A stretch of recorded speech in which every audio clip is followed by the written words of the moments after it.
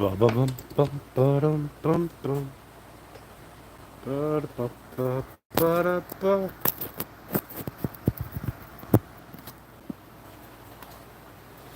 Oh. Trash.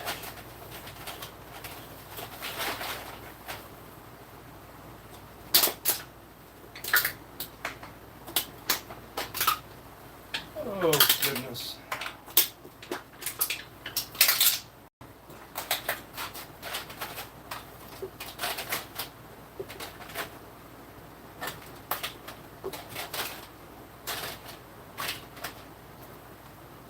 Oh. Shit all over my table. Go. These over here.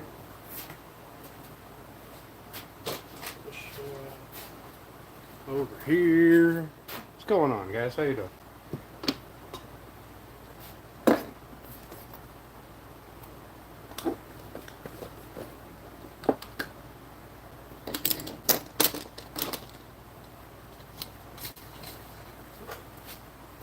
Got a can. Over there. Right in there.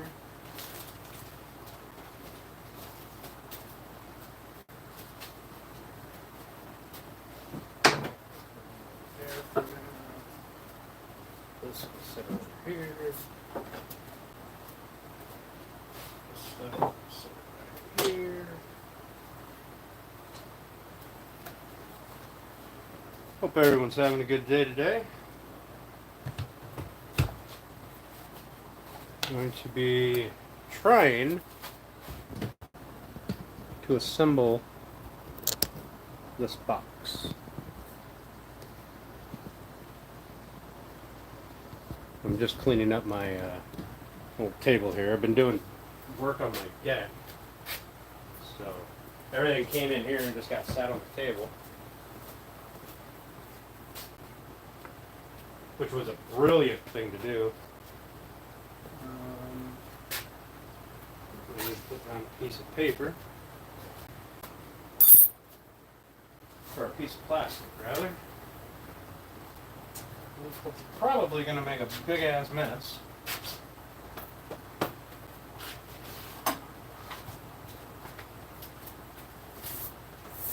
Do I not have chat?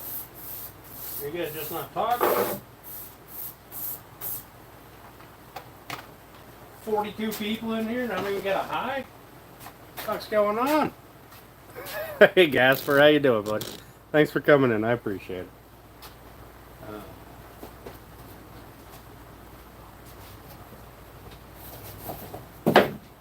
Razor knife. Ha! That's that.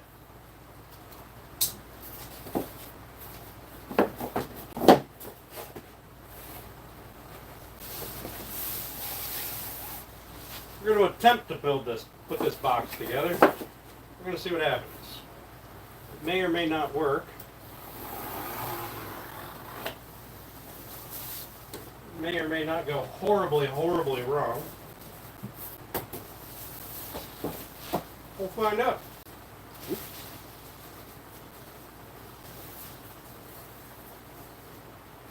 Put that down there, because why not? Keep that fine countertop nice and clean. Here is our stack of 12-ish inch squares. There, now two. I got no idea what you're saying there, bud. I'm assuming that's Spanish, and I haven't had Spanish since high school.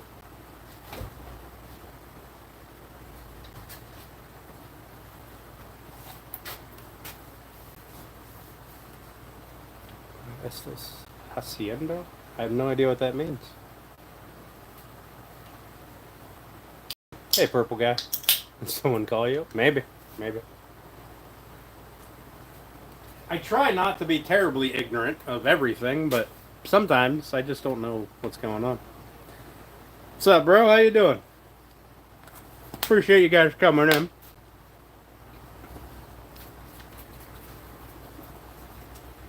Alright, So what I need to do is get this. I believe this was the bottom. Which I think goes that way.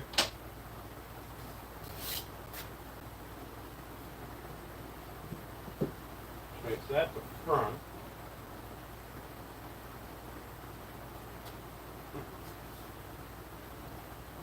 That one will be the back. This one will be the front. So this one's going to be the front because it looks prettier.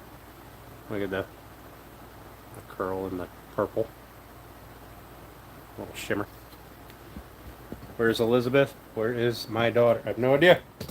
No idea. Also, don't really care.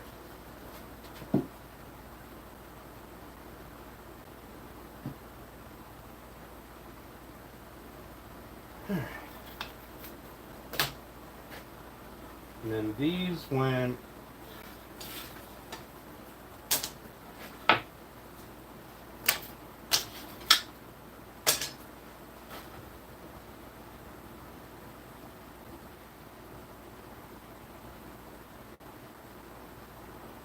that way. Looks like that went that way.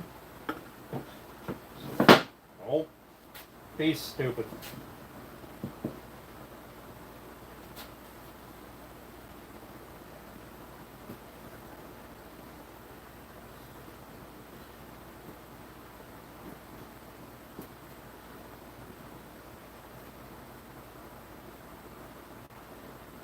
Stay. Okay, so that means this one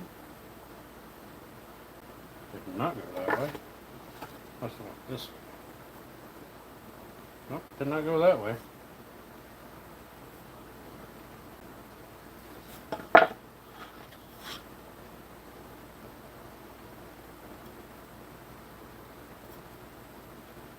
Okay, I feel like this one went. Fine. Alright, here's how. This one, that one, that one. Alright, let's try this again. Stay in.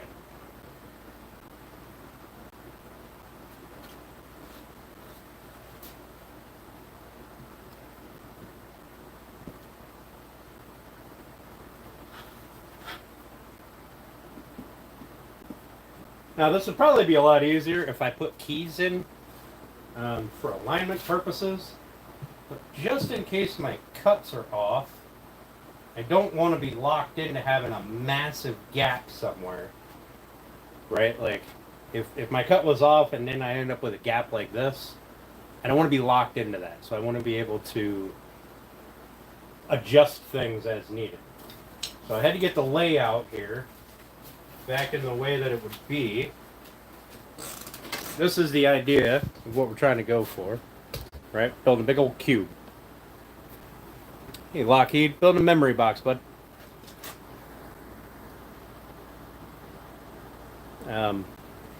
Building a big old cube with 45-degree cuts on every side. Right? So each edge is a 45-degree cut to join together. I don't know if this is going to work out how I had it envisioned in my head, but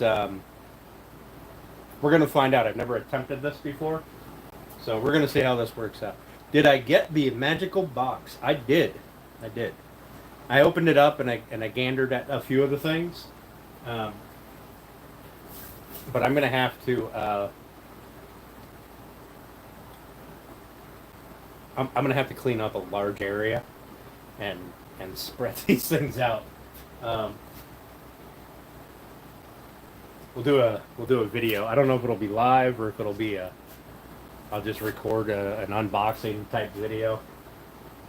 Probably just do that. Probably just record an unboxing. How many are in a tree already? None yet. There is, however, quite a few. Hey, Papas, how you doing, bud? Thanks for coming in. There is, however, quite a few pink 3-inch swim baits that are in a couple of trees, and a few bushes, and a few logs that are underwater.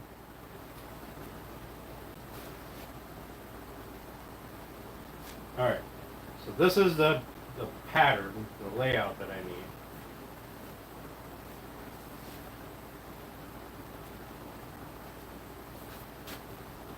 So now,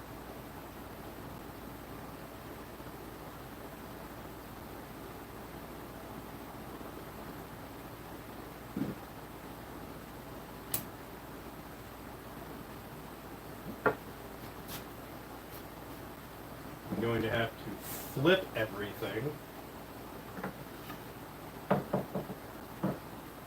Start taping edges. So I'm going to need to get some clamps ready. This here box clamp would probably come in really handy. I need to get another fan going because good gravy, it's warm in here.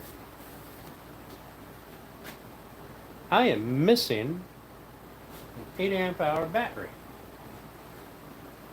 What did I do with my battery? It's somewhere so I wouldn't forget it because I was using the fan this weekend on the porch. Also, I realized that I didn't go live on Saturday or Sunday. I apologize for that. I was working on the deck. Papa, I can't complain, but it's warm, but we got cool evenings, so can't complain too much. There's an 8 amp hour battery. I have another one. Ah, it's over here. Haha. All right.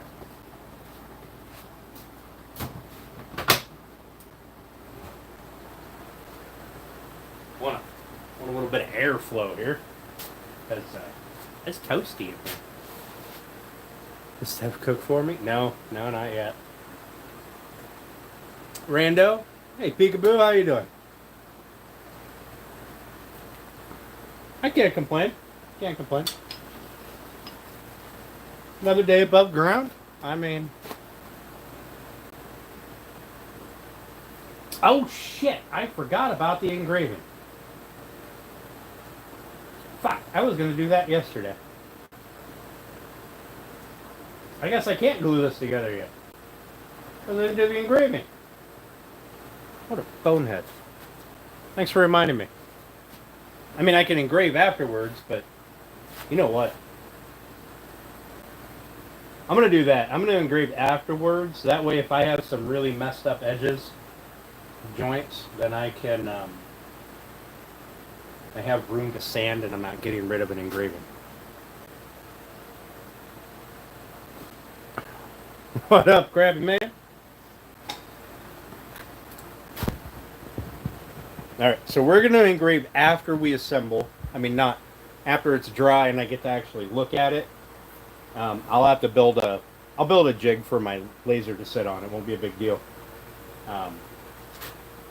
That way, if I have to fix something, I have room to work without messing up an engraving. Because trying to get an engraving on top of another engraving, like to redo the engraving, is ridiculously hard. What's up, Double A? Turner, I got that fancy box, and I spent a few hours admiring it yesterday. Appreciate that. That's what it's all about, right, Pika?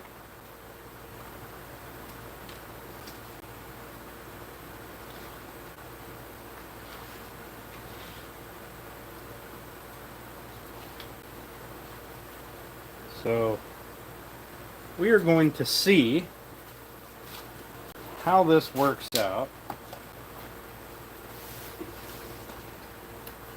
I got some tape. Alright, so this one is going to go out, right?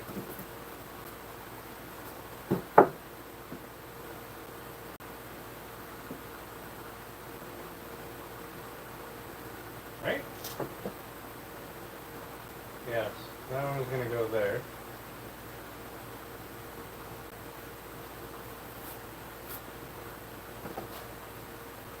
So let's do this a while. Let's get this one taped up. Really should have built my bigger table for this. This would be a very handy, larger table thing. Because then I could lay them all out, tape them all up at once. But, it'll be alright. These lined up. So how's everyone doing today? I hope everyone's doing good. Hey Wayne, how you doing, buddy? Also, Mark, hi. I don't know if I said hi to you. We just started talking. And Matthew.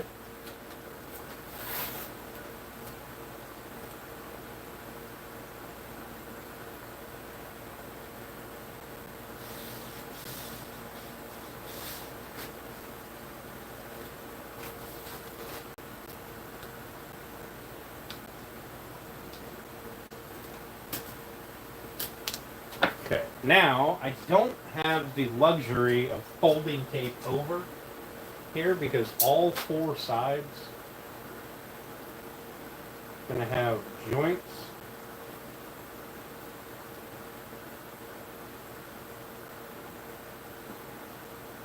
So I need to make sure I don't have tape inside my glue joints because believe it or not, wood glue does not stick to painter's tape very well.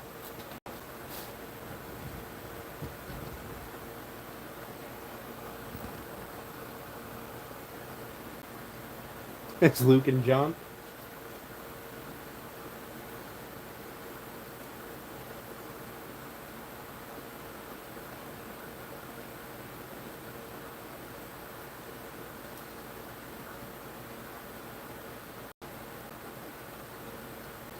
So the more time I spend on prep here, the better off I will ultimately be.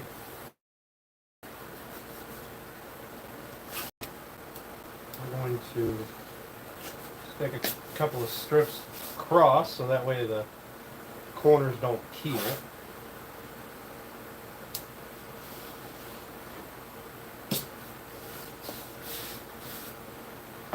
Alright.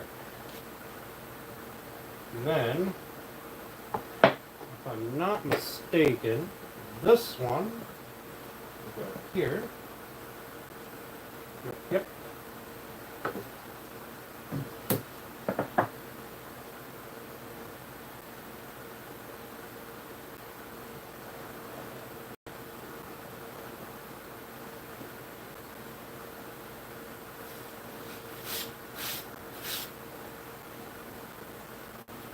So my grain match isn't perfect because we did have to shorten these down a little bit, but it's at least close. Hey, old Path, how you doing? Francois? How you doing, Francois?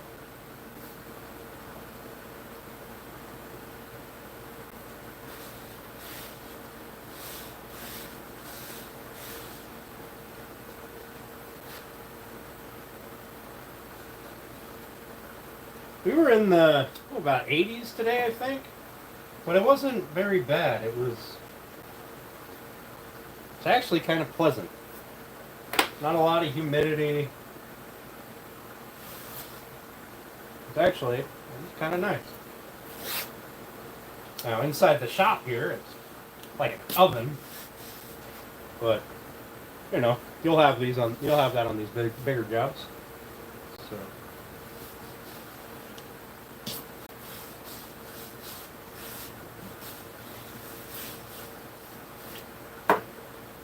Okay, so there's those three.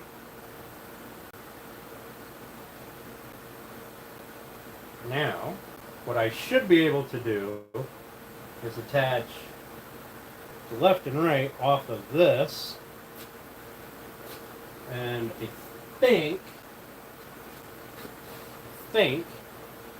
what I'm going to do is these two tables are the same height, which would be really nice if it wasn't for that full mill in there. I think what I'm going to do is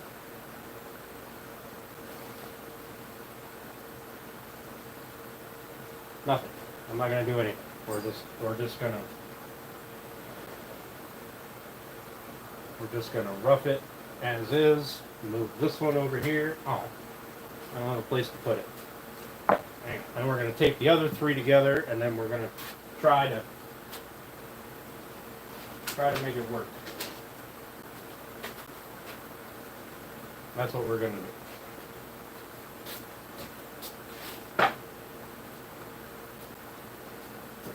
Okay, so these ones,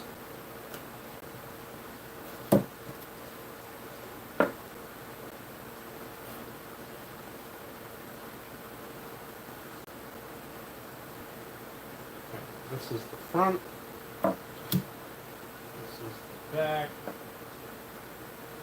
We got a little chip out there. Apparently this one is slightly thinner than the other 2. That's pleasant.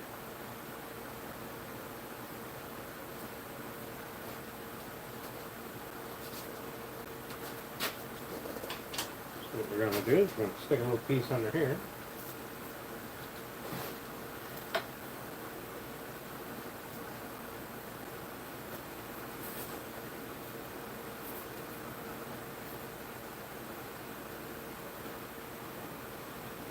Anybody is interested, I did get my last batch of Elegant Woodcraft,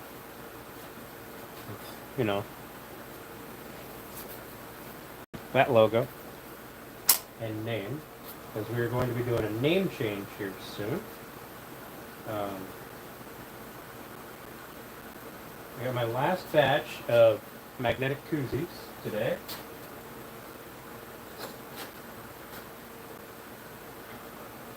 Not saying y'all need to buy any, but if you'd like.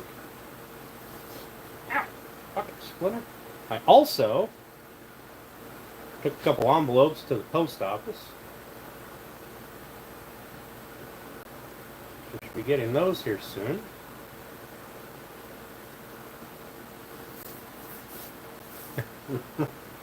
Thanks, Darren.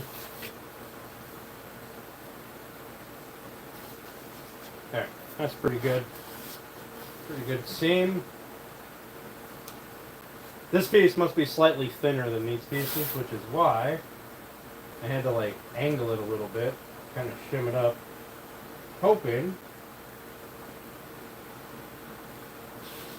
that doesn't turn around to bite me in the ass. We're going to find out here in a bit.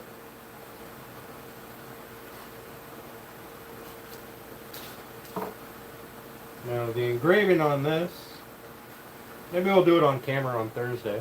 Well, Thursday we're going to be fixing the box.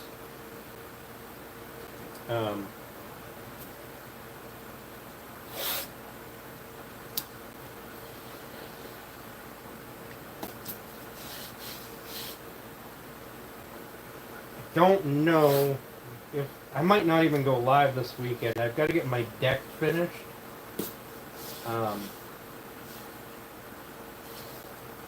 Next weekend is we're supposed to have rain, so I'd rather not be doing work on the deck in the rain.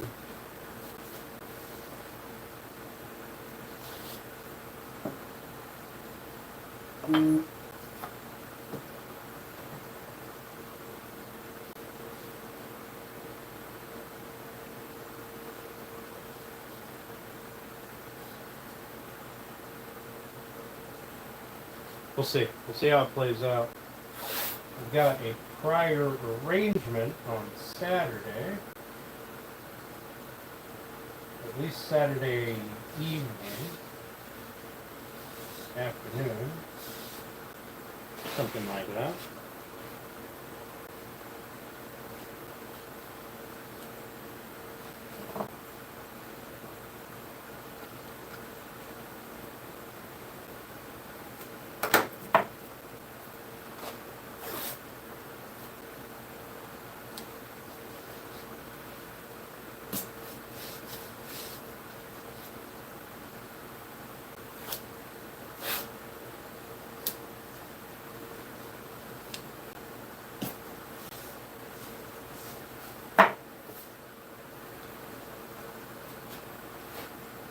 Hey, Hinton.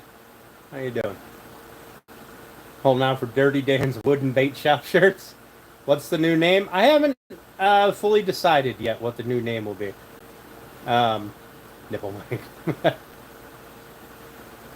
Hey, Hinton, how you doing, bud? Appreciate you coming in. I haven't fully decided what the new name will be yet. I've got a couple of options that I'm going over. Just kind of mulling over, seeing which one I like the most. Now, if I did this correctly, these should fold up nicely this way. The other three should fold down that way, and then I can tape the sides of that. But I'm not sure. Yeah, I'm changing the name. I'm still gonna have. I'm thinking I'm still going to have Elegant Woodcraft in it in some fashion.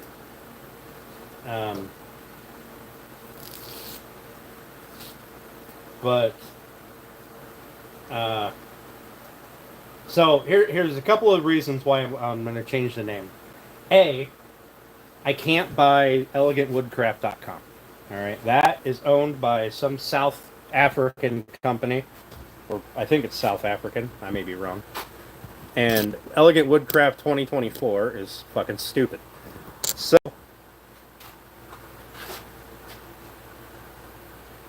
and there's another Elegant Woodcraft in, I believe it's New York, or maybe just across the border in Canada. And they keep getting calls and emails for me, and I'm getting calls and emails for them. So I didn't know that other company existed until my business license was already done.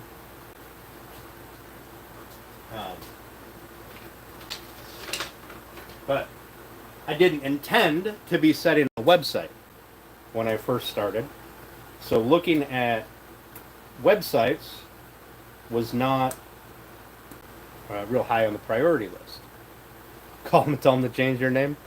Listen, somebody has elegantwoodcraft at gmail.com, and I emailed them probably 70 times trying to get them to let me buy their email address. And I'm pretty sure they just flagged me as spam. But one of the other reasons is I want to transition into making furniture and things. So I want to have the name and logo be more that direction.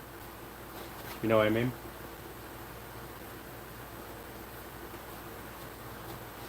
Okay, so this should fold this way. That one should fold that way.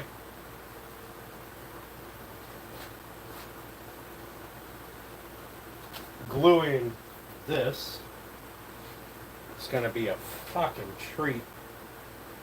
But gluing this will be easy. Now, I could try to just glue this up as a C, tape the top of it, glue the other one up as a C, and put a strip of tape over the top, and then nest them together after these have dried. But I'm a little worried about if my sides taper in a little too much, or they're tapered out a little too much, then they're not going to match, and I won't be able to work with it.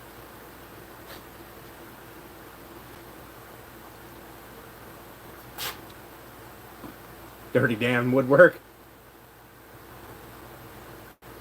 Dan's Elegant Furniture Making.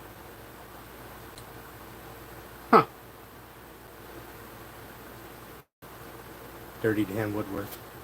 So I got to be honest. Dirty Dan's Woodworking is, or at least something of the sort, was actually one of the names on the list. Sorry, Steph. I can't just come at you with like, here's a list of 700 names. I got to narrow it down. So I've got it down to like, I think I have like 8 or 9. People take all the good stuff. Right. Let me guess. Dirty Dan's Woodworking is a thing. Dirty Dan's Copy Shop. For Chat GPT real quick before you go live.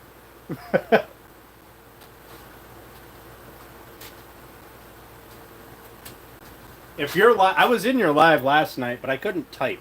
I couldn't talk. So hopefully I can talk tonight. I was going to send you an email, but I was... Or a text message, but I was looking at dates.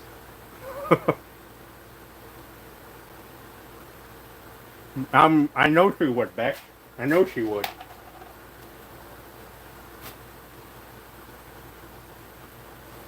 The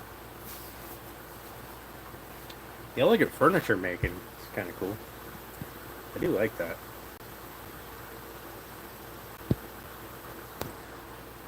Oh, see, it's a hardwood, Dan.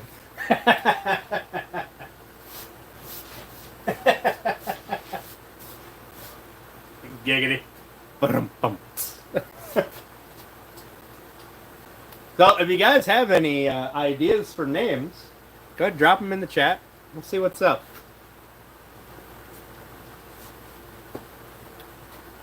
I do like the elegant bit. I've just got to go through and start checking websites and seeing if I can secure the proper email. And then I'm not going to get rid of this channel and start a new one. I'm just going to change the name of this channel. We'll transition over. But I've got to do... I'll end up doing all new... I'll close down this business and do all new business stuff. Tax ID, all that happy stuff. If you use mine, I want a t-shirt. All right, got you, Papa.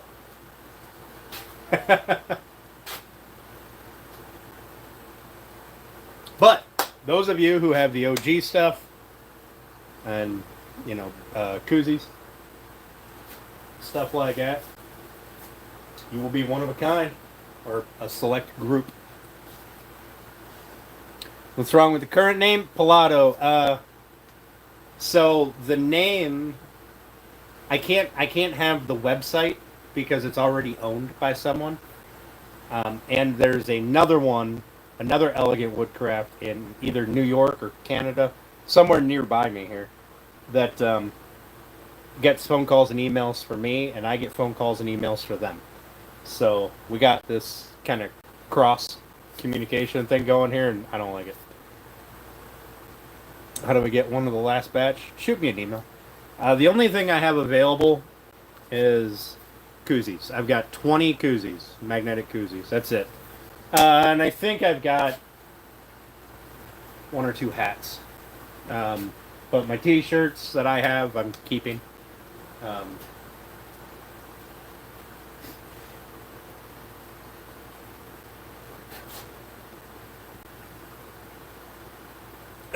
Right, Bex?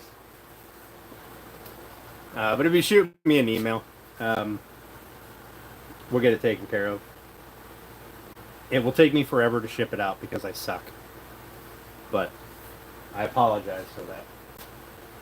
All right, guys. So here's the question: Do we attempt to glue it up in 2 C's like this and hope that they fit when they dry?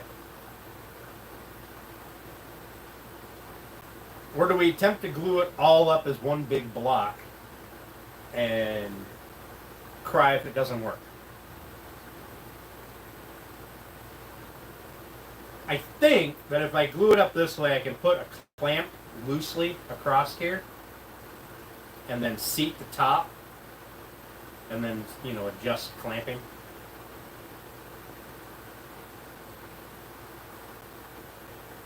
But if we do it this way and I have any maneuvering that I have to do, I won't be able to do any of it. I will not be able to move pieces at all. They'll just be the way they are. Dan Direct Designs LLC. I'm the Crafty Man shipping schedule. I am. Flip a coin. Yeah, Pilato. I got to change the name. I'm not gonna close out the business. I misspoke. I'm sorry. I'm not gonna close out the business. I'm gonna change the name. I'll do the paperwork for the name change. Elegant K Woodworks. Elegant Furnishings. Interesting.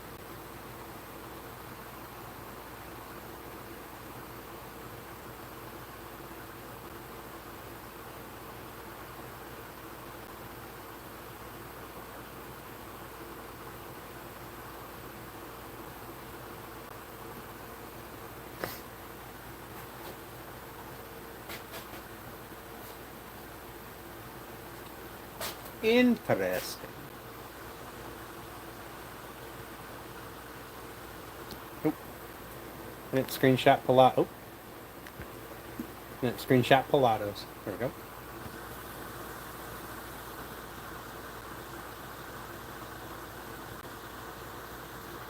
And then I want to screenshot this other one. So now I have a couple other names.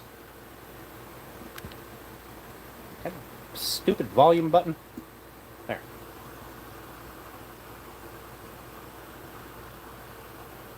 A real elegant woodcraft. Right?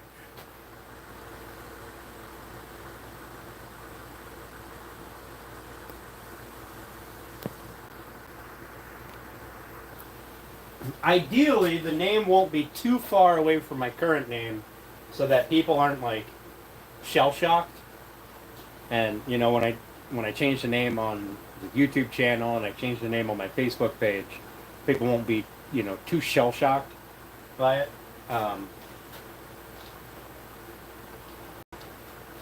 Ideally.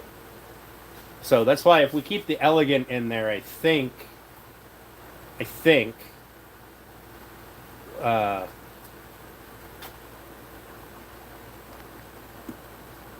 it'll work out. At least there'll be that level of familiarity, right? If that makes sense. All right, you know what? I think we're gonna just go for it. We're gonna do it and see what happens. So I'm gonna get a clamp so that I can loosely clamp these two pieces up.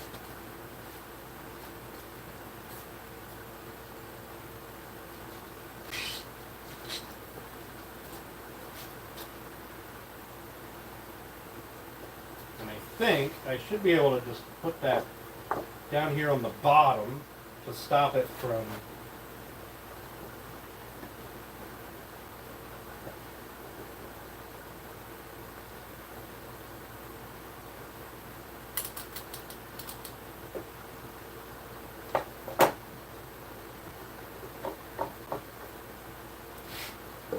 I'm just gonna go for it. It's only wood, right? What's the worst that could happen? Hey Black Wolf, how you doing, buddy? Appreciate you, man. It's not done yet. Dan does Dallas. Yeah, we put furnishings in it. I mean, that'd get the idea that I prefer to do furnishings, but it may also limit any other. Like, I don't mind doing the small stuff, okay? I really don't. I enjoy it. It's a nice little break, right? But what I don't want to do is I don't want to get stuck in the trap of just doing the small stuff and never being able to do anything more because nobody knew I could, right? I'm just cleaning out my brush so I can get this glue put on. So bear with me while we shoot the breeze. Fishing got cut far too short. Oh man. Sorry to hear that. Hope everything's alright.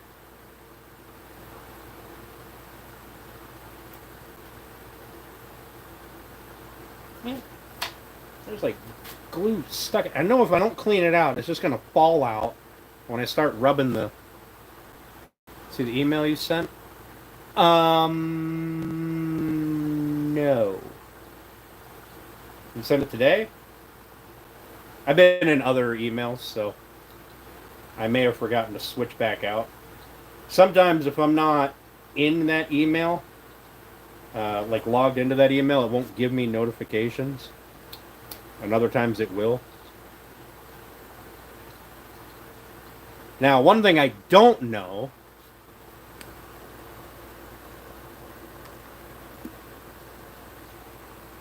Check your post, you'll see why. All right.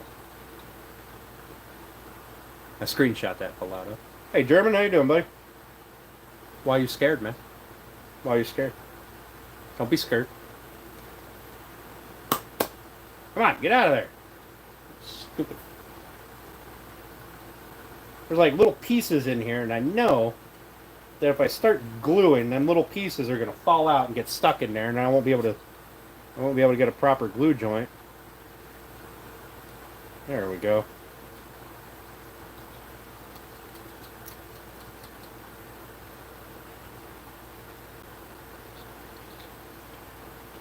I'm scared of Iran. Alright.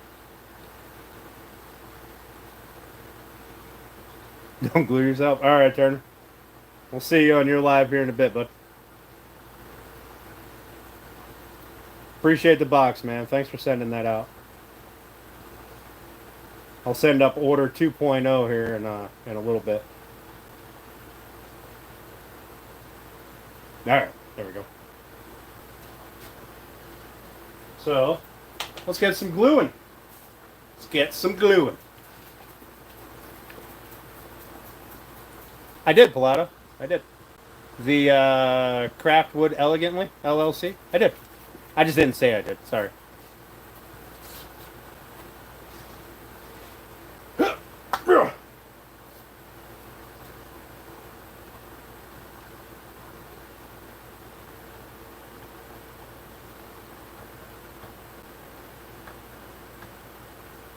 So here's the thing. I'm not really concerned with squeeze out on the inside. We're going to fill this with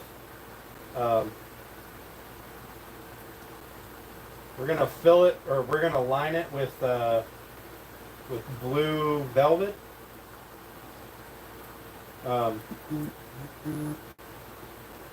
we can just chisel it out. It won't be a big deal. Like, we're not overly concerned about the fit and finish on the inside.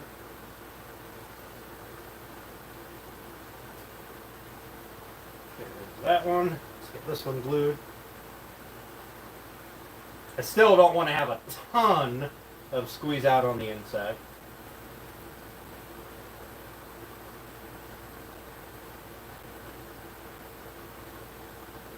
But I do want a proper glue joint. It needs to be able to survive going through the table saw to cut the miter splines.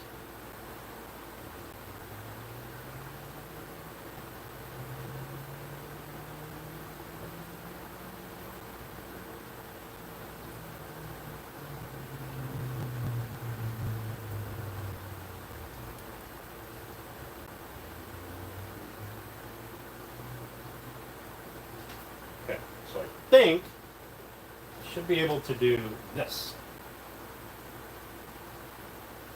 Get a ton of glue squeeze out.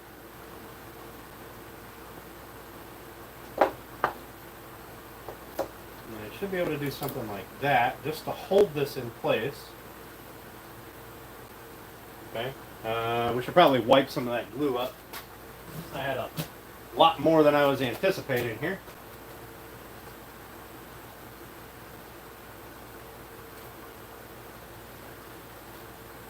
Didn't look like it was that much glue in there, but apparently there was quite a bit.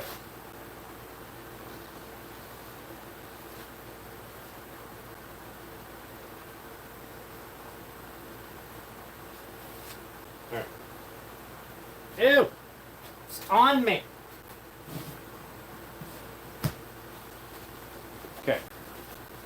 So that one is going. I should have thought this through and done this over here, but it's fine. That's fine. We'll work with it.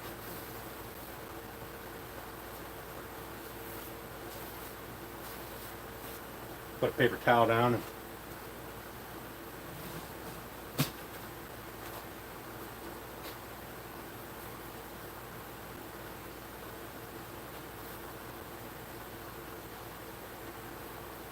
I wanted that fan on, and now I'm thinking that that fan, huge pain in my ass.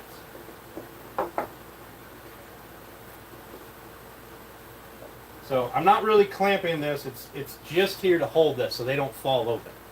Okay.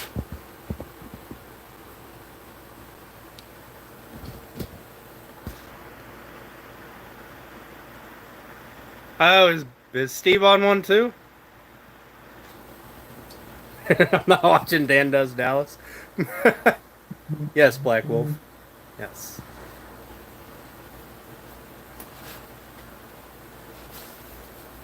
So having a website named Elegant Woodcraft 2024 is stupid.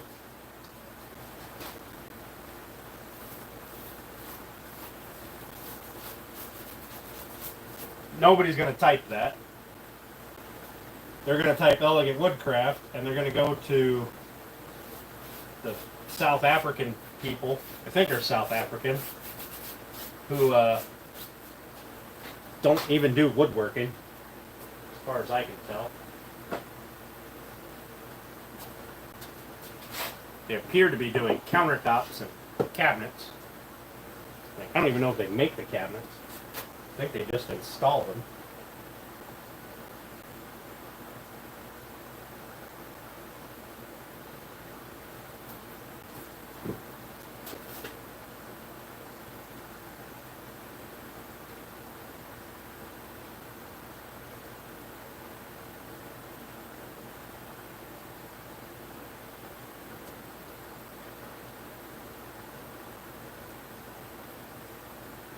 But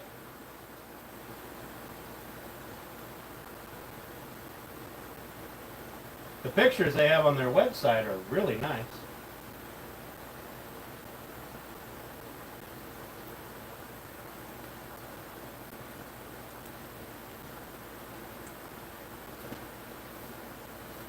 I've looked.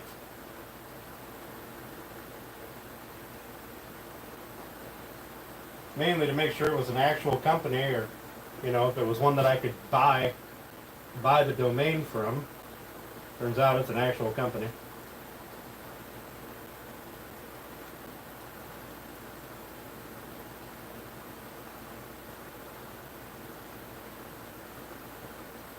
The one that's over here, I think they only have a Facebook page. I haven't seen a website, but they may have named it something different.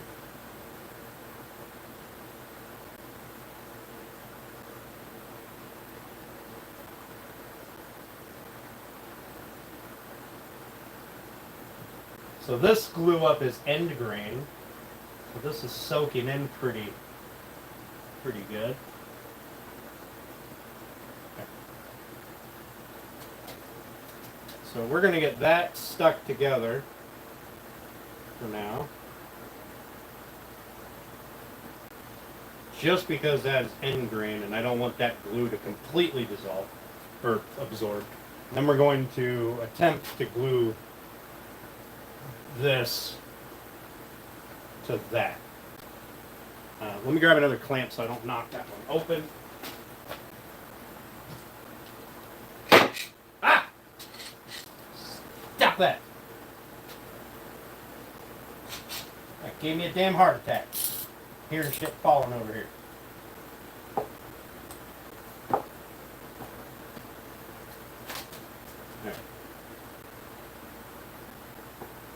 I don't want to put a ton of pressure on it yet. I just want it to stay here. I think what we're going to end up doing is just smearing glue all over, calling it a day.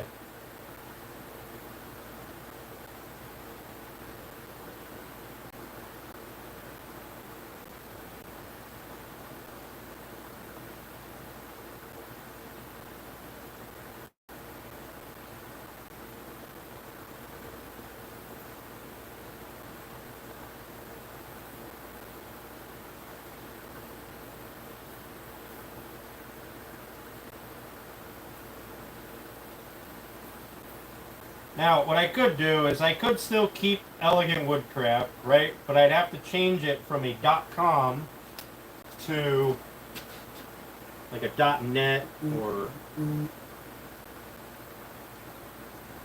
something of the sort. So that's an option.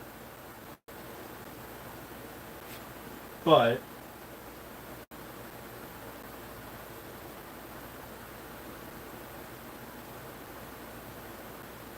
I know.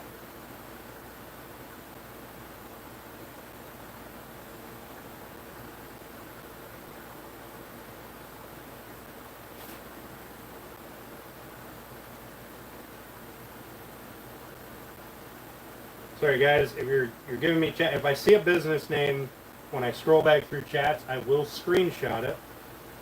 A valid business name.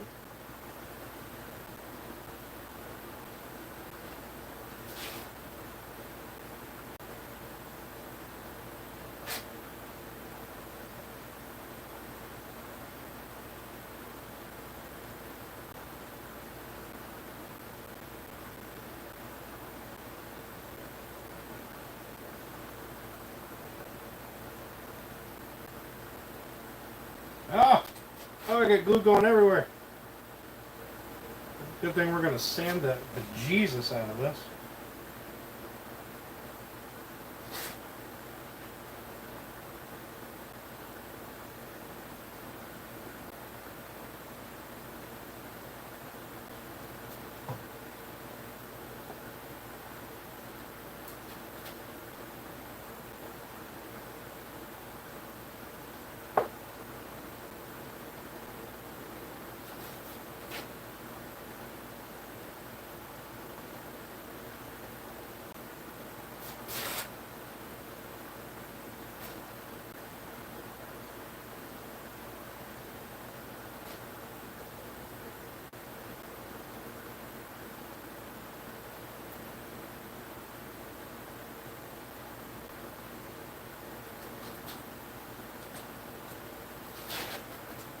This is probably not the most intelligent way to do this, so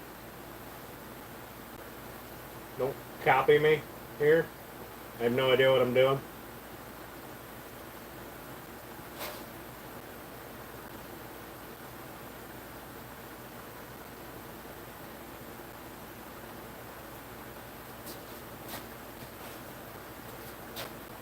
I'm also just kind of going to slap some on this. I'm not going to really worry about a full coat because I don't want that other side to dry, but this is all end grain.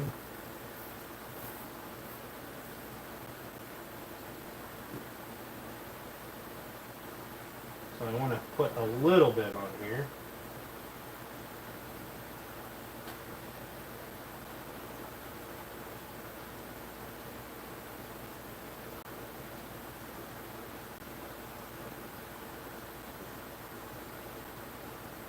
Oh, so much glue on my hand.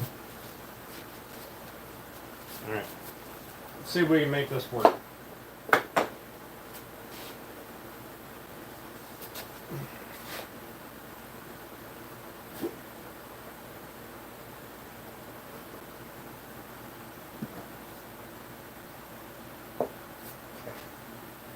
Okay.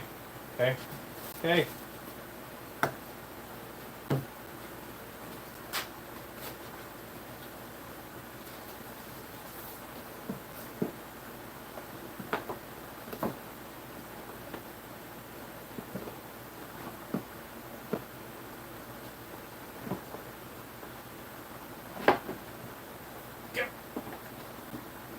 Brother Pete, cooperate.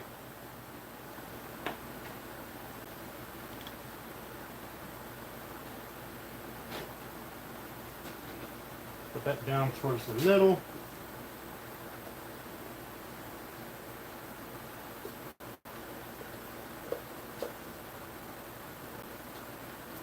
Don't squeeze the bejesus out of that yet.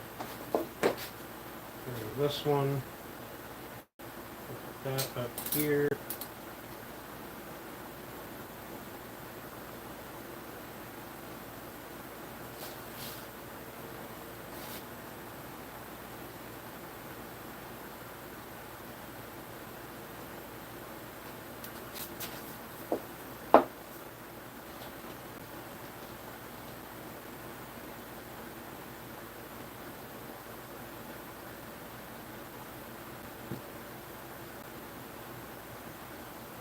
Pushing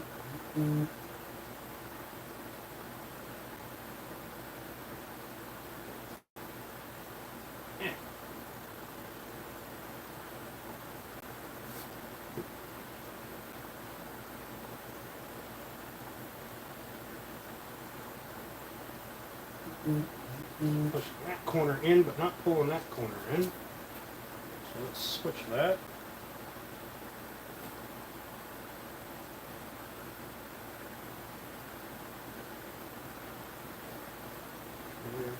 There. Spreading that. This piece must be sitting down too far. That one's good. This one is getting spread, which is not ideal.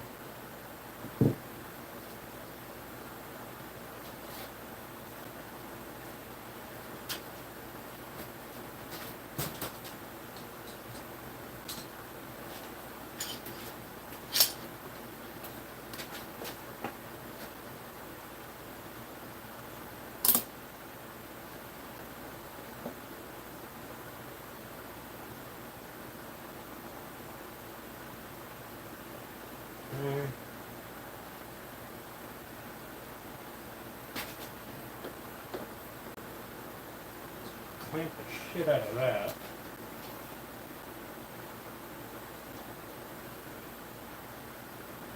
I have no idea what I'm doing here, guys. So this is a first for me. Not a first not knowing what I'm doing, but it's a first doing this. So we gonna learn today.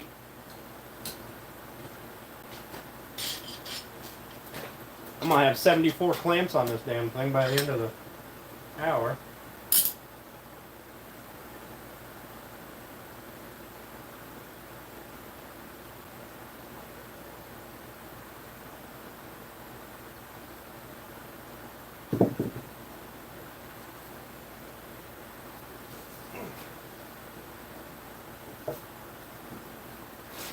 And clamp on that side to pull that together. Another clamp, and another clamp, and another clamp. Let's get all the damn clamps over here.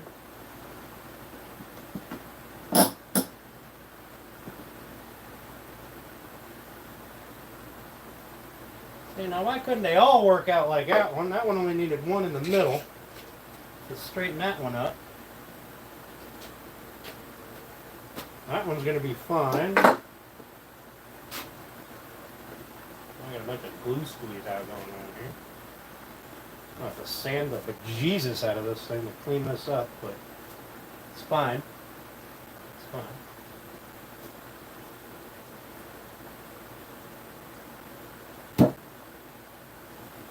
Okay. Right there.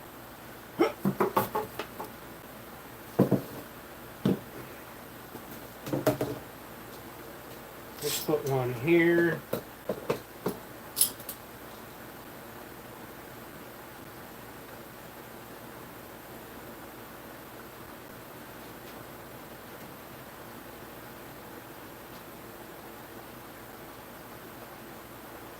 Hold that middle together. Nope. Cave that one in. Right there.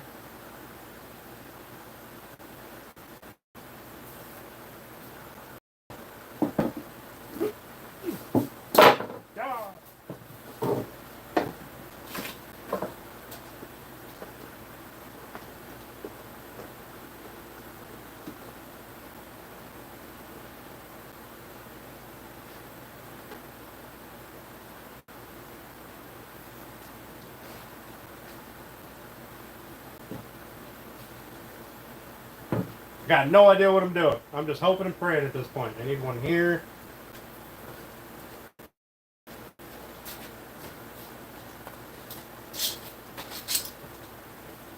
I got absolutely no idea what I'm doing.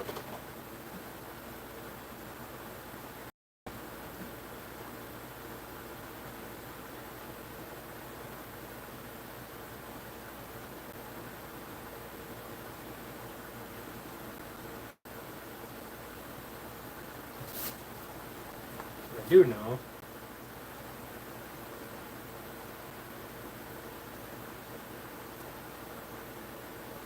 Squeeze some glue into that.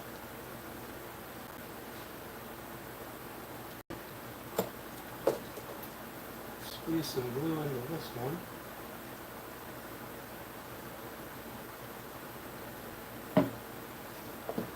Now,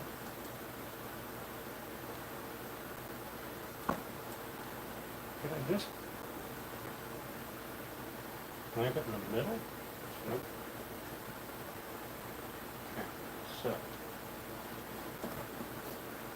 something is preventing me from moving this piece in. So let's put some pressure on it. Let's loosen this one.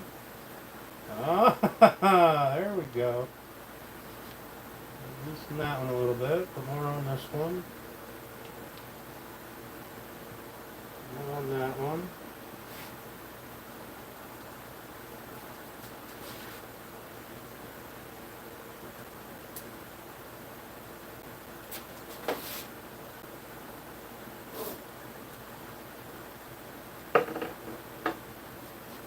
Don't even need one on that one.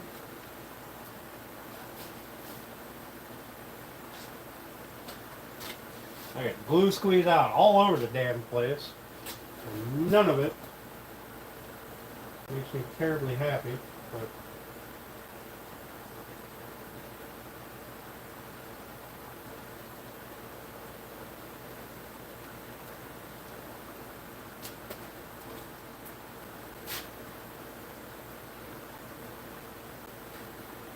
do that down.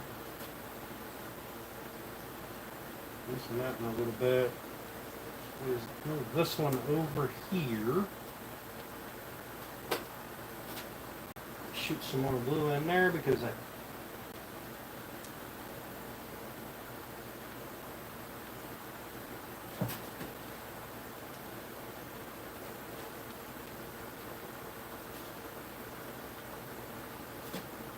don't like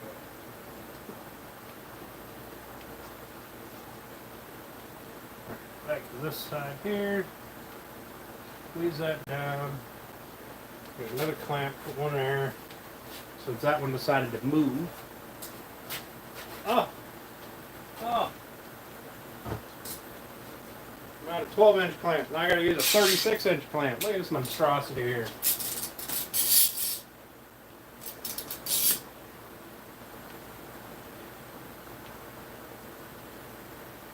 How many clamps can we put on a box? Doo-dah, doo-dah.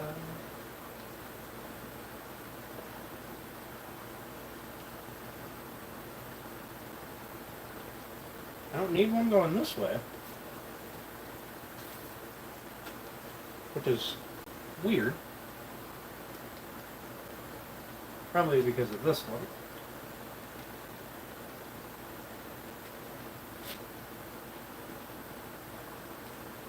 Not squeezing the bejesus out of everything. I'm going to throw, I can squeeze more glue into this little gap that opened here. Just because I'm not sure I've got enough glue. Since I've been squeezing and releasing, squeezing and releasing. Been boogering it all to hell. Alright, so let's clamp that. Just to make sure.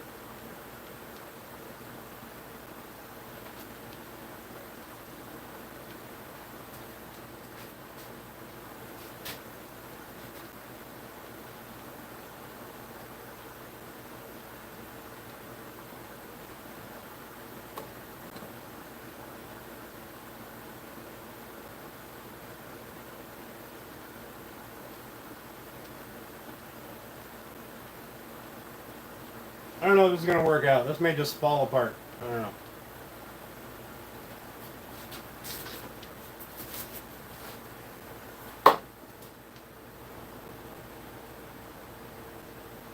Make popping noises. I don't know. We'll see how it works out.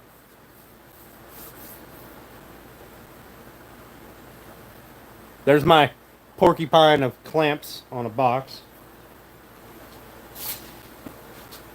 My glue covered fingers.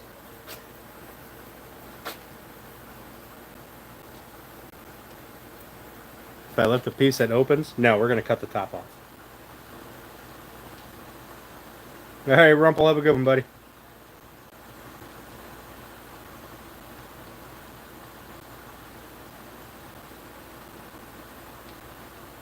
Yes, Mrs. D. All the sides were glued.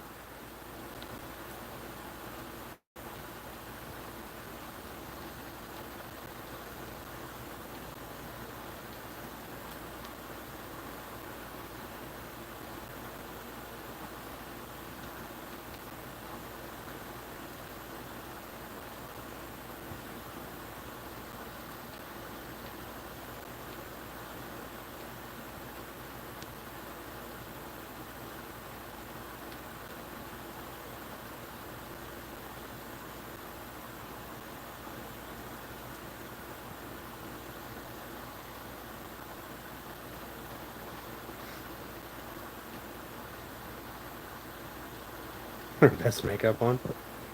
Yeah, I'm gonna cut the lid off. This is my cutting the lid off is my preferred way to make boxes, because then it matches the box. Everything is exactly the same.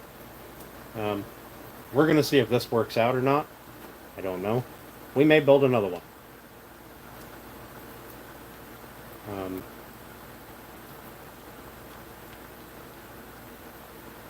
We may build another one very differently. But we're going to see. We're going to see. Yes, random, I did. I took it to the post office today because I forgot about it in my truck for like 6 months. I apologize. I dropped off a bunch of them at the post office. So I should be sending you an email here tonight or tomorrow with your with your tracking number.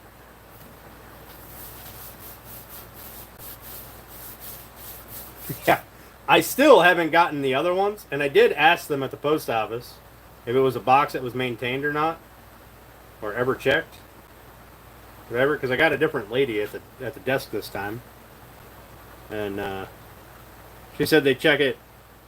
They usually check it about once a week. It's just like a door they open up, I guess.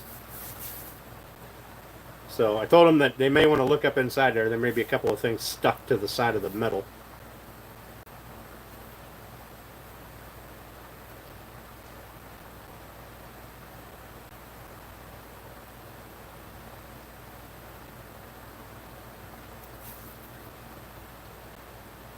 Send 100 pounds of lead.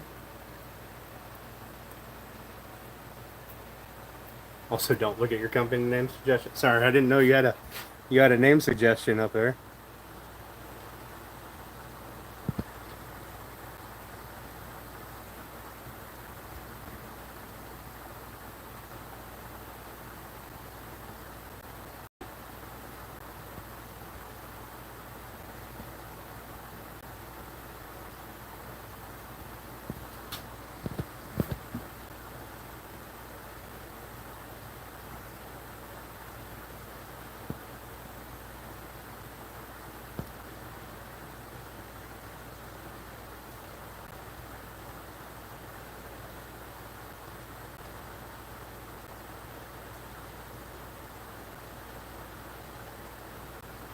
Three months projects.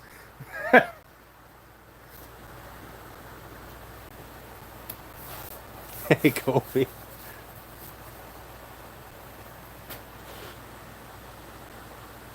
At least 6 more clamps on that. I figure. Oh shit! I'm out now. All I got is panel clamps anymore that are big enough for that. Man, I got to get more clamps. I seem to have misplaced a few. I have like 12 of these, the 36-inch ones here. I only have 2 here, none hanging up, none laying around anywhere that I can see. I've got a ton of these 12-inch clamps. 1, 2, 3, 4, 5, 5. 1, 2, 3, 4, 5. Apparently I've got 5 of them left. Looks like a torture chamber. Yeah, right. Oh man, I should have. What I should have done was I should have glued them up in C's and then just dealt with it that way. That would have been the intelligent thing to do. I don't know if I've got good glue joints on here. We're gonna find out when we unclamp it and cut it open. I mean, I'm gonna put the miter splines in first, but we may make a different one. We'll see. I may make just a box joint one. This is something I wanted to try different. The clamps would be on the microwave, right? What picture are you using for the engraving? So I found some. I'll send you pictures of it. Of the options that I had. I was going to do that yesterday, and I got sidetracked.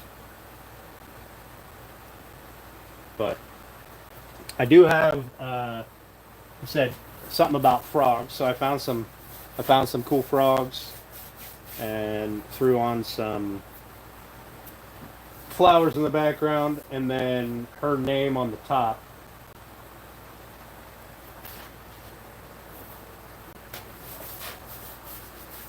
I'll send you some pictures. Like I said, I meant to do that yesterday and get it engraved yesterday, but I'm glad I didn't, because I can see I'm gonna have to sand the Jesus out of that thing.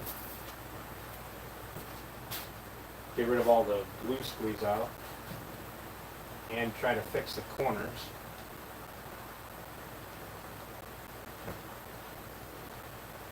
I gotta stop playing with it, or I'm gonna fuck it up. More so than it already is. I see my glue's starting to set, so pretty much done playing with it at this point. You don't really have a lot of options. I can see that my glue here has run inside the box, so this section here doesn't have any glue, which is going to bug the shit out of me.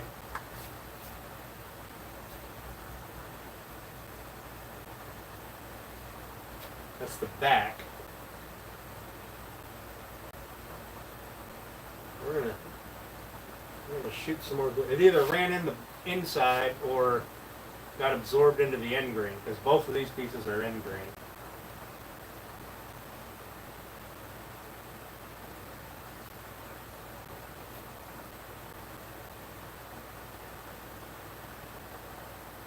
I think we're going to end up making a box joint box. We're going to find out. We'll see. We'll see how it turns out. I'm not very optimistic at this point. But we'll see. We'll see. There are things that you can do to fix them if it's just small pieces, small gaps.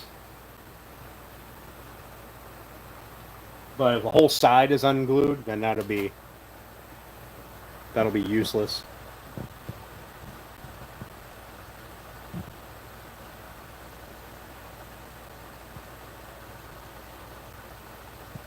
Hey, Papa, have a good night, bud. All right, appreciate it. Thank you.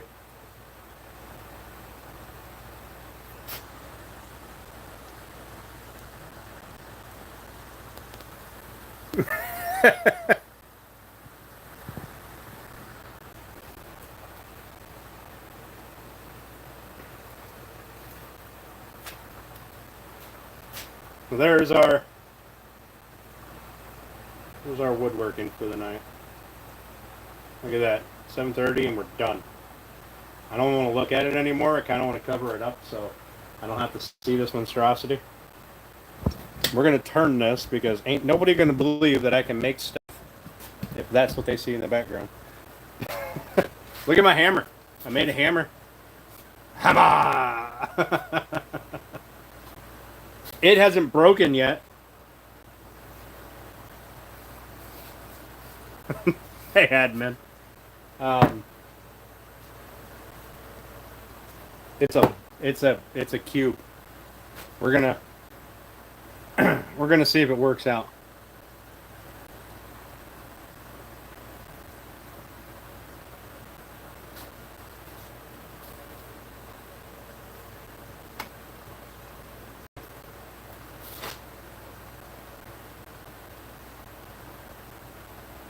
Hey, Traveler.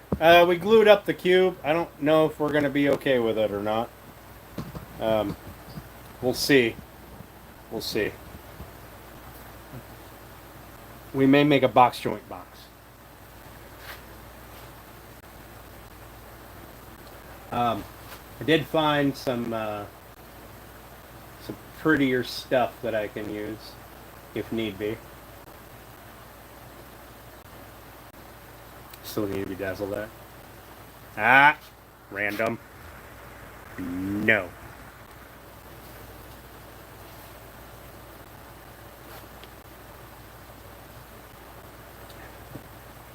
I don't know if you can bedazzle it, Steph. It hasn't broken yet. I mean, except for this crack that I got on the handle here. From my wedge. I know I'm already on a list. Or 12. But I'm not on YouTube's list. Yet.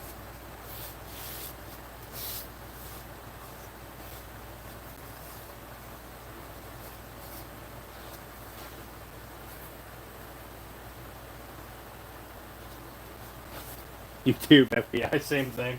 Yeah, that's fair.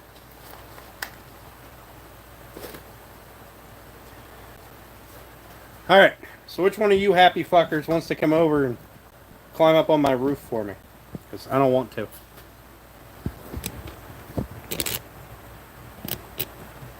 We can bedazzle, you already said. Yes, you're right. Fine! I wanted to check the pickle, make sure it still works. Lazy bastard. Yeah. Yes. Yes. It's not being hot up high that bothers me. It's the sliding off and the sudden impact at the bottom. I got a piece of flashing that came up around the chimney that pulled out, and I need to fix it.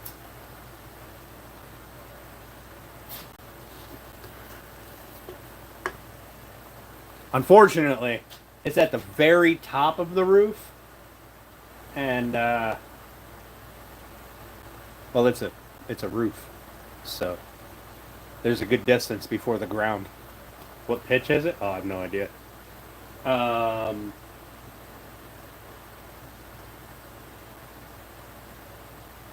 don't know.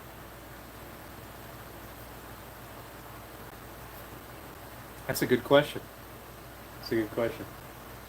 I'm going to have to find out. Which I can't do from here. I'd have to do up there. Do the measurement.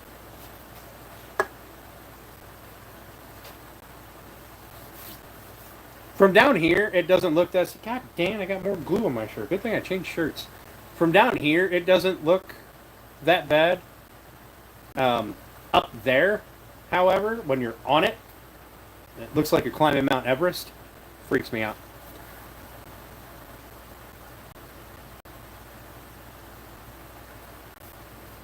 Steph took a picture with a bow in my beard the other night. I'm surprised she didn't send it to you, Bex. Let's say, I know, random. I know. In fact, I got on this roof before when I first bought the house. Part of the insurance underwriting, they couldn't find anything wrong with the house, so they took a picture of a shingle that looked wrong. So I had to climb up there and fix it, and then send the insurance company pictures of it.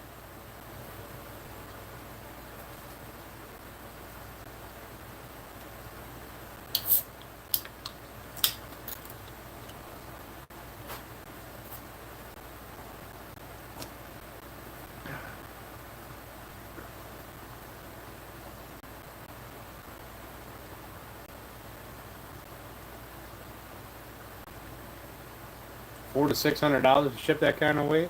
Goodness. I might have to ship it in smaller bundles. The $100 or the 100-pound thing is probably a sticking point. Because then it's a heavy container, and they got to do that team lift thing or whatever.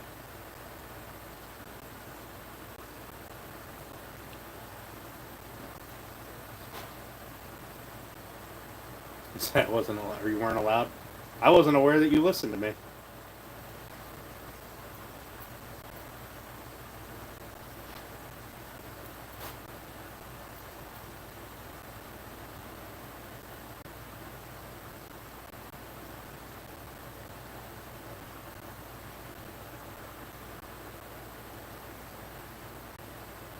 Wait.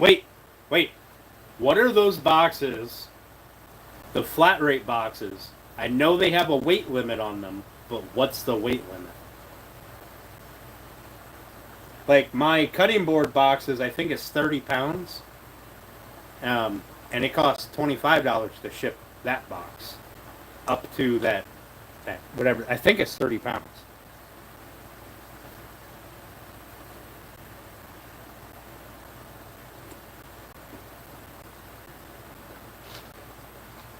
I don't even think I have a box out here to look, but I don't think it had a maximum weight on it. I think it was on the sign of the website.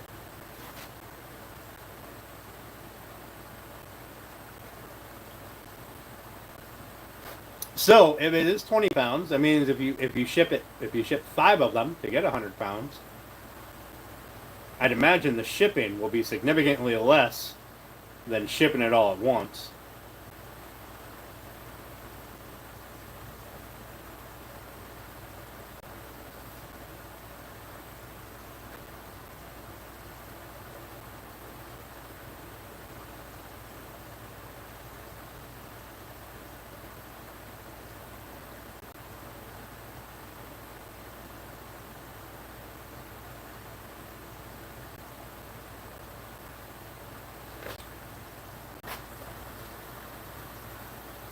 Well, I mean, you're saying it ships 50 pounds costs $166, but like let's say my cutting board boxes, let's say they have a 20-pound limit. That's $25 to ship that anywhere in the country. So 5 of them would be $125. But it's still lower.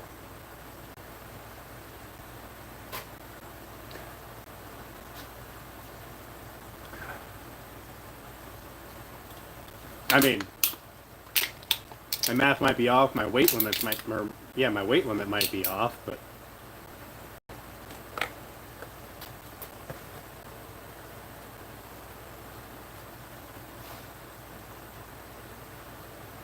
I know it'd be a hell of a lot less than $500 for a fucking 100 pounds. Right? I mean, I know I suck at math, but that math checks out, right? I need to know what the damn weight limit is. I think it's 30 pounds on my cutting board box. I don't have a box out here. I got one in my truck. Actually, I got like a stack of them in my truck.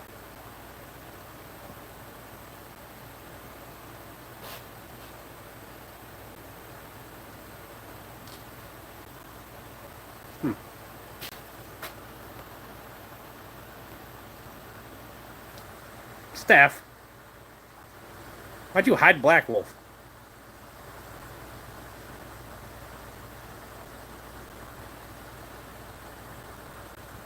I'm assuming you,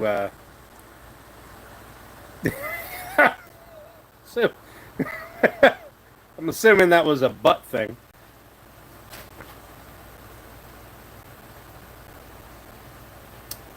You're back, Black Wolf. You're back.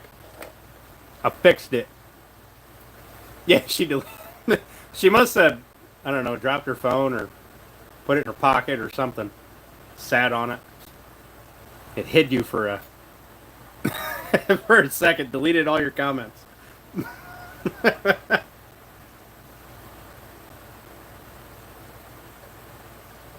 It's over there pushing buttons. Or the cat, yeah. She does have a very needy cat.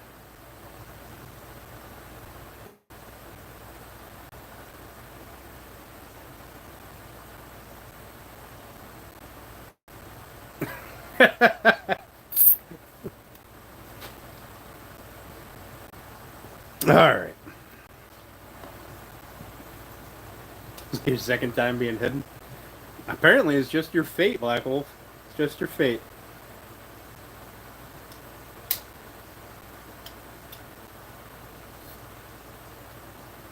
How many more times can we blame the cat?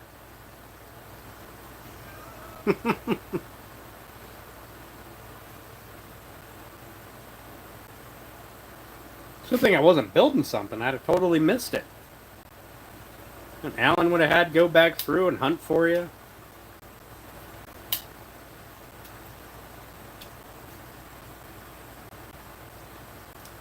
Ah. So Lily did it.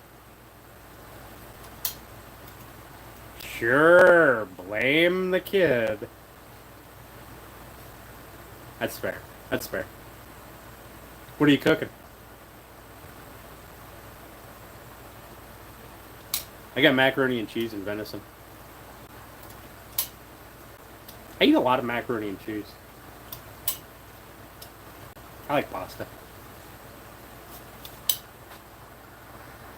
Cats, kids, same thing, right?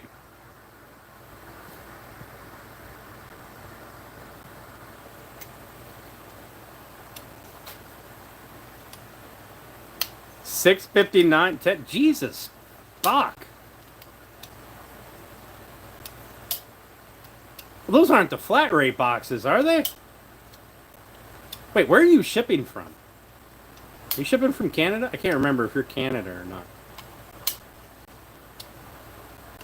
Eating ravioli. Oh, I love me some ravioli. I've refined my palate a little bit and gone to tortellini. Feel like it's more sophisticated ravioli. But I've still been known to grab a can of Chef Boyardee and just eat a can of ravioli. Missouri to Missouri. Good Lord. Hey, Mainly, how you doing, buddy? I'm doing well. I'm doing well. Thanks for asking. That's right. I got a package from you. It's got your address on it, for crying out loud.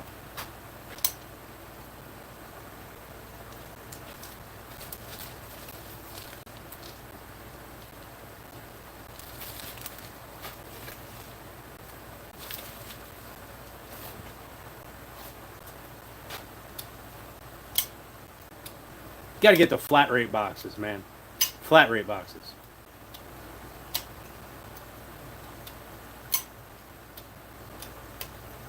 I don't know if they have the flat rate on their website.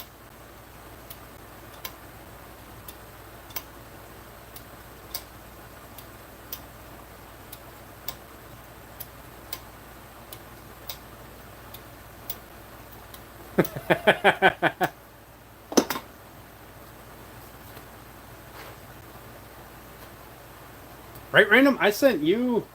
I can't remember the weight of that little envelope thing. But it was like, I don't know, 5 ounces. 20 pounds of fly tie material. Hells yeah. Welcome back, Rumple.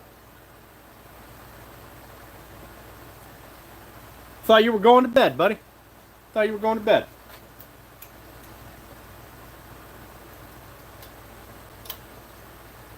Reminds me of those bone setting things. But this thing? I got this, oh, I'm stiffened up because I've been playing with it. It's my 6 and 12-inch square. Framing square. I rather enjoy it. This bit is not square to that, but that doesn't really matter. That's the only part that matters, is this to this. But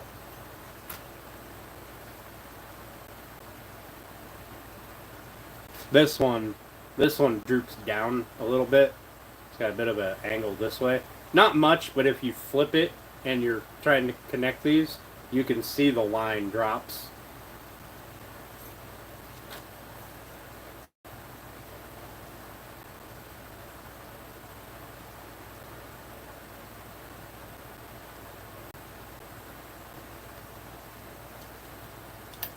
Couldn't sleep.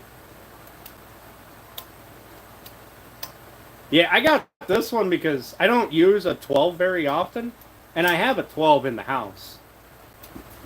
But I don't use a 12 very often. I'm mostly 6 inches or less, but on occasion. And this one was actually square at the store. And I was like, well, this would be a convenient thing. I can flip it out if I ever need to. And, it'd be awesome. But turns out it's only square-ish when you open it up.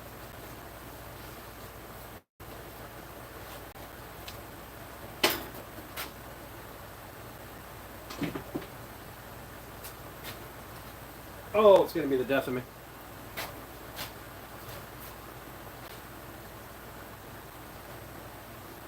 Yeah, I very rarely use a 12-inch square. Welcome back, Francois.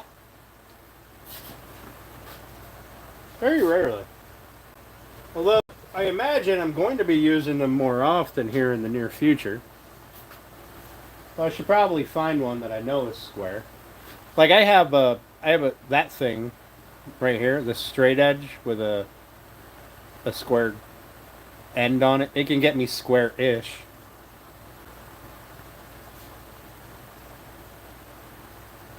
It's not perfect because if you're applying any kind of sideways torque on the bottom here, you can flex that whole thing. And it's only a plastic connection up top here. Conspiracy or war-related combo today? Not yet.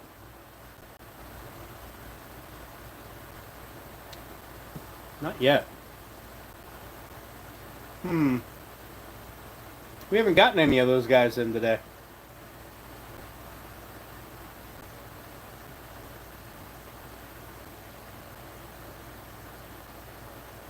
We did have the flat earthers twice now. The date all drifted off. Yeah, it went off the rails real fast that day.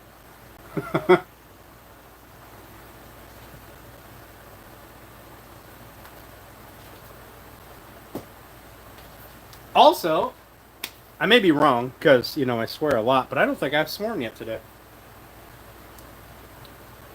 Huh.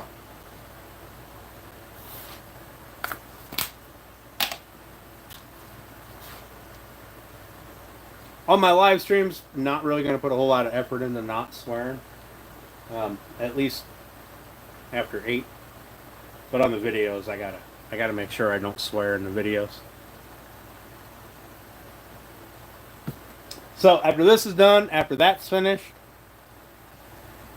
we're going to be building my table. And then we're going to go through and do some... Not yet, you will. I know it. I'll be going through and doing some build videos.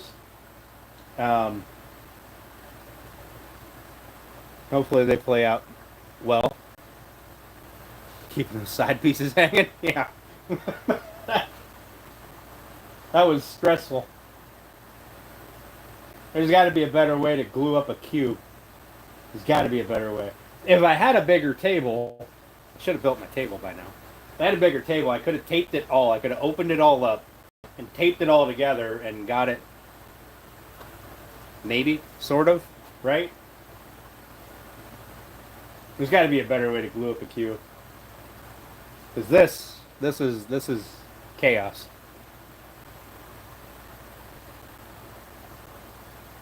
And not right.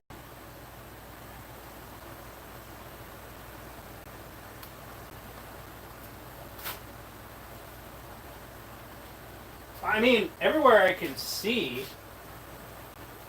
is good, except for down here.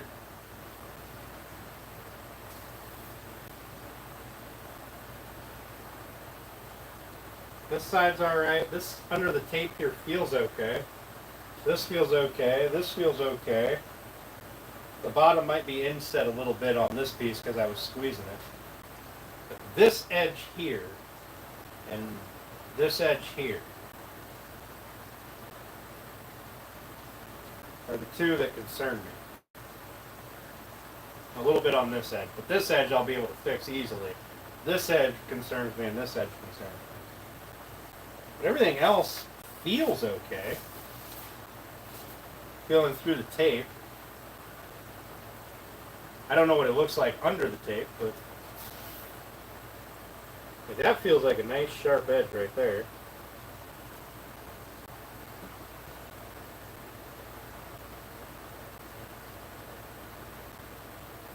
There might be a gap here. We'll see. We'll see how it turns out. Worst case, I make a new box. Best case, I round off the squared edges. I fix this one, round off the squared edges so that the square doesn't matter so much. If you round off the points,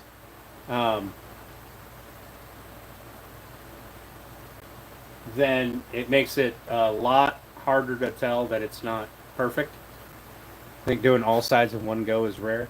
Yeah, I was thinking about doing the two C's, right? A bottom and two sides, but I wasn't sure. Like if I tilted one set in too far, then I could. I was gonna run. I felt like I was gonna run into more problems, but that probably would have been the smarter way to do it. Or do four sides, glue the top and bottom on later. That probably would have been the most intelligent thing to do.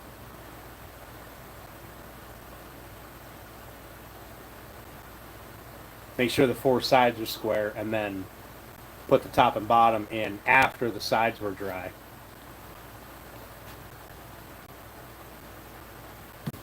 That probably would have been the smarter way to go. Probably should have done that.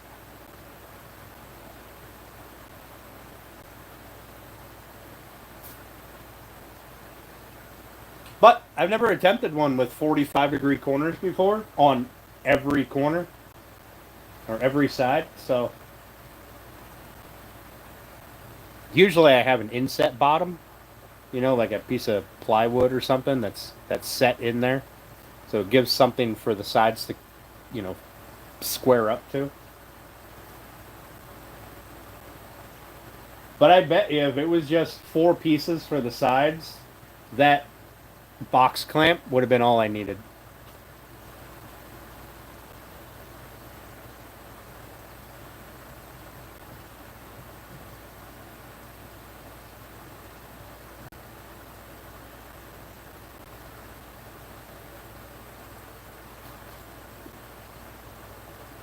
Also, I don't know what y'all are doing up in Canada, but you guys got to get it figured out. Right? It's been cloudy and nasty here for like a week. Put them fires out. Chop, chop. Burning up valuable timber here.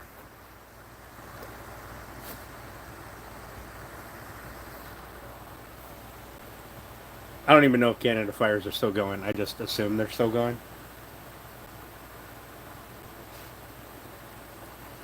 Like, if you look out there, I know it's getting late. Like, we're at almost 8 o'clock now. But it is hazy out there. Cali's on fire again now, too? Of course they are. I didn't know they had any wood left. I thought they burned it all.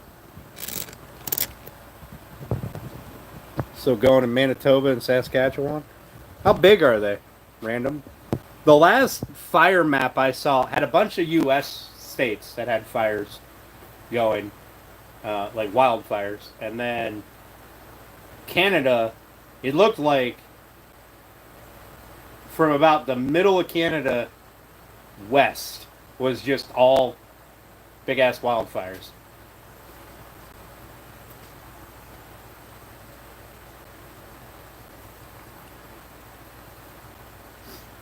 Yesterday was air quality alert day. Yeah. Yeah, I remember getting that pop-up on my phone. Well, we did learn something. Space Laser's been busy. It's alright, just paint all the trees blue. They won't catch fire. Allegedly. Alright, Black Wolf, have a good one, buddy. I'll be over there at Turner's here in a little bit. Oh, shit.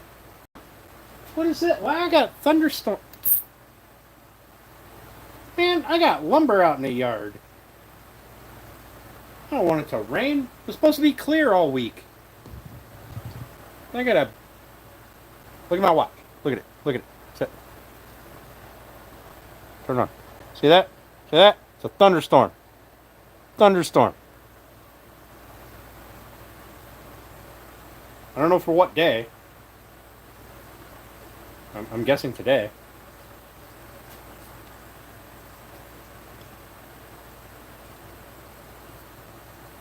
We supposed to have storms now, Steph? Bex? I got decking material right outside that door there. Get the tarps ready? Yeah. I have to do something. I have to move everything out of the middle of the floor, stack it all up in here. I'll be honest, I'm surprised none of it's disappeared yet. But it's on camera, so I have quite a few cameras that are not hidden.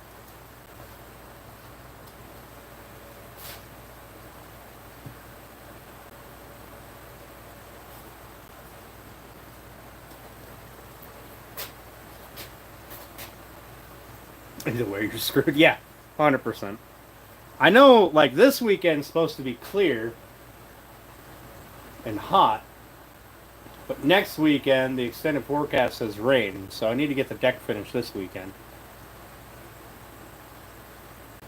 And throughout the week. You one of those tornado cars? We don't get that good of storms out here anymore. We haven't gotten any real good storms. Maybe if I went out to the lake and sat up on the cliffs or something, the bluffs, whatever they call them, we get some nice wave action. That'd be about it. Sometimes the waves coming off the lake are awesome. It says no rain till Wednesday. Oh, my watch just changed. Now there's no thunderstorm on there. It literally just changed. Maybe it got confused with all the smoke from Canada and California.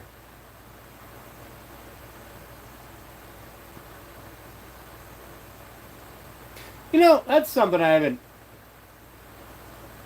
don't watch a lot of the news, but I haven't been seeing a lot of things pop up about wildfires lately.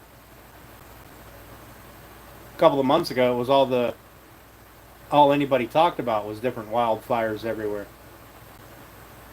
Or from Australia to Canada, the West Coast.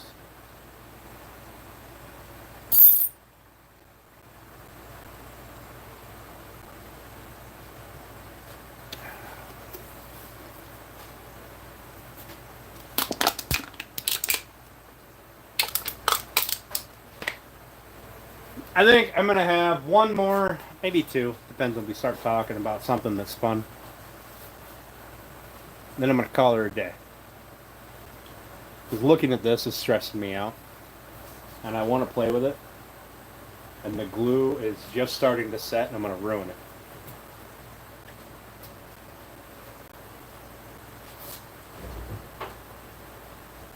But on the bright side, if it falls apart, I can clean up all the joints and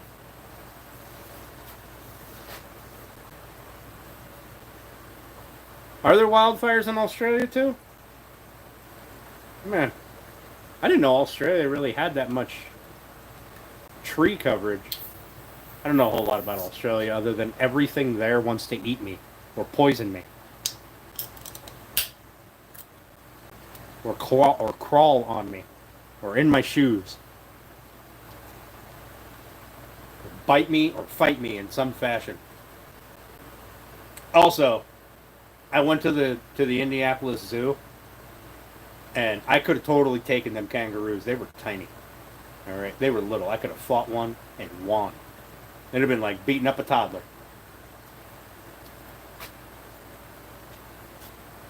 I thought kangaroos were 6, 7, 8 feet tall. These guys are like this tall, like waist high. I do that daily. Fight toddlers. Central part is mostly desert and shrubs. So I'm guessing the shores are where any forests would be, or at least closer to the shores. Thomas, watch out.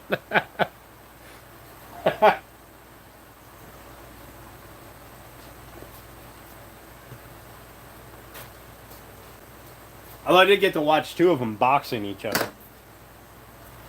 They were in the building, but the door was open, so we could see in the building. They were just in there hopping around, playing with each other, kicking each other. Whatever.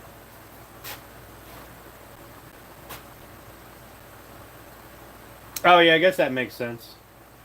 Yeah, different types of kangaroos. I don't know what those ones were. Steph, what kangaroos were at the Indianapolis Zoo?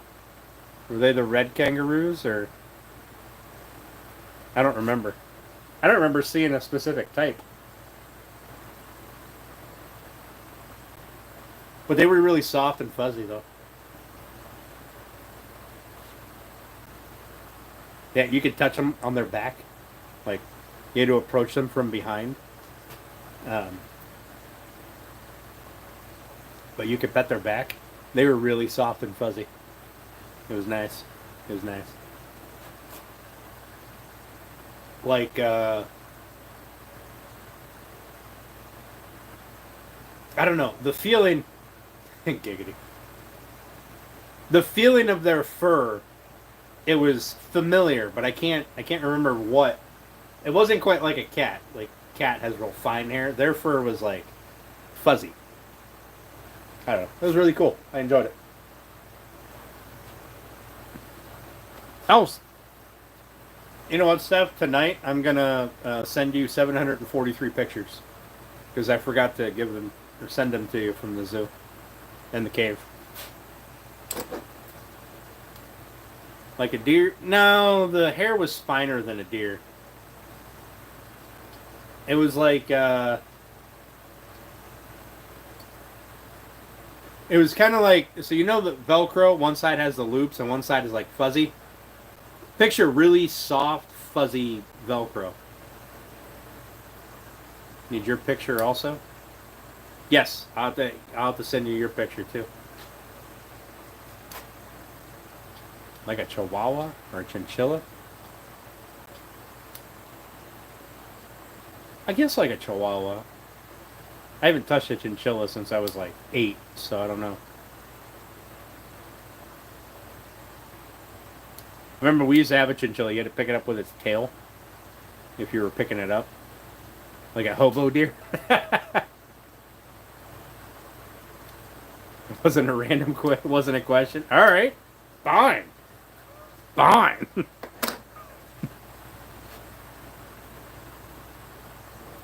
Hobo deer.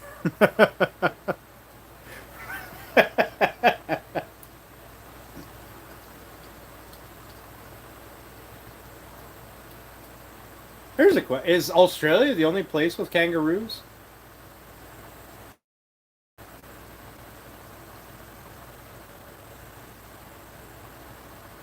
Seemed to be an Australian thing.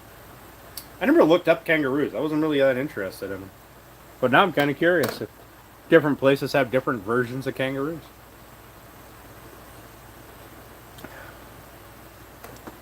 That's fine, Steph. That's fine. I get it. You may have missed something. Nope, didn't miss anything. Nothing at all. Told you I was going to send you a bunch of pictures that I completely forgot about, never sent you. Ostriches can be found in Africa too, though. Oh, nice. And emus.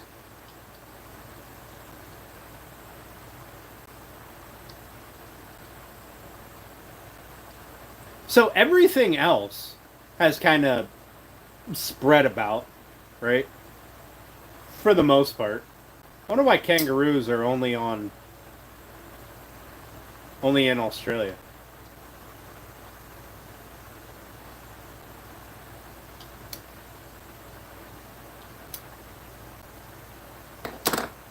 I think weird. I wonder about weird things sometimes. It's not always just woodworking.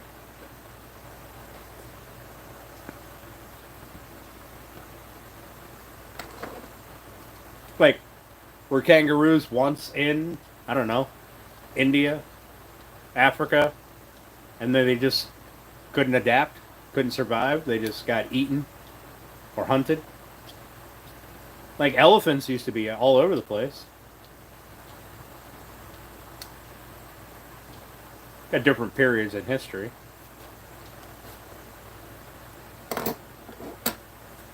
I guess that makes sense. That makes sense, Rumple. After Pangea and all that happiness, Australia kind of just, it's way far away from everything, so.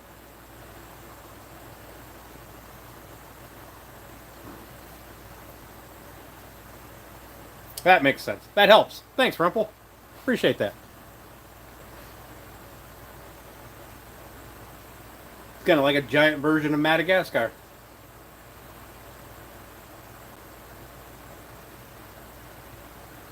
Except for everything evolved to want to eat you or bite you or crawl on you.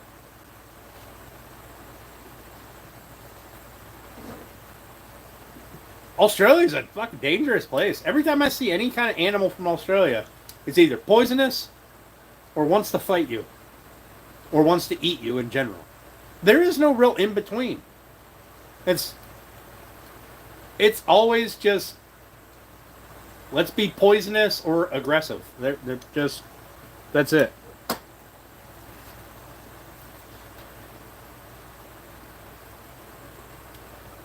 Even koalas, I guess, are angry.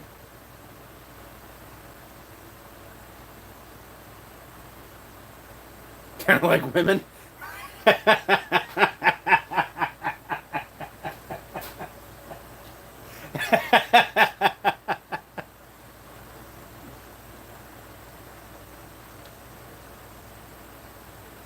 Interesting. Interesting. I never knew that, Rumple. I never really paid attention to it.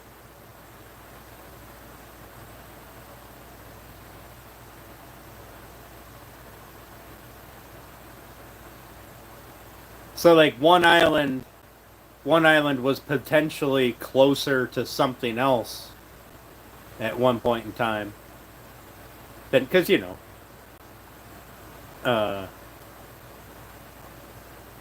land masses move around and things, so potentially one was closer to something else than the other, or they just very different flora and fauna kind of adapted there.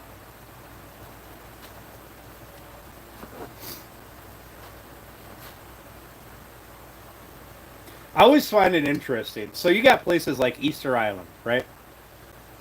They're super far away from everything. Hawaii, super far away from everything.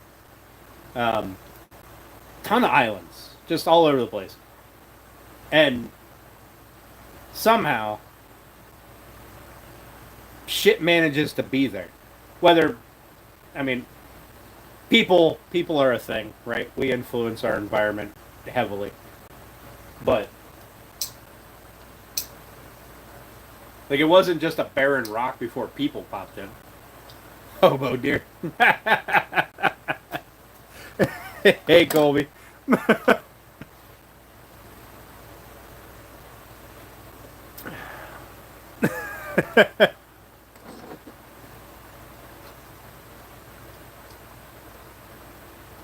Makes me wonder, like, so, I mean, I guess animals and stuff, they get,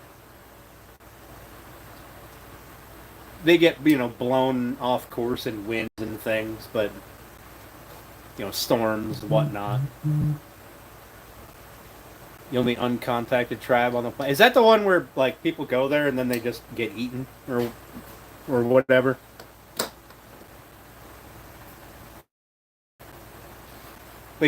Somebody will fly a drone out there and they'll throw spears at it.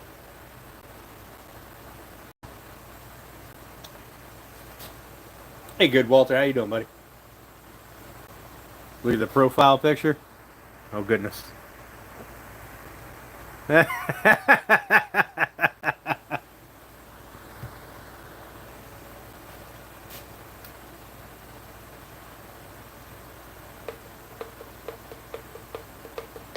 It is interesting having isolate, and I guess in the Amazon there's different tribes that haven't been. They're isolated, I guess. They're not fully uncontacted, like on the islands, um, or like on the island you're talking about, the North Sentinel Islands. But it is kind of interesting. So we've got all this going on in the world, right? And in that one place, there's just people doing their own thing, just completely separate from everybody else. It's kind of interesting to think about. Like, and I'm sure they see things like planes, right? I would imagine, unless there's some kind of a law against flying around them or over them.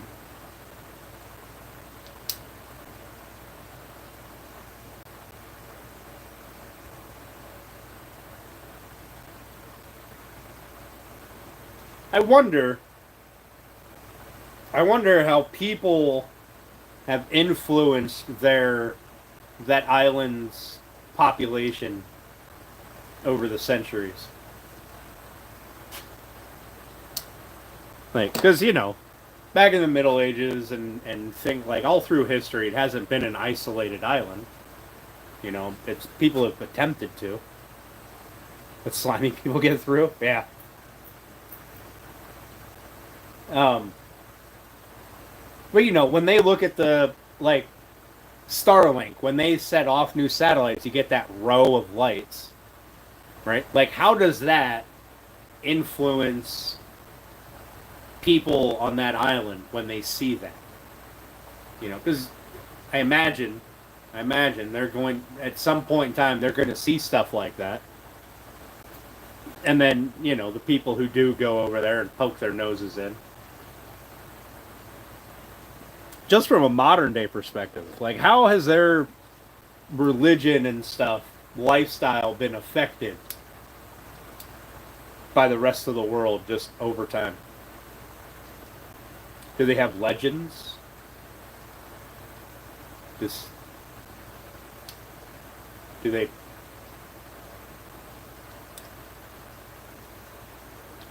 That's what I would think, Rumpel. Some sort of a celestial event, the end of the world, or some prophecy or something. I don't know. Back in so every time it's something that really annoys me, and on one level, but on another level, I understand like ancient peoples were very, for lack of a better word, religious. Um, like every time you find a ruin, or every time you look at a ruin, everybody's always going, "Well, this was a temple, that was a temple, that over there was also a temple." Like just everything, like everything was a temple of some sort. Throughout all of history, all they ever built were temples. But I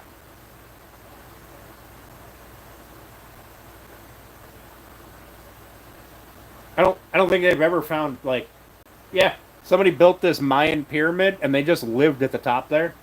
Like that's just where their house was. They like the view, right? It's not. This was a temple to whatever god or whatever thing that they wanted it to be. Something that annoys me on one level and also kind of makes sense on another. Probably looks at you as a gut. Yeah, that's true.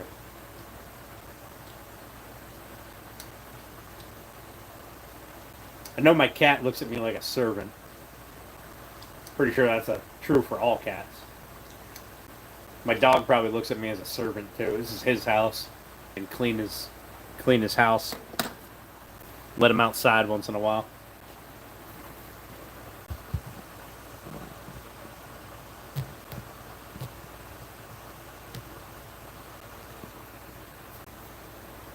Like, Am I the only one who thinks about that? Like, all anybody ever built throughout history is places to worship whatever deity was their thing, or set of deities. Like, nobody ever lived anywhere, they just slept on the ground. I mean, I know they didn't live like we live, per se, but, they had to do farming and, things like that. There was I seen a thing that, like,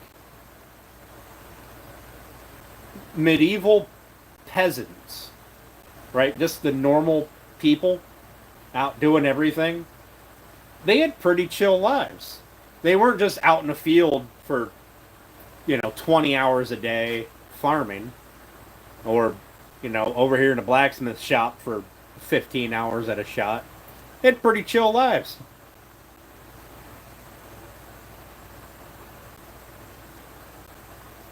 Oh, Letterman, no.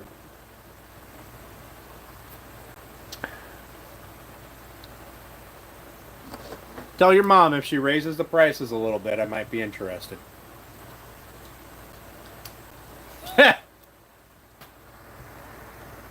9 inches, you say? Look at you. You look like you're fucking 9. Listen, Steph, I'm sorry, but them nickel discounts, I mean, she gets around too much. I can't be having none of that.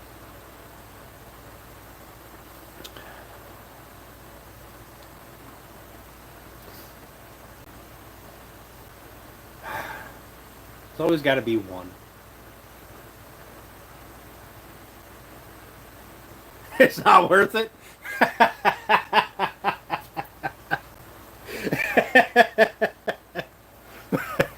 Perfect, Al. Perfect. Thanks for the warning, buddy. Thanks for the warning. I'll save my nickel.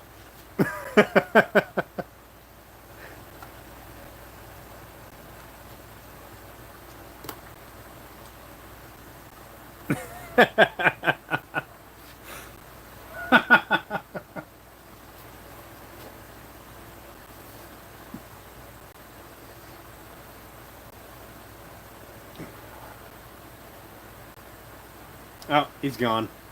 He's gone. Or else he just couldn't think of anything else to say because he's a bot. Makes me sad. I wish people would put some effort into it. Once in a while. Roast beef smells like Latin flounder. Yeah, damn.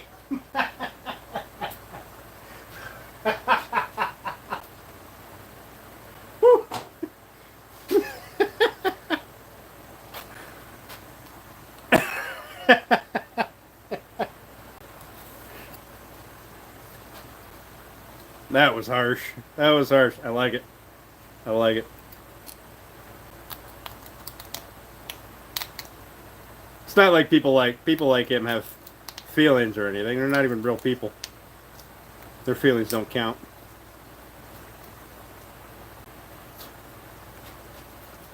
Pull out at will. Oh, he is still here. Look at him. That's adorable.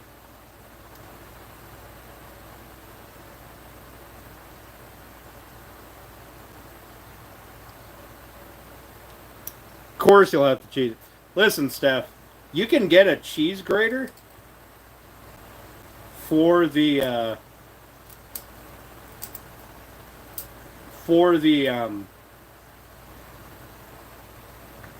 stand mixer. I don't know if you were aware of that. I felt like that would be an important thing for you.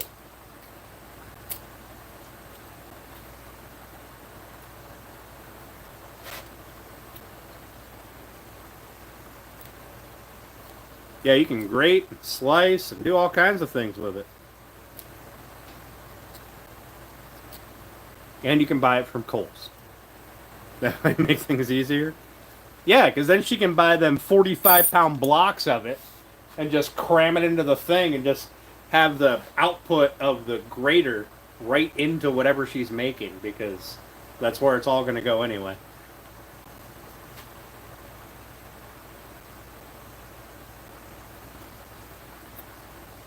All right, for those of you who don't know, Steph decided to start a group chat with me, Bex, and Steph um, for food, like recipes and things. So, on like Instagram. So, Instagram has decided that I need to see not only like crock pot kind of meals. Letterman, no, you don't. Come on. You fucking dork. You'd be lucky if you got anything big other than your nose. Fucking weirdo. Quit saying stupid shit on my chat. I'm gonna call your mom, and I'm gonna tell her she's gonna get evicted soon. If you don't calm down. Then you won't have a basement to be in.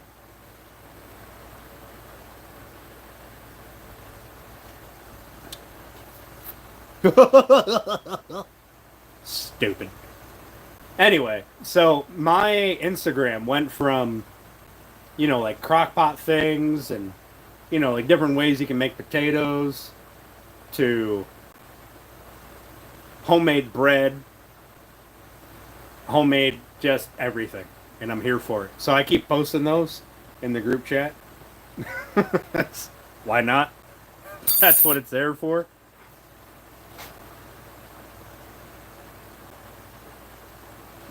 And then, Steph's got a birthday coming up, and she said she doesn't have a mixer, so she couldn't make any of those things like bread and whatnots, because she don't have a mixer. And I was like, well, you can have a mixer. I can make sure you have a mixer, but only KitchenAid, because I'm a tool snob when it comes to kitchen appliances. Thanks, Letterman. I appreciate that. There's my shop. For now, until I get it built out proper, which will be coming up shortly.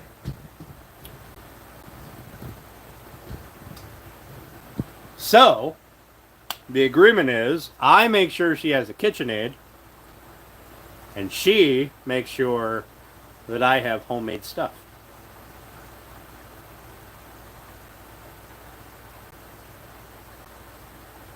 I know it's pretty close. I remember things sometimes.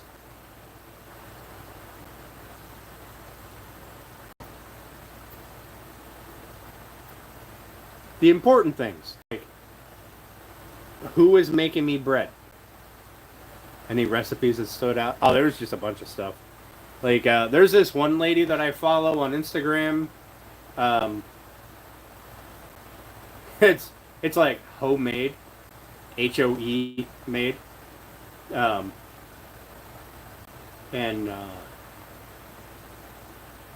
hey, my belly remembers things. Okay. Anyway, she makes everything. She'll make like one of the things today was like brownie mix. Like a lot of Instagram people and Facebook people, for that matter. A lot of the women and men are just angry cooks. They just yell at you. Like they're disappointed that you went to the store and you bought cake mix instead of making it, or English muffins.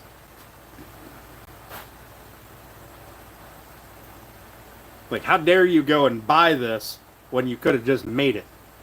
You disappointment. And it kind of grabs my attention. Although there's that one guy that don't fuck it up guy. He's got I want the shirt. Oh, I gotta buy one of his shirts. It just says like "Don't fuck it up" across the shirt.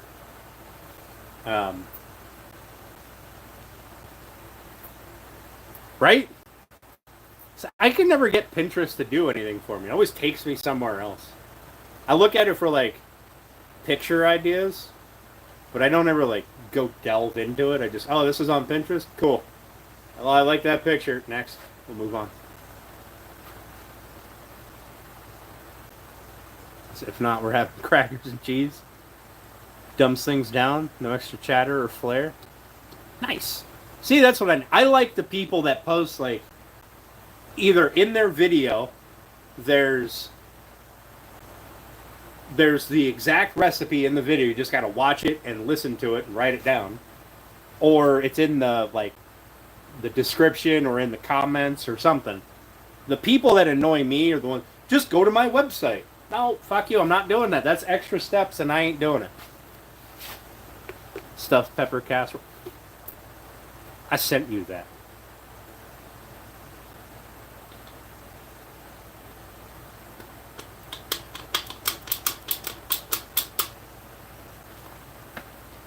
I sent you that. Yes, I did. Look at your Instagram chats. I know I sent it to you. At least I hope I sent it to you. I definitely liked it. You sent that to me? Did you? I feel like I sent that to you. You sent it in Snap? Oh, okay. Listen, I'm in 75 group chats, and 74 of them are with you two. So...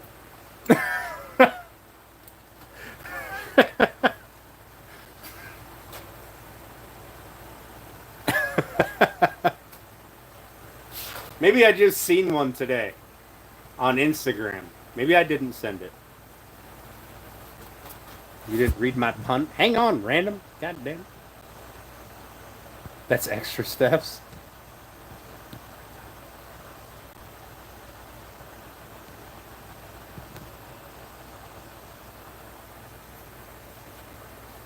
Made the Snap group that's on me. Fine.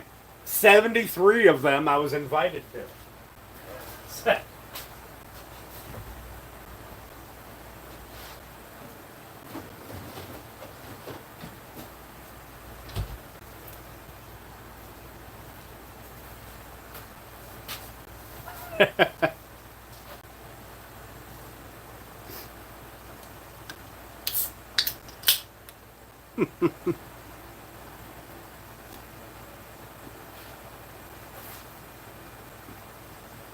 It's all right, Steph. I understand that any conversation between me and you and me and Bex is ultimately a three-way conversation or potentially a four-way conversation. So, I understand.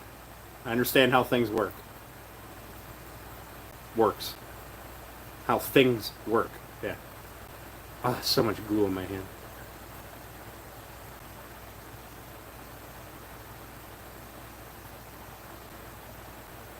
Sometimes Abby, yeah. Potentially four.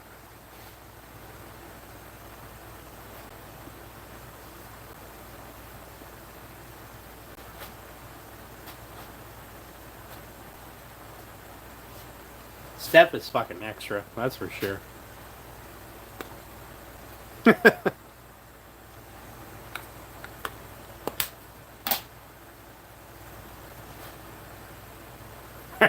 Right? I know it.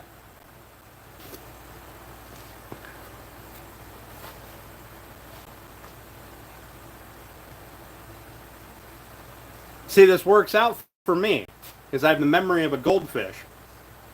So, if I say something in a group chat, that means there's multiple people to remind me about this thing, instead of just relying on one.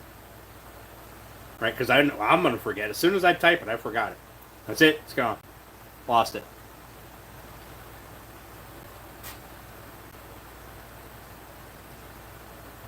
So the way my brain works is I should always be able to just scroll up and I'll see, or scroll down, however it works, and see what I said. But in the actuality, I say something and then 843 messages later, it's gone, and I'll never get to it. Like your B-Day. I didn't forget your B-Day. I just don't have my notifications set for early enough.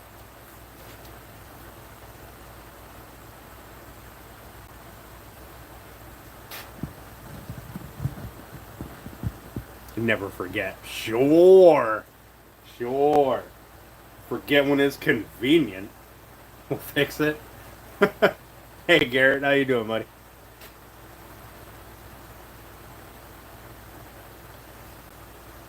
Look at my clamp porcupine. I made a cube the wrong way. Like now that I'm thinking about it, like I should have made four sides and then glued the top and the bottom on later.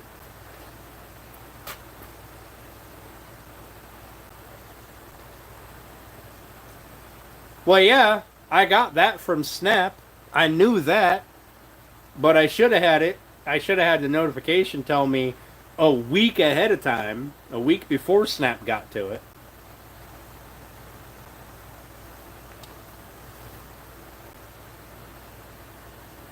And Snap only tells you because they want you to gift Snapchat Plus. Whatever the hell that's going to do for you. A stupid thing. So you need 15 days. Yeah. I'll have to set a daily reminder. In 15 days, Steph's birthday. In 14 days, Steph's birthday. 13 days.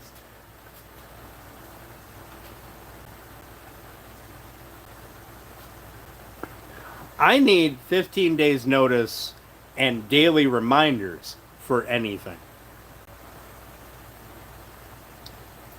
See? See? Bex knows. Got to have a payday in there.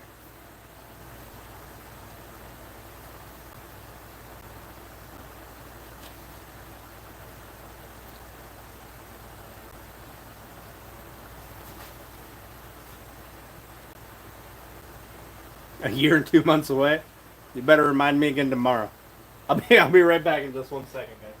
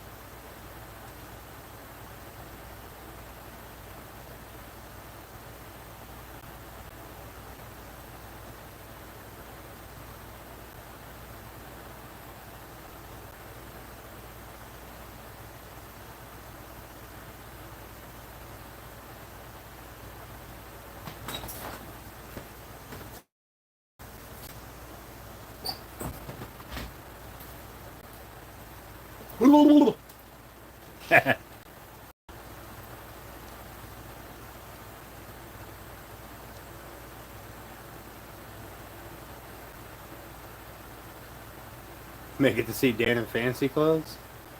Maybe. Also, I don't get notifications for things that are posted on my community page. I get nothing. I have to actually go there and check it. I don't know if that's an error on my end or like is there a thing that I have turned off? Dan in a penguin suit? I might be. I don't know what her dress code is, but I prefer a flannel, blue jeans, and boots. That's my preferred dress anymore. I used to wear suits all the time.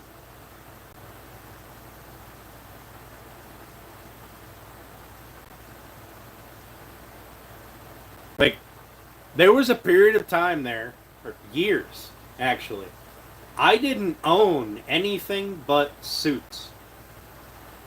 I had dress pants, button-up shirts, jackets, ties. That's what I wore. I went to Walmart. That's what I wore. Went to work. That's what I wore.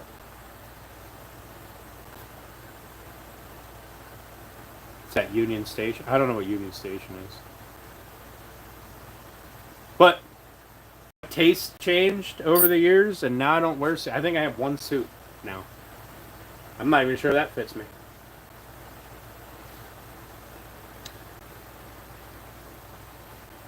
I don't know why I wore suits all the time. I have no idea. I've been blue collar my entire life, so I'd be working in a button-up shirt and dress pants, dress slack or dress shoes, or depending on the job, boots.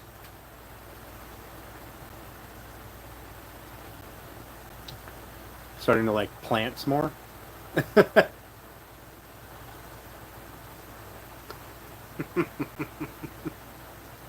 Steph's gonna be growing a garden soon.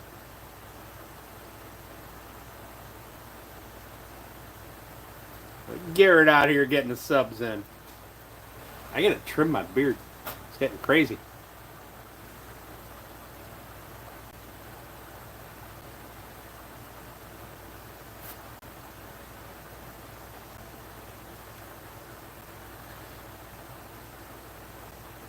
I don't know why I stopped wearing suits, to be honest.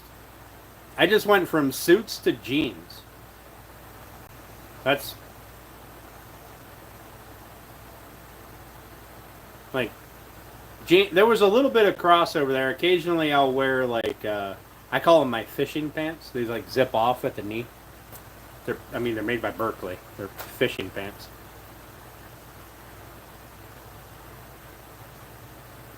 Your shorts guy? I wear basketball shorts in my house. But anytime I come outside, I put pants on. Once in a great while, I'll wear shorts outside, but I don't ever leave my property wearing anything but pants. It'd be 100 degrees outside. I'm wearing jeans.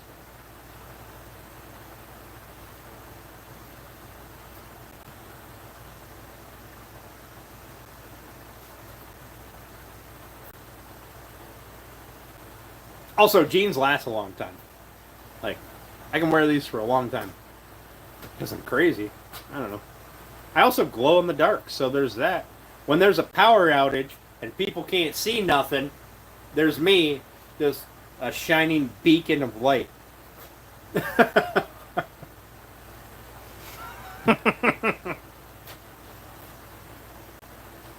That's me too, Alan. Me too. Like, from my feet to here and here, right? I am as white can be, like a sheet of paper white. I will glow in the dark. You get a little bit of a moon, and then boom, there I am.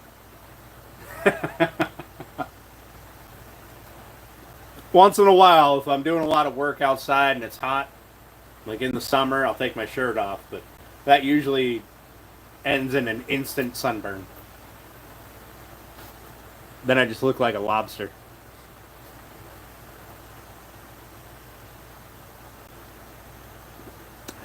Your little nightlight.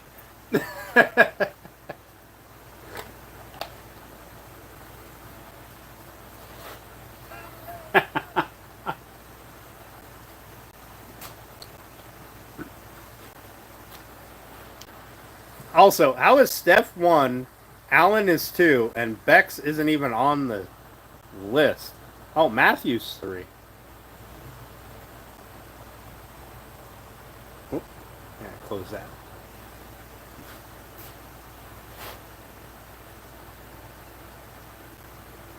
Oh my. That box gives me anxiety. See the glowworm? You guys remember, y'all are old enough, right? Remember the kid toy, like a glowworm? You pressed it, and it's like head lit up or something. I remember I had this toy, this stuffed animal thing.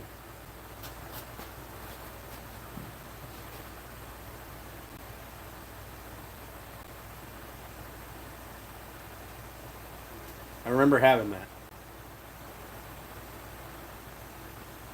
Was it the glowworm? Was that actually what it was? Nice. I also remember Cabbage Patch dolls. And then the movie Chucky came out. And I no longer had a Cabbage Patch doll. Because my Cabbage Patch doll had suspenders. or not suspenders, had overalls, and I went, nope, we're done with that.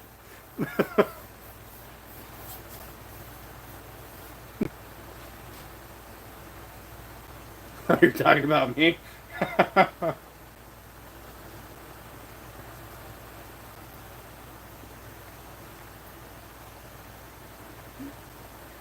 Oh Lord.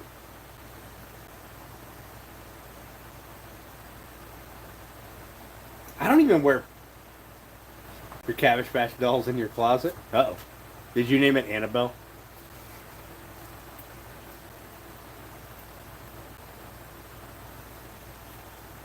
Hey, I found $1 in my pocket. I'm rich.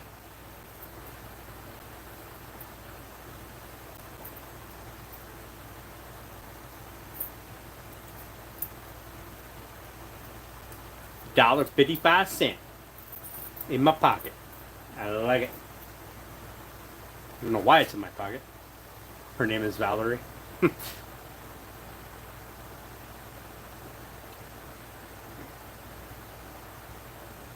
I vividly remember my Cabbage Patch doll had blue overalls. And then that Chucky movie. I no longer had a Cabbage Patch doll. Or I watched the Chucky movie. Probably by mistake. Because my parents were mean. Be like, alright, you want to stay up? Fine. This is what we're watching. And then I'd have nightmares. At like 10? Goodness. Glowworms are play school, not Fisher Price. Some overalls for Valerie.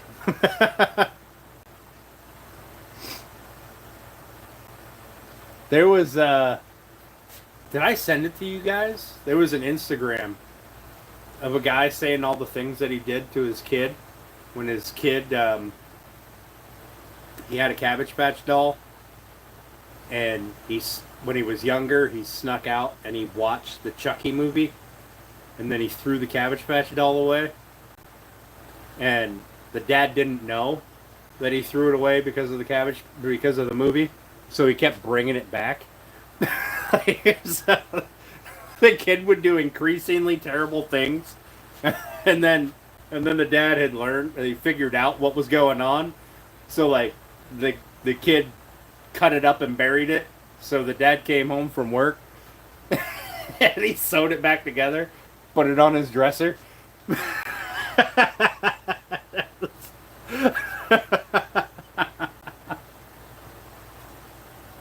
You hate that movie? That movie was terrifying as a kid. That's one thing we don't have anymore. When I was younger, we had some really scary movies, right? Or at least they seemed really scary. But now I can't find a scary movie.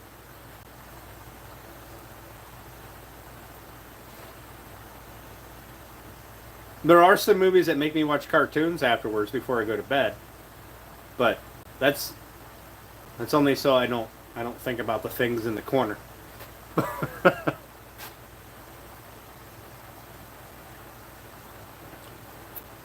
But not like truly terrifying, like when you were a kid. That'd be an experience I wouldn't mind living again. Just once. Like, the first scary movie you watched, like, as a kid, like, the one that really scared you, had you going. Friday the 13th, yeah. All of the Freddy Krueger movies. All of the Freddy Krueger. Don't go to sleep. That's where Freddy Krueger gets you. You'll be just laying in bed.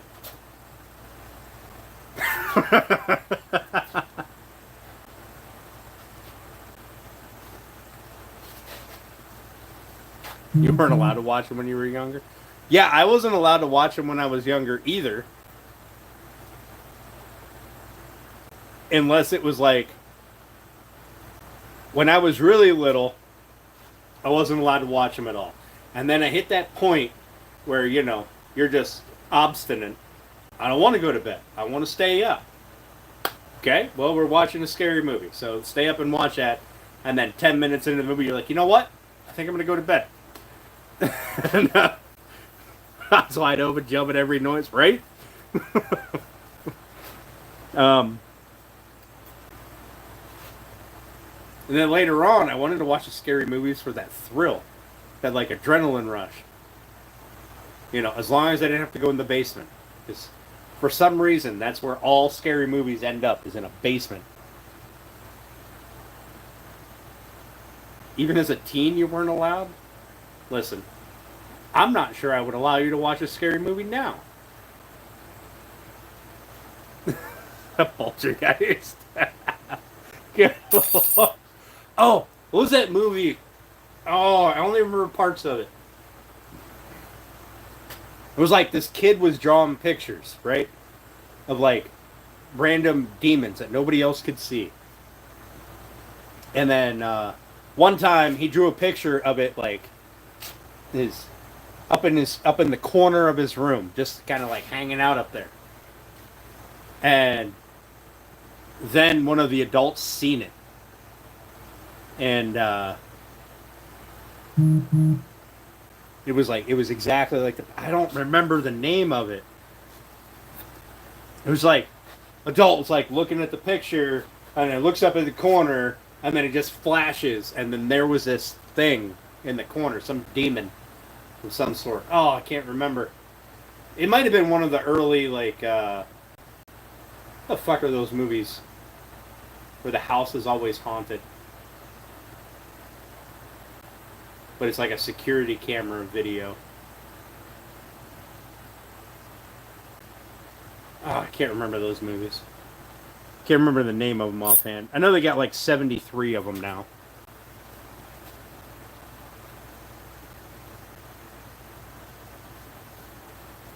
Steph's been in his basement. Steph's never been in my basement.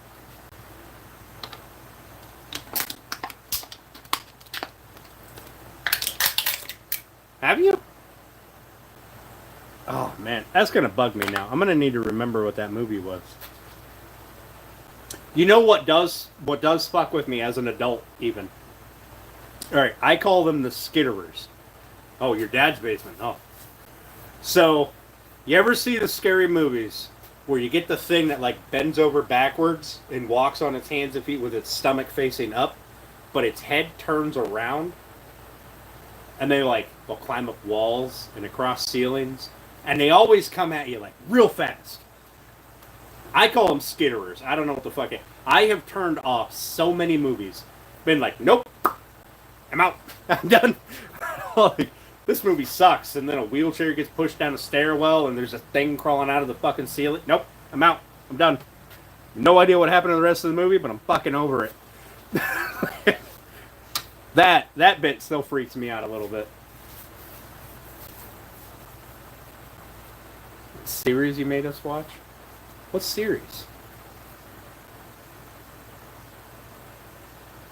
Yeah, like, I swear, like their stomach is facing up, their back is to whatever they're crawling on, and their legs and feet, or hands and feet, are, like this, but their head is turned around. I don't know, just it fucks with me, something fierce. I can't do it. Can't do it. It's unnatural. They'll just be like fucking skittering. Oh god. Oh, that fucks with me so bad. I'm gonna sleep with the lights on tonight. Just thinking about it gives me anxiety.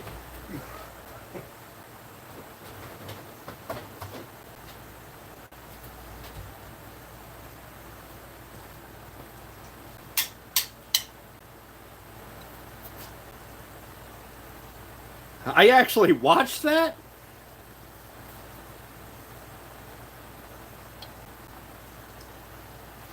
I can't believe I actually watched that. There was a movie that somebody told me was really good, and I watched I sat down to watch it, and I waited till it was dark out, right? And The Witcher. No, that's different. No, that's a whole different thing. That was that that shapeshifter thing with all the teeth, and then like flew around out in the yard. Yeah, it was a whole different thing. She didn't. She climbed on the ceiling like this, like Spider-Man. That's a whole different thing. That is acceptable because that's normal, right? I mean, if you were going to climb on a ceiling, you would be that way. But there was a movie that somebody told me, and I can't remember the name of the movie anymore. And I'm going to accidentally turn it on one day. I know it. But in the beginning of the movie, they're in like some insane asylum. And dude is standing in this hallway. And there's a guy on a wheelchair. Or an old lady on a wheelchair. Something like that. And then it like goes down a stairwell. And this skitterer thing comes across the fucking ceiling up out of the stairwell. The Exorcist? Yeah, I'll never watch that. Fuck that.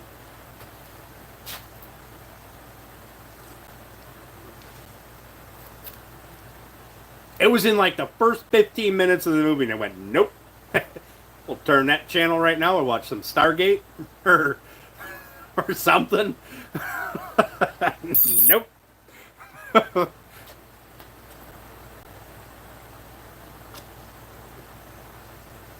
Well, you got lights on your car, Steph. And it's a car. Things can't climb in the windows. I know you. You don't have windows open. You have your air conditioning on.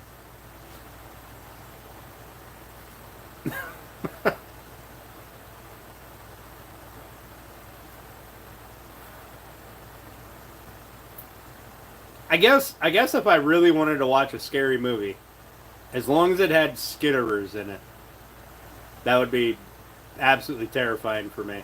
But I wouldn't sleep. I'd be like a kid, just laid in bed, just eyes wide open. There was a creak noise. Fuck.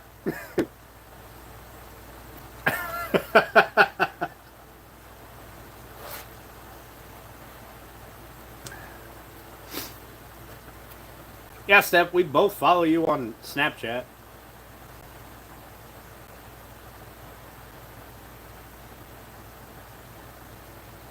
Watching those at your house? Nope. Nope. I'm not sure I'm going to watch those at my house. Okay? Even in the middle of the day. Because scary movies have changed. It's not just at nighttime anymore. Now shit's happening during the daytime, and I can't handle it. Like, the movies themselves aren't really scary, but when they pop up those, like, few select things, when they put those into a movie, they'll fuck with me pretty good. Like, the overall movie can be stupid, but I'll be like, that thing, no, done with that.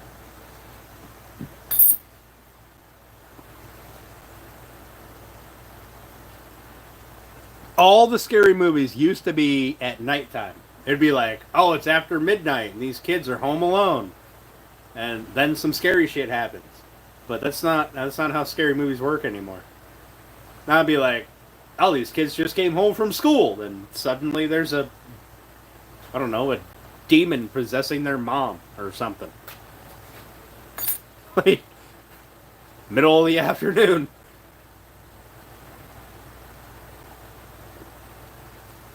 What were those series of movies? They made like 40 of them now. Where all the movie is all like home video, like with a camcorder and security cameras. They made like 40 of them. They're always in, like, the cover or the title is always in like black and white.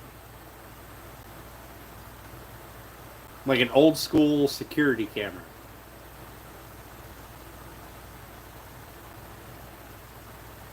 Ah, the hell were those movies?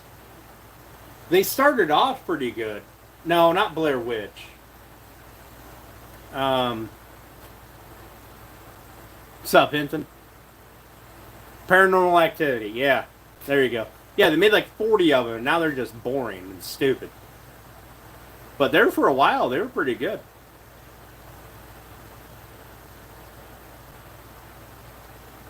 C&G, I don't know if I said hi to you, bud, but hello. Yeah, they're in the beginning. The paranormal activities were pretty good. Now they're just stupid. Blair Witch was it was stupid. But I think the Blair Witch is what started all those like home video scary movies. It was like where it doesn't look like there's a camera crew there. It just looks like somebody was out in the woods and took a video.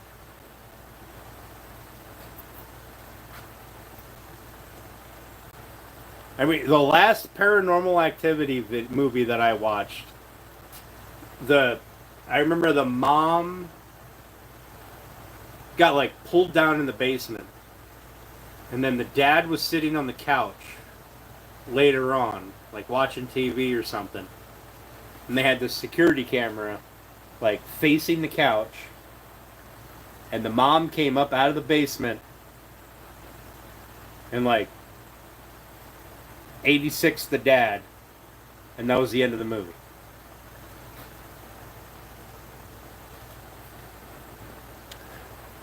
Hey, C&G, I appreciate that, buddy. Have a good night, man. I think that was the last Paranormal Activity that I watched. I don't know which one that was.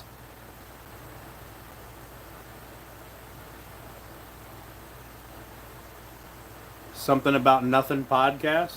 That's what we're doing right now. How you doing? Thanks for popping in. Appreciate it. See you, C&G. Get some sleep, buddy. 3 a.m. does come really fast.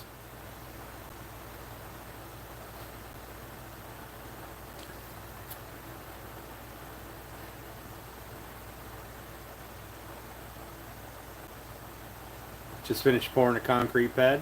Nice. I got a buddy at work that asked me if I know anything about pouring concrete pads, and I'm like, nope, not even a little bit. I know a couple of people who do concrete work, but I don't know them like that. I like to ask them if they want to do like they're not. I do know one concrete company.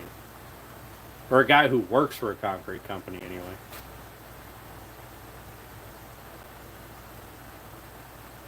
Hate when it's wet.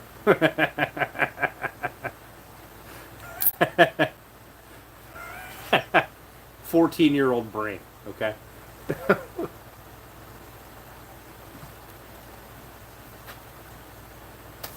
Also, Steph, speaking of 14-year-old brain, I still haven't gone through my entire bag of candy.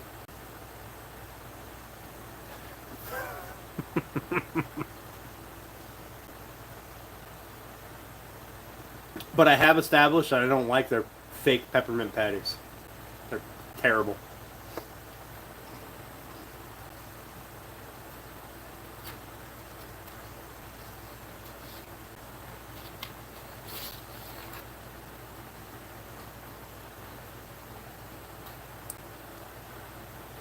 Alright, so here's a question for you. That's self-restraint. Now, it's because it's down in my office and I forget about it.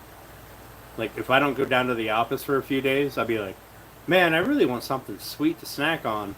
And I'll make oatmeal instead. But, here's a question for you guys. So, this melamine, ignore all the beer cans, but this melamine here, where it's like 3/4 of an inch, I'm having a really tough time finding a full sheet of that isn't damaged. So, are there any other suggestions for a 4-foot by 8-foot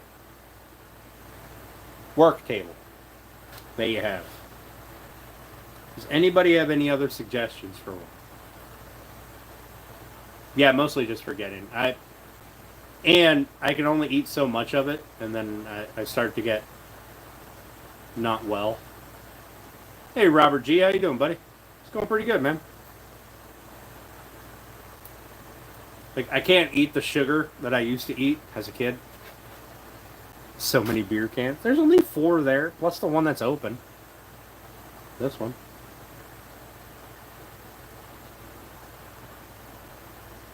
One, two, three, 4. Yeah, there's only 4 there.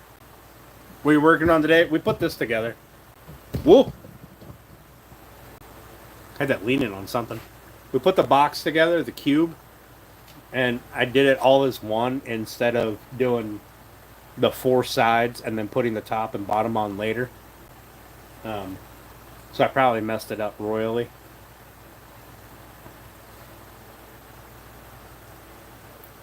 We'll probably build another one. Michael! How you doing, buddy? Go wall panel? What wall panel? Not like drywall. Can't do that. That'd be too soft. So I want a 4 foot by 8 foot sheet. Logically, I'm probably going to cut it down to 6 foot by 4 foot. Excuse me. But at Home Depot and Lowe's, first of all, a 4 foot by 8 foot sheet of that shit is ridiculously heavy. Need yours and Dub's address for stickers? All right, Michael. Shoot me an email. Remind me. And I'll shoot you my address. But first of all, a 4 foot by 8 foot sheet of that is ridiculously heavy. Second of all, I can't find one that's not damaged. Like Home Depot and Lowe's are the only ones around here that carry it, and they're always chewed up. Like somebody drove a forklift through the middle of it, and that's the one piece that's left, or they beat the hell out of the ends. Like, I guess I could just, I wonder if I can get a discount. Like, if I go, hey, this one's messed up, I don't know, should give me a discount. I don't know how that works. I could cut a foot off of each end, I guess. Some of them, the whole long side is tore up. Like, that's what I need yet. I need a sheet of that. I thought about doing 3/4 inch plywood. Do it in 2 sections. Well, so I want 6 foot long, 2 foot wide, or the table will initially be 2 foot wide with a 2 foot flip up section. So I can get my full 4 foot. But they don't sell it as shelving in 3/4 inch. They sell it as shelving in 1/2 inch, which is the same damn thing as this, but it's only 1/2 inch thick, and they don't sell it 2 feet wide that I can find. They will? I'm going to find out, because I go to Lowe's a lot. I spend a ton of money at Lowe's. They should give me a discount. I might stop in tomorrow and be like, hey, I want this, but this one's messed up. Give it to me cheaper.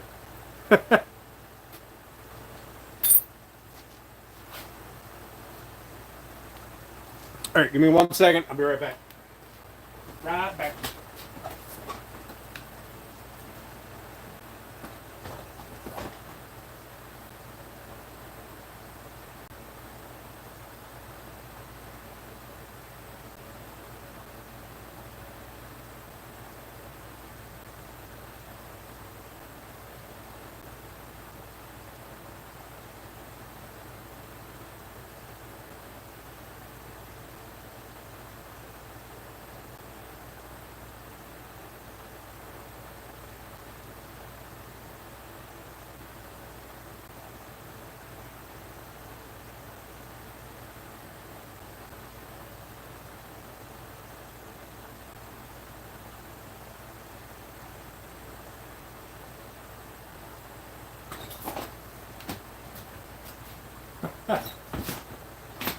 Fucking guy 2 houses down, or second house down, right? His property comes up halfway through my back lot, and he's building a tree house for his kids over there.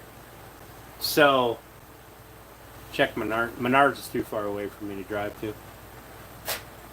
Home Depot's, all theirs are messed up too. Home Depot's are messed up on the long edge, right? Not like if it was messed up on the short edge, I can get around it, but I need the long edge. I got to put banding on it so that it keeps the edge. But that's after assembly, I can put the banding on it. So the guy, not my neighbor, but the next guy over, he's building a treehouse for his kids in the back corner. When I walked out the door, and he's running an impact driver, right? So like got that brr, brr noise. About gave me a damn heart attack. It's dark outside. He's got this big floodlight on this. It's almost dark outside. Pretty dark. There's a big floodlight on the treehouse. Looks like a pretty good treehouse. Looks like a full-on house on stilts. What's up, Josh? Yeah, I mean, that's true, but then I have to cut a straight edge. Show the six-pack? No, I don't have a six-pack. It's protected. Was that eye catching? This thing? This is just a porcupine of clamps holding a cube together. Because I glued a box up stupidly. I glued all 6 sides at the same time. Instead of gluing up 4 sides, making that square, and then putting the top and bottom on later. That's going to be a memory box, maybe. That one might be firewood.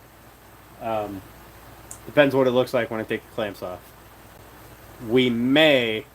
Oh, 6-pack in the fridge? I don't have a 6-pack. I only buy my beer in a 30-pack.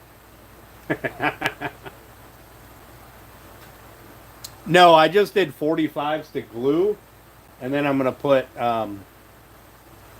miter splines on it, miter splines across it. I should have done splines long ways on each seam because you would never see them. I did cut it straight, but the clamping, like I'd have to clamp everything evenly all the way around, and I know that I have a gap at least at that side right there. I've got a little bit of a gap, so that tells me nothing is square on it. At least top and bottom aren't square. I don't know if it's bad enough that I can't fix it. I don't know that until I take everything apart and look at it. But it may end up being firewood. We may do a different one. We'll see. We'll see. All right, Steph. Drive careful. Watch out for deer.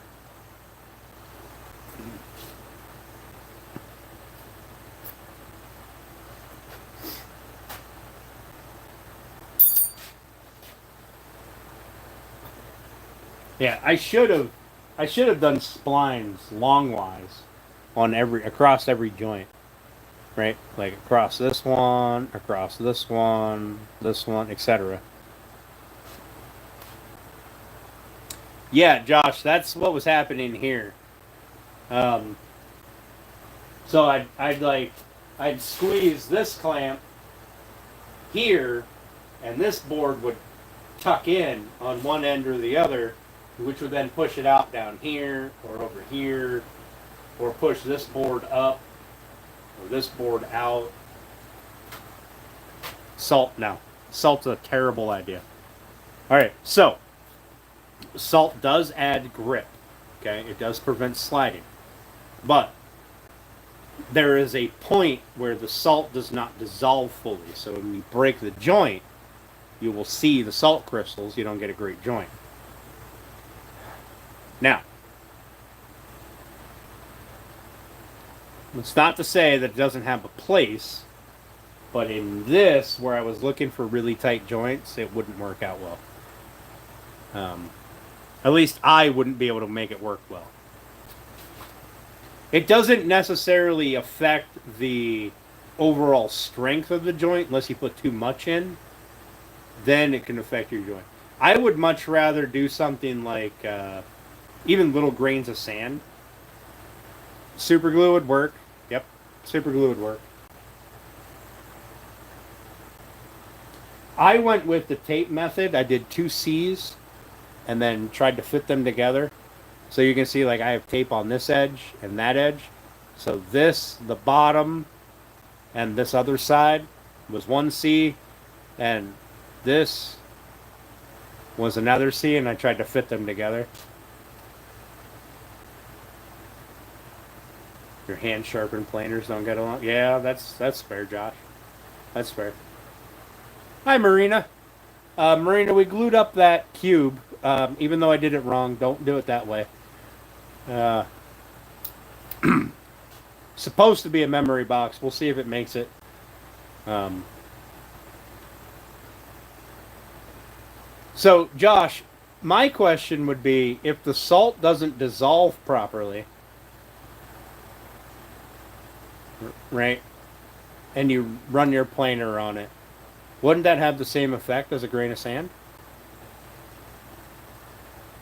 to your planer?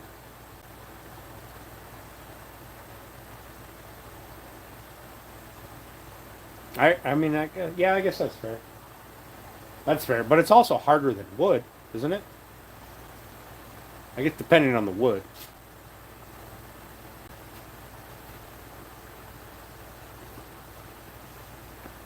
Just on a smaller level. All right, yeah, I can see that. I can see that. I can tell you every time that step stool for her to get up into bed. Michael, you've seen the step stool that I made, buddy. When Steph or a youngin stands on one end of it, it tips over. Because I made the overhang too big. I'm just saying. I'm just saying. I'll make you a step stool. But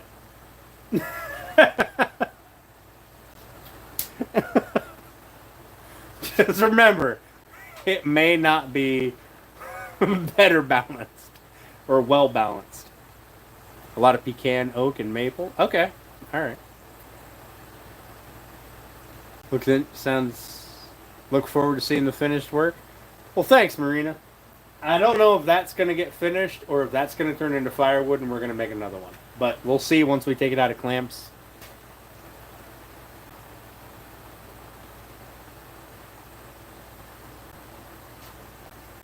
Yeah, I remember that back. Then you sent me a picture. It has like a handle up one side. Aluminum one and she whacks her shin. All right, that's fair. That's fair. I could probably build a step stool. It wouldn't be like collapsible or anything. I could make it collapsible. I could make it so one step slides into the other step. I could do that. I know how to do that.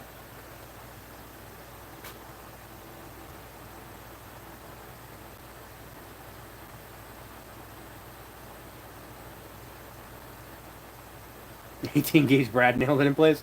Yeah, I was about this close. About this close to grabbing that gun right there. That nail gun. And on YouTube. A fucking nail gun. And smacking that thing together. Oh no, that would have been a stapler. I'm sorry. The nail gun's right there. And then up there's the 16 gauge. That's the stapler. We don't use that very often. I do, however, use it to put my my cedar up.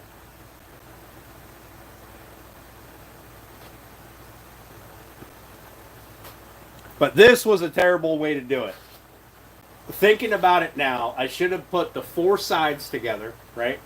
I should have built a box, squared it up, stuck it together, put the top and bottom on later.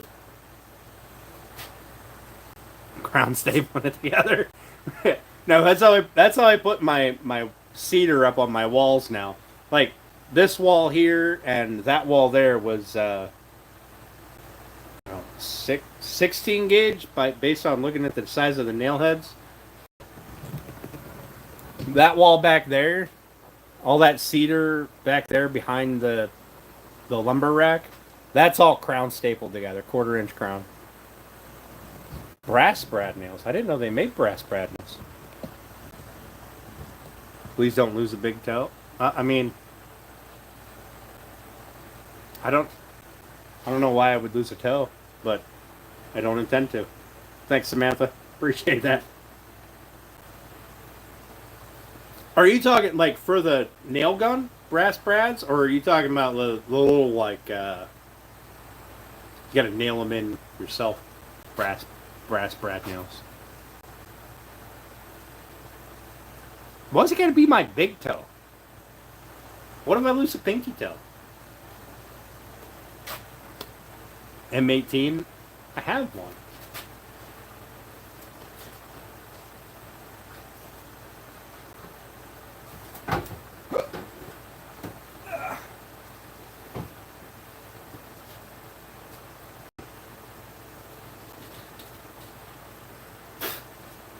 I don't ever use it. Oh, this is 16 gauge. Look how much dust is on it. It literally sits up there. I got the air gun stuff now. I don't need this one.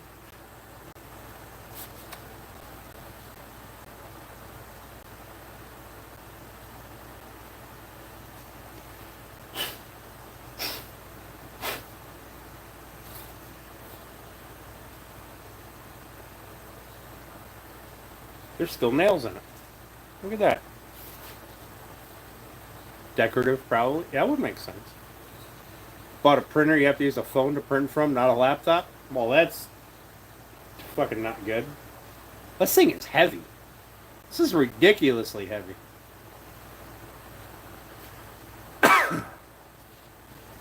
Yeah, that I can see that, Josh. Yeah, I can definitely see that. This would be convenient. I think the last time I used this was to put up YouTube guidelines. It's a nail setter. It's a finished nailer. I think the last time I used this was to put up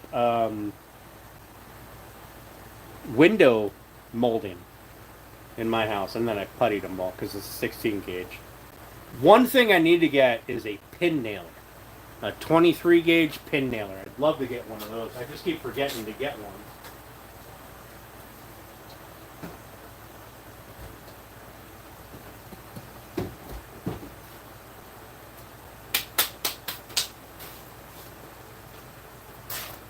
A power nailer. There you go. Rambo outside. I haven't done that since shop class in high school. You got a 23? Hell yeah. So, I really want one of those pin nailers because... So, you can set one of those pins in here and almost never see the little hole that it makes. But it would replace the clamps. It's going to hold two glued pieces together till the glue cures.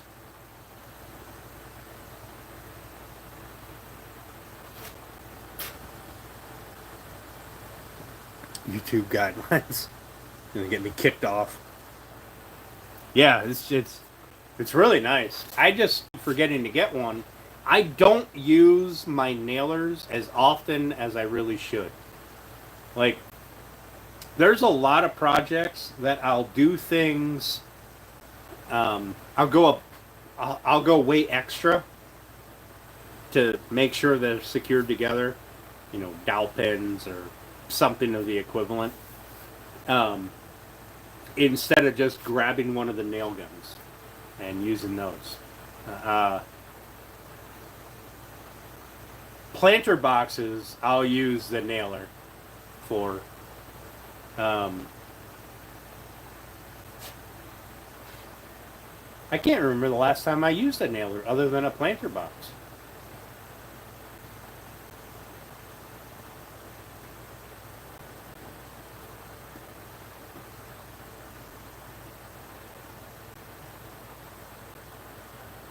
Some bitch. Oh, other than, you know, doing the cedar in here. But, which, I need to, if you people are watching that keep buying the pallets of cedar fence pickets that they get here in my local Lowe's, because Home Depot doesn't stock them, you got to order them. And I refuse to order a pallet and get a whole bunch of nasty, messed up shit. Um, Plus, I don't need a whole pallet. I need like 200 planks, right? If people are watching, stop buying all the pallets, right? Every time I go to Lowe's, I see some dude drive away with a pallet in the bed of his truck and 2 pallets on a trailer, and then I go, oh, they got they got planks, cedar planks. No, they don't. That guy just bought them all. Like, just because they're fence pickets doesn't mean you got to build fences out of them, all right?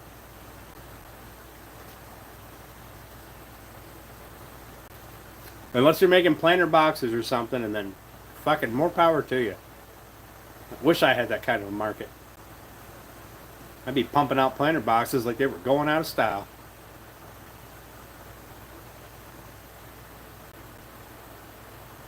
I wonder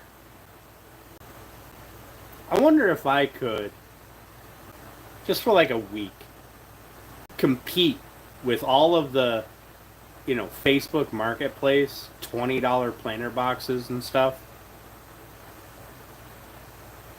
Like, just pump them out for like $10 a piece. Whatever is just covering material cost. Like, not even worried about time, just a little bit of extra above material cost. Like, I wonder if I could.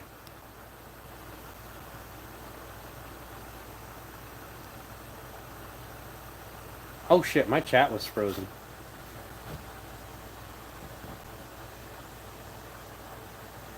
I think countersink screws make the rolling falls before you shoot.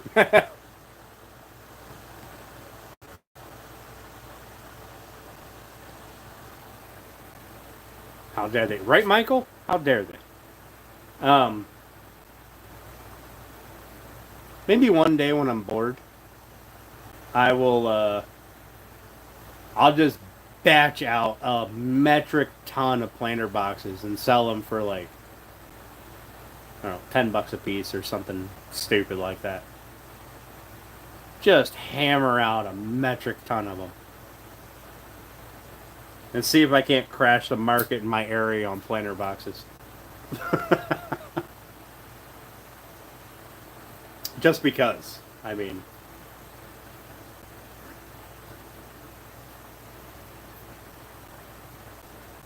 someone's grandma's gonna buy you out of stock. Hey, whatever.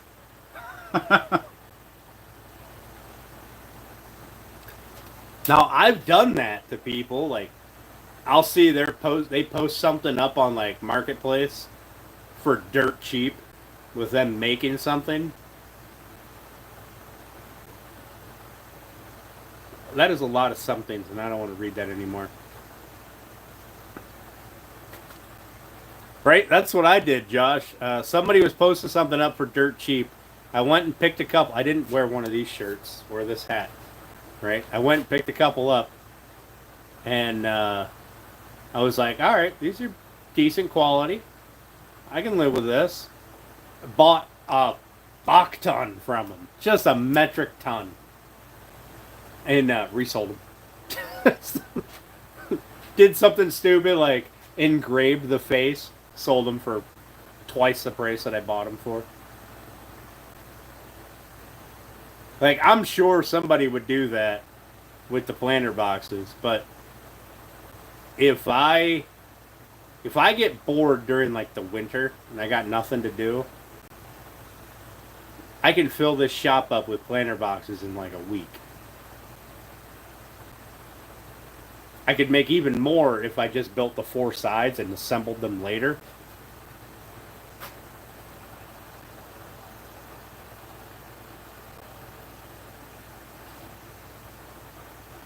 Yep. I know a lot of people that do that kind of stuff, Josh. Like, somebody will you know, hey, I bought this from whatever for $5. I'm gonna do this one thing to it and sell it for 8, and then somebody else will come along and be like, "They're over there, Michael." um, Somebody else will come along and be like, "I'll buy all of these and just resell them for 20 and make a ton of." And like everybody down the line makes a little bit of profit, except for the last guy. He makes all the profit. Um, there was a guy he tried to do that with my cutting boards, and I wised up to him. I didn't do that. Um, but he did make a good amount of profit from me for a little while, and then I was like, yeah, no, I'm not working for you. Like that's not happening. Eventually, I cut him off. It was about the time I seen my cutting board with my logo on it on Facebook Marketplace for almost twice of what I charged the guy for.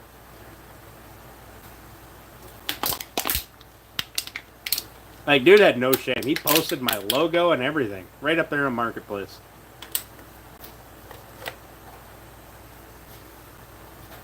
Assembly line style, right, Bex? That's it. I could probably, once I get rid of that back there and I build up this wall, like this is where slabs are going to go, is underneath that lumber rack back there. But I could probably have 4 sides for, I don't know, 100 different planter boxes stacked up back here and not take up any real space. Sell them for $4 a piece. Hell yeah, Michael. Get that change, buddy. $3 profit ain't bad. There's a lot of people that do that. I mean, there's half the people you see on like Amazon Marketplace, or Amazon, I guess, or Facebook Marketplace even. Half those people are doing the same damn thing.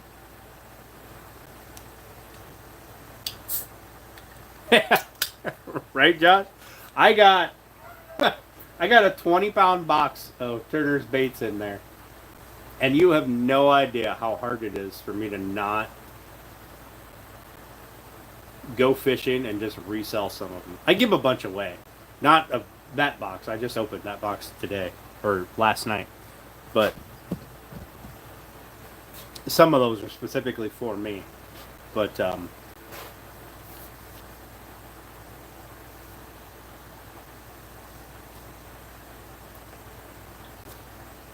yeah, he didn't even have the courtesy of sanding off my logo. That's the same damn cutting board that I sold him. Hey Jacob, bite me.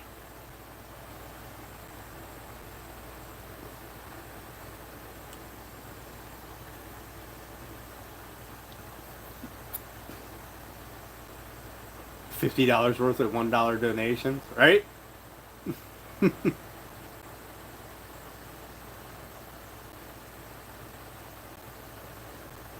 The only part that annoys me when somebody resells one of my things is like my cutting boards, right? I specifically mark those at a price point that I think anybody can afford. Some people might have to save up a little bit for it, right? It's $75. Okay, that's one of my cutting boards. And it's inch and 3/4, inch and a half to inch and 3/4 thick, 18 by 13, I think, or 17 by 13, something along those lines. And I price them at 75 when everybody else around here is pricing cutting boards at like $200. And so that kind of irks me when someone takes one of my boards and resells it for a profit. Like, listen, you're going to make $5-10 off of it. Whatever. We're both making a little bit. Everybody's happy. But you're going to start jacking that price up pretty good with my logo. It makes me look like shit. Right? I'm not here for that. And they're all just edge grain. I only do edge grain cutting boards anymore. I used to do, in the beginning, I did like flat grain. You just take a couple of boards and glue them together on the edge grain. Now I glue them together so edge grain is up and you're good thickness. You got feet on it. I got the 45-degree beveled sides because I don't put handles on it, just the beveled sides so you can pick it up. I feel like it's super reasonable, and that part kind of irked me when somebody decided they were gonna resell those.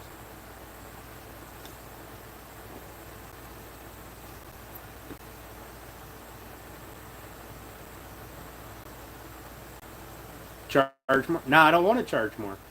Like, I appreciate that, Marina, but I have to make like somewhere between 40 and 60 cutting boards here soon, like very soon. Um, but I price my cutting boards so low because they have minimal effort into it and minimal material cost.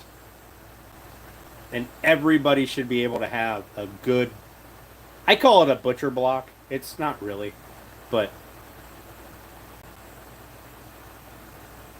sort of. Everybody should be able to afford a nice cutting board. And that's how I built my entire business. What do I use to seal them? I make my own board butter out of beeswax and mineral oil.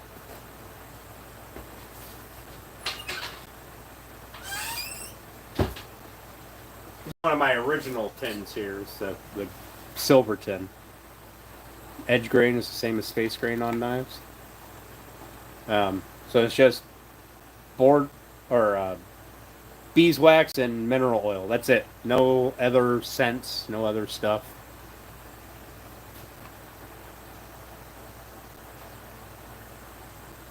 End grain is way better, but end grain is way too much time involved. At least for me, I never got really good at making end grain cutting boards. But edge grain, I can batch out 2-inch strips, just pump them out like there's no tomorrow. And then all it is just gluing them together. Well, not mineral and not linseed. Pain in the ass is what it is. It is kind of a pain. So I wanted everyone to be able to just go to the store and be able to make the board butter, right? To make the thing to take care of their board. Like every cutting board I sell, you get a tin of board butter, and that's a 3-ounce tin. That's a good amount of board butter, right?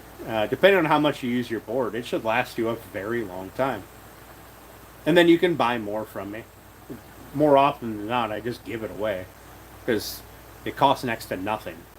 Right? It costs more for the tin than it does for the stuff inside of it. But that way, people can, ask me. And one of my first videos is telling you how to make it. But that way, anybody can just go and get some beeswax, get some mineral oil, and make their own. Instead of playing around with other oils, linseed oil, etc. That's the only reason. It's not because I think mineral oil is better or anything like that. Just for ease of use.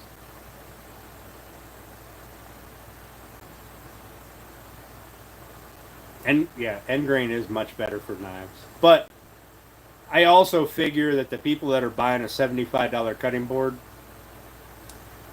either A, they can sharpen their knives, or B, they're not really having chef knives. Right? They're not working in a restaurant or something, or really care about having that nice razor edge. Otherwise, they'd probably buy an end grain board from someone.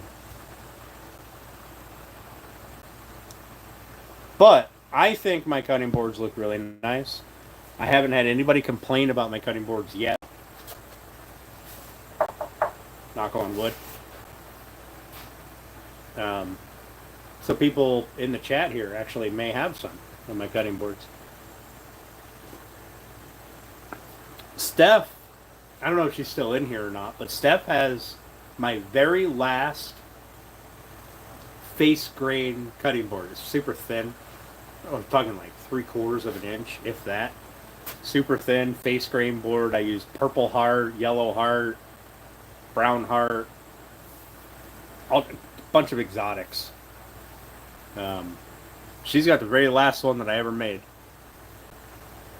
and she uses it like every day, quite often. And she still hasn't gone through the tin of board butter that I gave her with it. And she uses it a lot. Brown eye. Yeah, Steph's driving. Don't text and drive, Steph.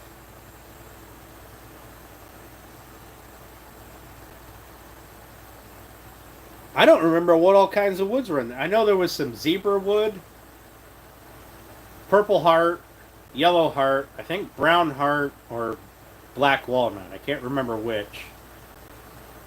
That might have been it. There might have been some strips of maple in there. But you know what's annoying is I made that board, and I'm on a bunch of different woodworking forums and stuff, and I posted pictures of that board on one of my woodworking forums, just as a like, hey, I made this. I'm kind of proud of it. Like, it looks okay. It's still flat. I mean, you can use both sides. It doesn't have feet on it or anything. And then now on Amazon, you can buy a kit to make that exact same board. Same pattern, same material, everything. You can buy a kit to make it. And I'm like, fuck. I should start selling kits. Like, here's a couple of strips of wood. Just glue it together. You'll be fine. Francois.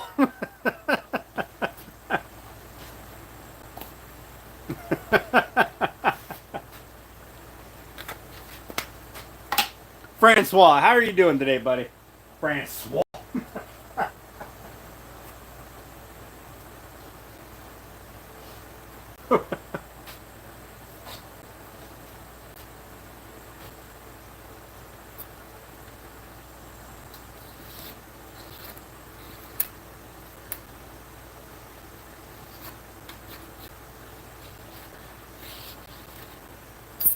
Pretty good? Good. I haven't checked on your account lately. But, if you ever need to talk, my email's available, alright? Your account is a little... When I last looked, it was a little, it's stressful. It was a little stressful.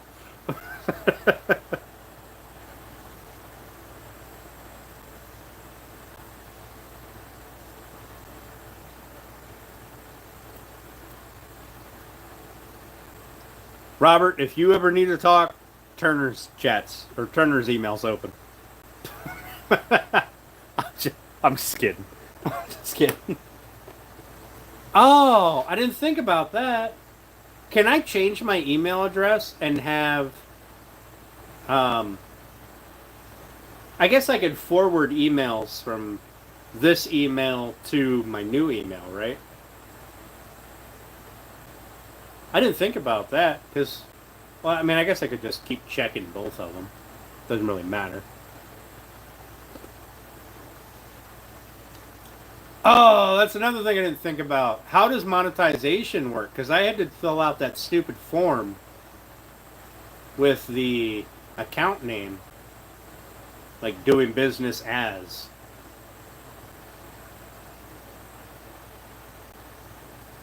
Can I just edit that and change it to the new name?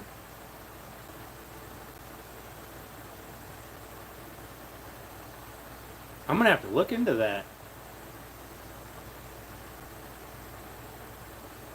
Must have seen the last thing I turned on the lathe. All right, Marina, have a good night. Thanks for coming in. I appreciate you hanging out with us. Let's wait till we start building the rocking chair. That's our next big project. Is the white oak rocking chair.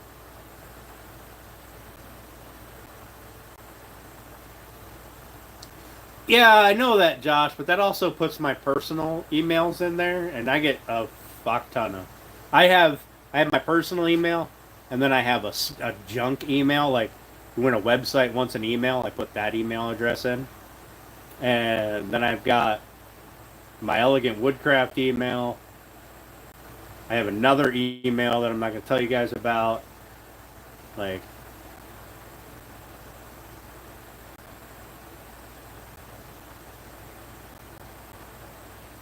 changing the name of his account, name of the channel. I'm going to have to look into it. Thanks, Matthew. I appreciate that. And you're right, Bex. I can't be the first one to change the name.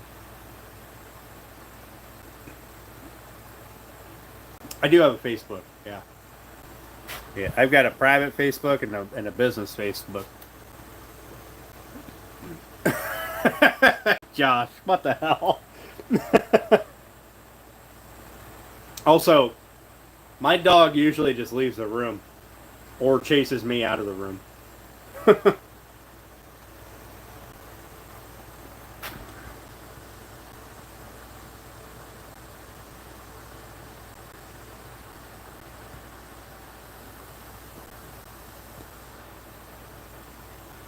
Well, I guess it's about that time for the stupid to pop up. Y'all ever notice that some people are like cactuses and porcupines? They're just a bunch of pricks. Finally got revenge. My dog, I don't know. So I started feeding him Rachel Ray. That's the only thing that doesn't give him like the fucking shits. And good God, he has the worst farts ever. Holy cow, he'll chase me right out of a room. Like, because I'll sit on the couch and he'll usually lay on the other end with his ass facing me and his head on the like armrest and just let one rip. And then I swear to God, he will smile. As I'm like coughing and trying to get away from him. Here's gags me when he rips. I don't know what the hell's in that dog food. But good God. Grumpy's dog's like a horse. I believe it. He's got them Great Danes, right? They fuck you up. They're like full grown people over here just ripping ass.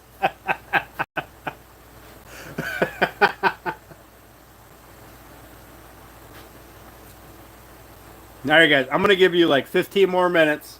10 o'clock, I'm going to cut it off. Hopefully Turner's still alive. I got a 20-pound box of bait sitting on my dining table that I kind of want to look at. I didn't get to look at them all yesterday. I'd like pull out a piece and then I'd be trying to remember where it came from. Like which day did I order this? Looks like a hound dog? Huh. Like big floppy ears and everything?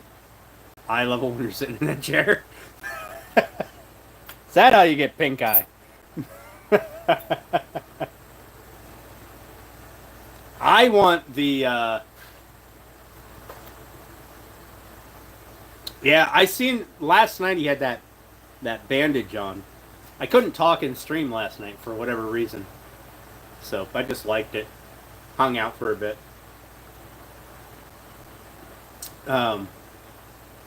Should have opened that on here. I don't know if I want to do it on live. Like, I mean, I opened it last night because, let's be honest. What's the business Facebook page? It's on my about me, like my profile on on YouTube here. Like you click that more button and it pops up. Um, it's just Elegant Woodcraft on Facebook, and it's this logo. Is my like picture? Wait, is it that logo? I can't remember if it's this logo, like the black and white, or if it's this logo engraved onto a piece of cherry. I can't remember.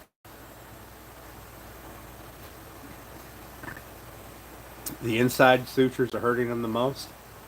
I get it. Yeah, he had told me they had to. He sent me a picture, first of all, of what they took out. Fucking hell. Um, but yeah, he had told me they had to do it from. They initially thought they'd go from inside only, but they had to go from the outside too. So it is a badass box, and I haven't even looked at everything in there. I was looking at it for hours yesterday, and I haven't even looked at everything. I did, however, open my Christmas present. Um, thanks, Bex. I did, however, open my Christmas present and my Christmas card 8 months later, but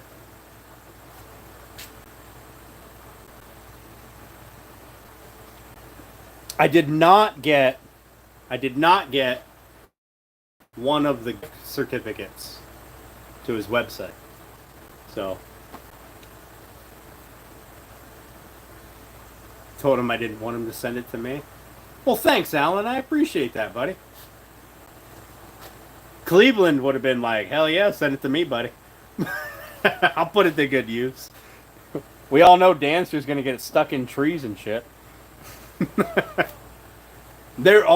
got to build a shadow box. I got to figure out how to hang, probably with fishing line. So my thought is, if I take some really fine fishing line, like 2 pound maybe, and yeah, oh, that one. Oh, okay. Whew. Yeah, that picture was it was something. It was. I looked at it for quite a long time. I'm not proud of it, but I looked at it for a long time. um, I think if I take some like 2 pound fishing line and I thread it through the hand pores, like, a hand pore has the head and the tail.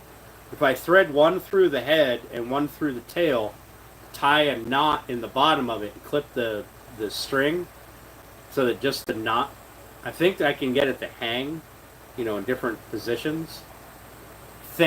I'm not positive. I would have taken the box. Of course you would have. You're a rat bastard.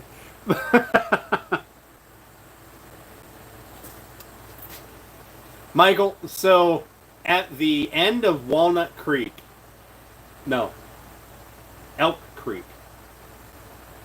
At the end of Elk Creek, there used to be a tree stump in the middle of, like, 25 yards before it dumped into Lake Erie. Like, it would... So Lake Erie's over here, and Elk Creek would come down and cut over, and there'd be this big sandbar. And then it would kind of curl out in and dump into the lake. Right after the curl, where it went straight parallel to the lake with the sandbar, there was a tree stump there that sometimes was above water, sometimes was below water. That tree stump had so many fishing lures on it, not just mine, but other people's. And then you'd get like a heavy rain, and the stump would disappear for a little while. It'd like fall over, go into deeper water, whatever. And then a little while later, there'd be the stump again. And Tree Huggers United. Hey, SGO. That stump has more of my fishing lures on it than any other tree in this entire state. Yeah,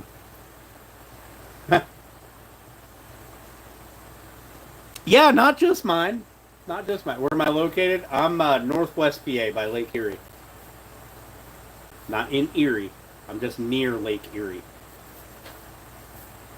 That stupid little hat of PA. That like you get the long side, and then you got this other side that comes up and it jukes down. Down up there. What beverage do I like the most? Water, of course.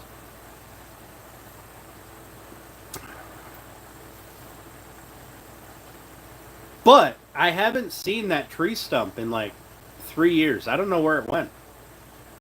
I don't know if it's buried for now. But I used to go out on my kayak and pull lures off of it. Now in West Virginia, hell yeah, real outdoor. You got it, canned water. Yes, it's the best. Oh, that DeWalt weed eater. I actually like it. It's I got rid of my gas weed eater. I gave it to the neighbor. Um, 60 volt, and right there I can separate it, put different attachments on the end of it. I got a pole saw, I got a hedge trimmer, I got a whole bunch of stuff on it, or that I can put on it. Um, I actually like it. It's really good, and it's quiet. Water's healthy, your mom said, right?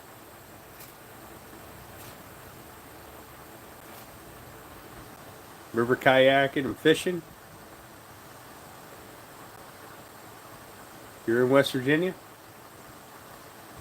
Yeah, I got a cabin down. Well, the family has a cabin down in Flatwoods.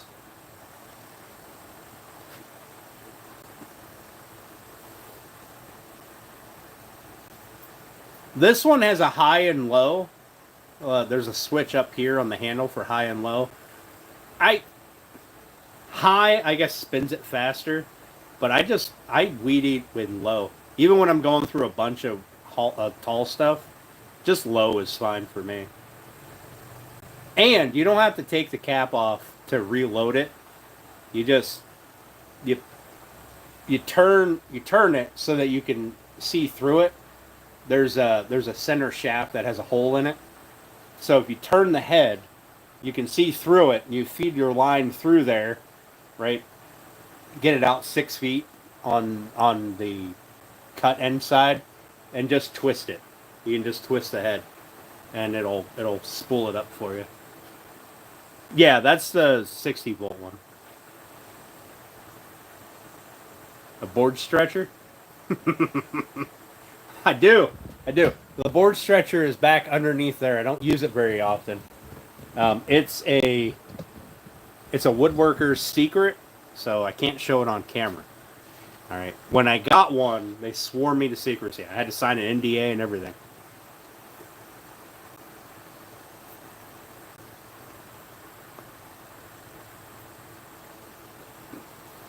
They sold their patent? Really? My gas powered weed eater was was it an Echo? I think it was an Echo.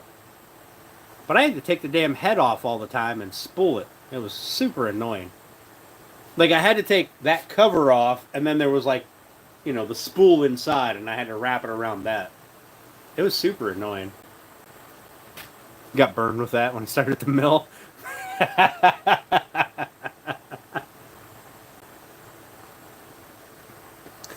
That's a shop trick. Well, don't tell everybody. Listen, so I haven't had one here for a while, but I used to have a parent and a young kid come in and do stuff. They'd come in and they'd build stuff. I'd just be here kind of supervising, providing the lumber, that kind of thing. And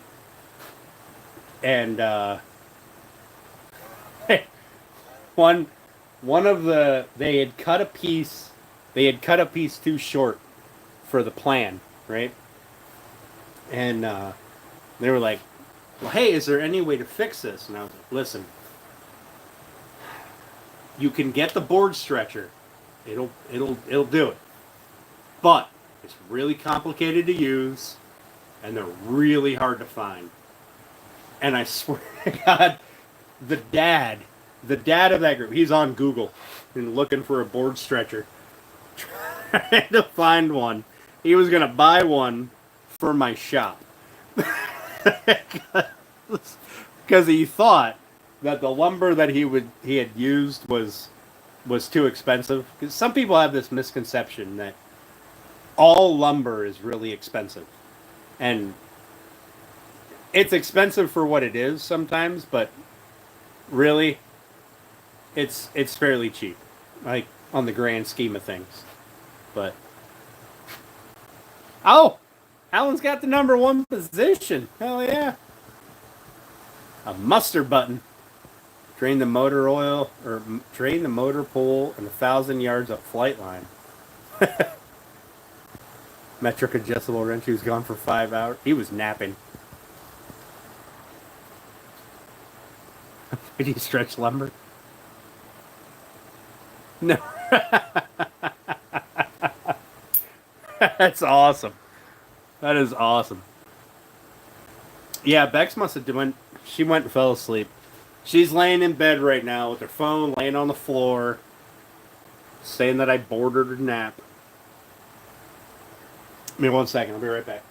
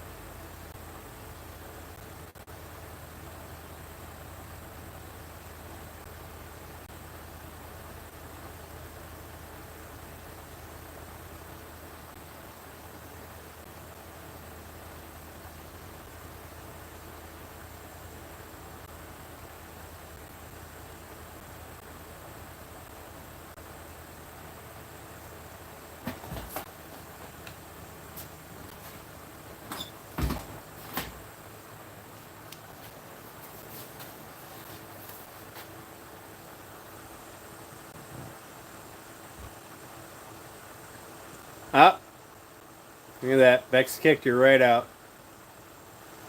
Also doing that weed whacker talk? You're not a fan of the weed whacking, huh? It's too long. Hey, Josh, I appreciate you coming and hanging out, but we'll catch you later. I'll be live on Thursday. Hopefully we get to do this some more. Thursday afternoon.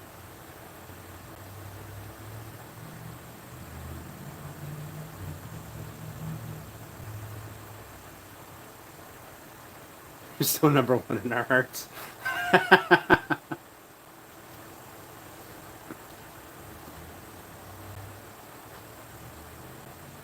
Well, I know you can move that handle. You can move that handle down further. You just end up with the throttle handle is back further. Excuse me.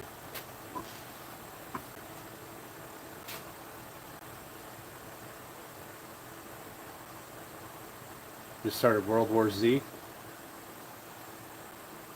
Oh, your handle doesn't move. That handle moves, but I can only move it as far forward as that because that's where the connector is for attachments.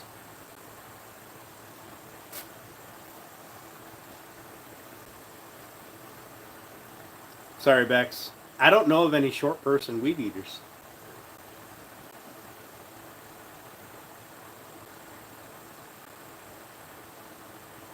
Does anybody else know of any short person weed eaters? Weed whackers? I guess weed eater is a brand name.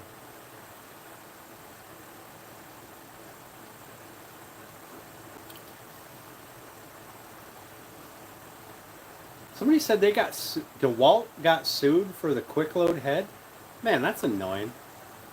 Yeah, Bex is short too. Like, same height as Steph. Short. Jeez.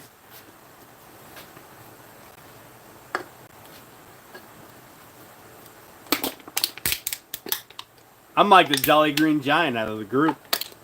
Well, no, Abby's pretty tall. I just can't like get us the weed whack. Yeah. Abby's tall. She's like my height. She might even be a little taller than me.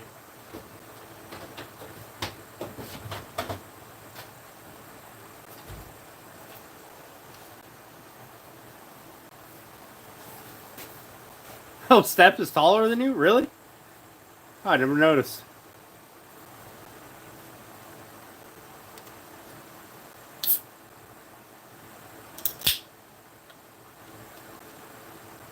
Steph told you you were short?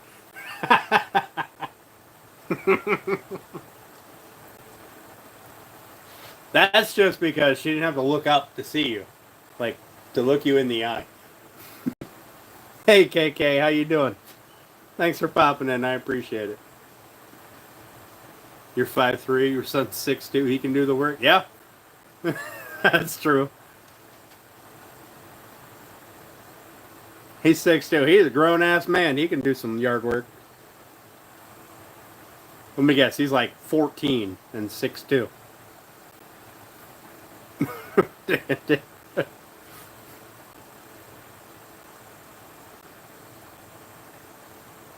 He's 15 and 6'2". He's got another growth spurt to go through yet, right? We didn't need as much time to get perfect.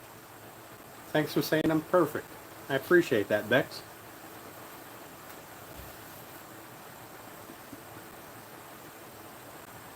Yeah, don't they? Isn't there another growth spurt? There's gotta be. Fucking kid's gonna be like 6'5". Gonna be bouncing his head off of door frames and stuff. God bless it. I mean, good for him for getting all the good genes, but man. Hey, Oak Ridge, how you doing, buddy? Appreciate you coming in. Doing pretty good. Pretty good. Anything to raise that ego a bit more? Listen, my head gets any more inflated, I'll have to build a bigger shop.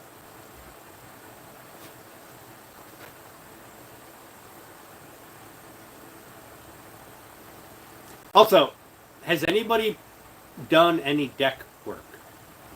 Right? Have you guys worked with any of that, like, that vinyl railing stuff? That, like, has the post that slips over the 4x4, and you got the vinyl railing in between? Is that worth buying? Just want to know. I don't want to build a wooden railing, because I got to rip this one down. I don't want to build a wooden railing. I was going to get the vinyl railing. But yep, it's easy. All right, good. Good. Does it have some structure to it, or is it like flimsy? Like, if I get drunk on my deck, I'm going to end up in the yard, or will it be all right? He outgrew his hair.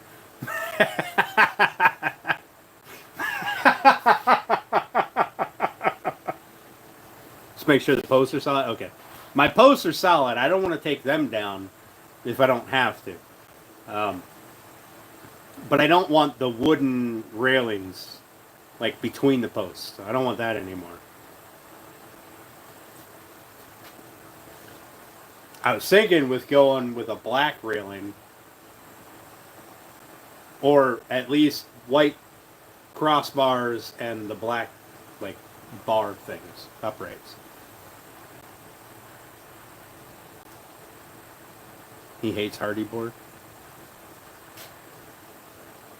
Had to start shaving his head at 18. Oh, Lord. Now you want to put your life in our hands? I mean, why not? Why not?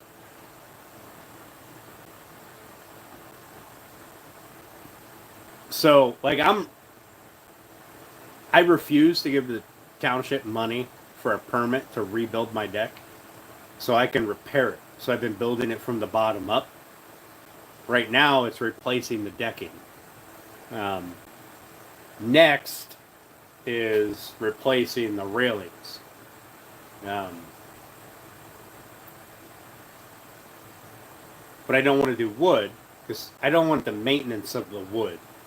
Right? I'd rather just spray the stain on the deck and be done with it, and have the railings be whatever.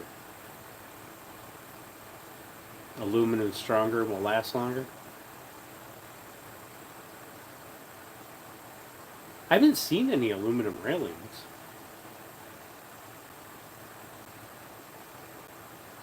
Like the full railing. I've seen like an aluminum top cap kind of deal. Like that top bar. I've seen that.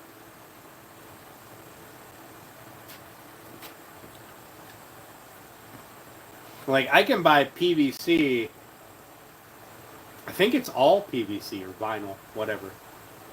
Like it's all like the bottom rail, the top rail, and then you cut that to length, and you got your holes already there for your vertical pieces.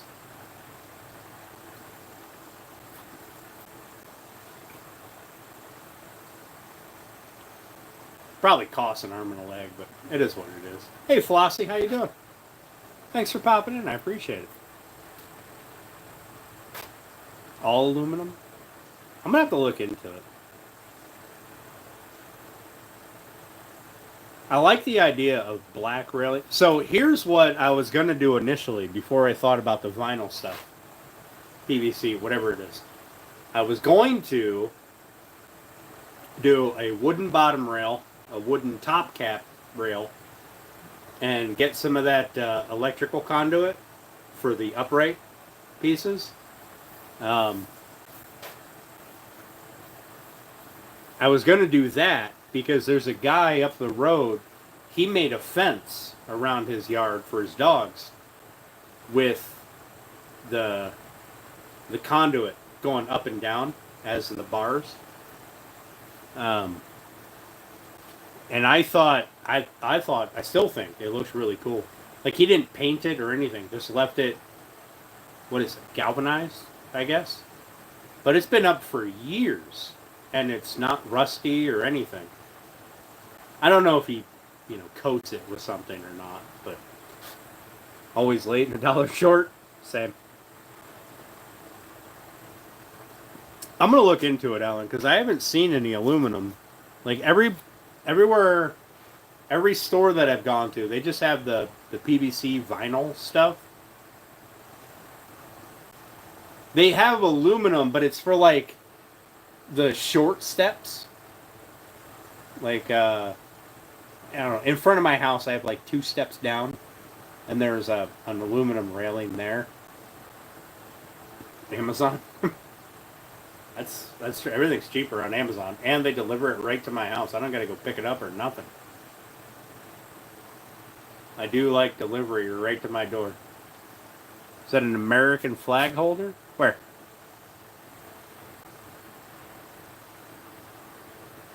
I have a cast iron American flag holder. Alan gave me an American flag that I'm going to put up here. If I get all this stuff cleared away, I'm going to paint that door black. With magnetic paint. Paint all that black, and then I'll probably paint it white again. Excuse me. They have a dry erase paint that you can put up.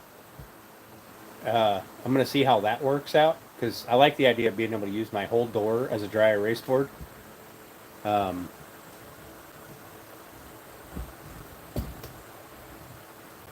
Talking about steps. Yeah, for my deck. Last weekend I started to redo my decking on my deck. Like I put new posts in, new supports.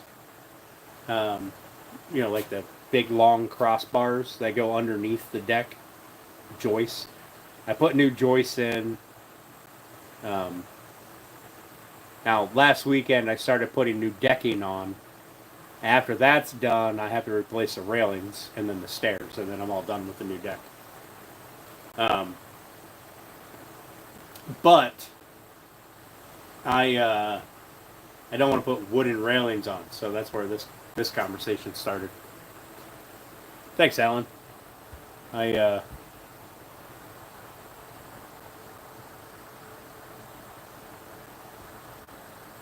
Oh shit.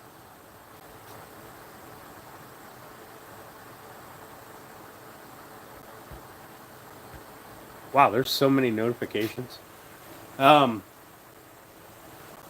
I wonder if I can use that to where the railing or the 4x4 railing posts are now. I should probably look. At that before I finish the deck. So when they built this deck, it was built before I bought the house, but it needed fixed. They nailed everything together, and the fucking nails they used are just incredible. They're like, some of them are rusted so bad that the nails just break where the decking board meets the joist, and other ones just hold on for dear life and pull through the decking board. And then you can't pull them out. I don't know what the hell they're made out of, but they are like Jesus nails. They just will not let go. They end up being huge and rough to fall down. In the front of my house, I have like a concrete step up from the driveway, and then a concrete walkway up to the front door. I want to turn all that into a flagstone kind of patio with flagstone steps down to the driveway. But I'm also acutely aware that I've fallen down these 3 stairs before.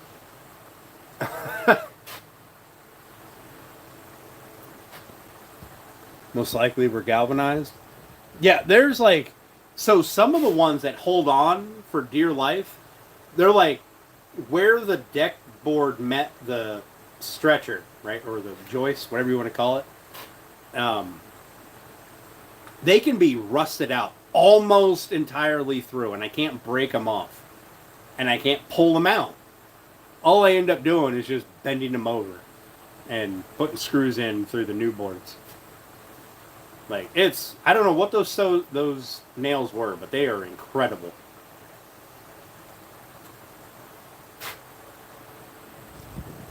Weren't galvanized? Yeah, I don't even know that the deck boards they put down were pressure treated, to be honest with you. Although they've been there for so long and they were never maintained. Like, before I got the house. I tried staining them and sealing them once the first summer. Didn't turn out good, so I got that, like, deck paint 6 times thicker than regular paint. I got the deck paint, painted the deck, and then this year the paint was peeling up, and I went, yeah, no, this got I can't patch it anymore, cover it up. I got to replace it. There's no ifs, ands, or buts about it. And some of the boards, like the nails broke, so they were popping up. There's a significant difference between the half that I redid and the half that is old boards. There's a significant difference in strength, like bounce. There's no bounce on the new boards. But on the old boards, there's a bounce. And just walking on them feels different. I don't know. Like the old boards, they break more than they come off as one piece. Like they're way past due for replacement. But the nails are the biggest problem. The ones that don't break are like I gotta struggle to rip them through the boards. Once in a while they'll pull out, but this is very rare. Like I thought I could get it done in like Sunday morning, be done by noon with the whole decking. No, I was fucking wrong. I was very wrong. Absolutely 100% wrong. Also, I don't like Thompson's water seal.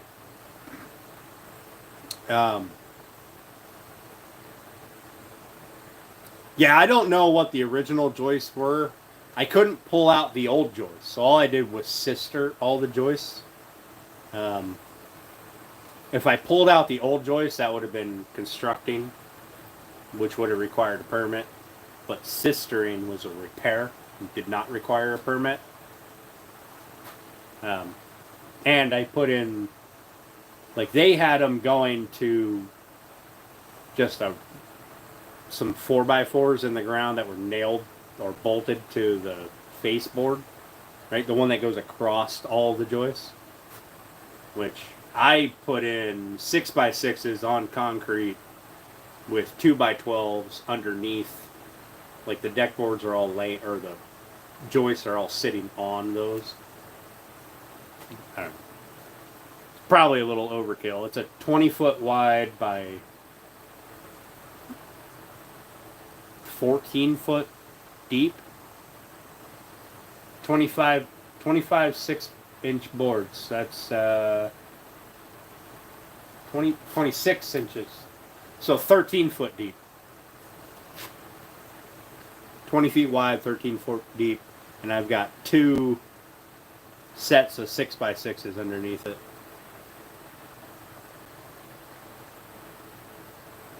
Yes, yes. By sistering, I mean I took the hangers off of both ends, and I sistered another joist to it. I nailed them fast. Put a couple screws in to make sure they were held tight, and then put a double hanger on each end. I didn't really need the hangers because I've got two sets of 6x6s with the 2x12s on top. Not on top. I notched out the top of the 6x6s. The 2x12s sit in there, so it's all a nice smooth finish. But it's still anchored to the house. Like I didn't undo any of that. But if it ever popped loose from the house, it's not going anywhere. My house will probably come down, but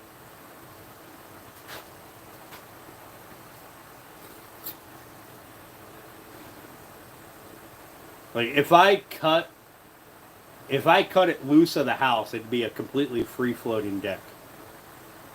I got 3 foot deep concrete tubes with a bracket on top to hold the 6x6. So the 6x6 should, in theory, never rot.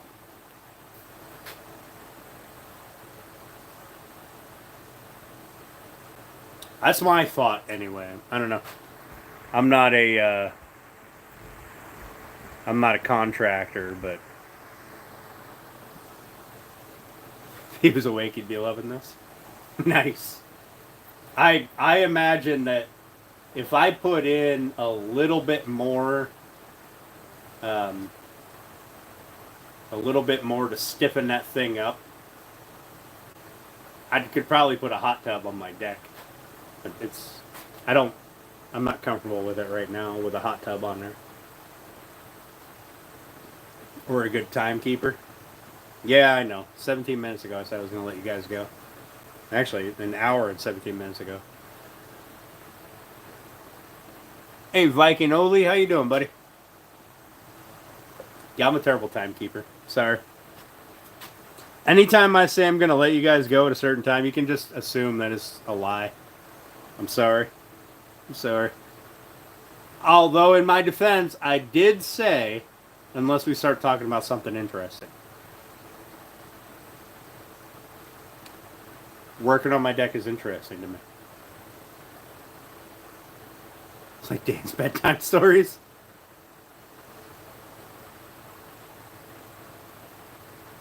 Well, hello, Belgium. Greetings from Pennsylvania and the USA. How you doing, buddy? Built 50,000 square foot homes in Massachusetts? Is that MA? Or is Maine MA? Oh, the damn 2-letter things always mess with me.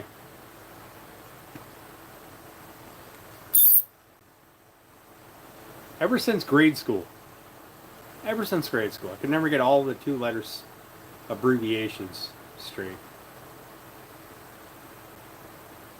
Galatasaray. I don't know what the fuck that word is, but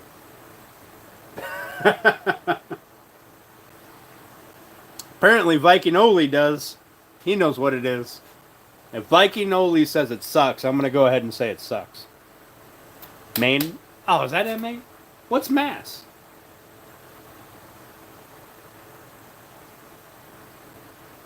Maine is ME. Turkish football? Oh, fuck. Isn't that soccer?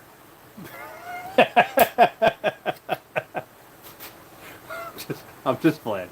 You know, Americans, we had to name different shit, different things. Because reasons.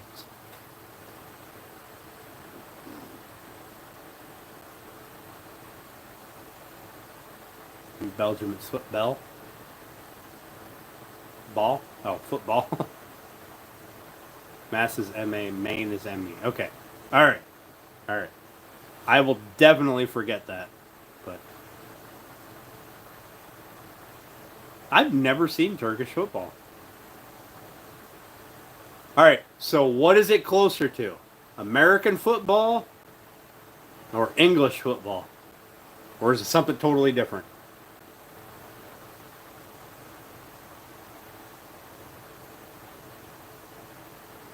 Is it like rugby? What is rugby? Rugby's basically soccer, isn't it?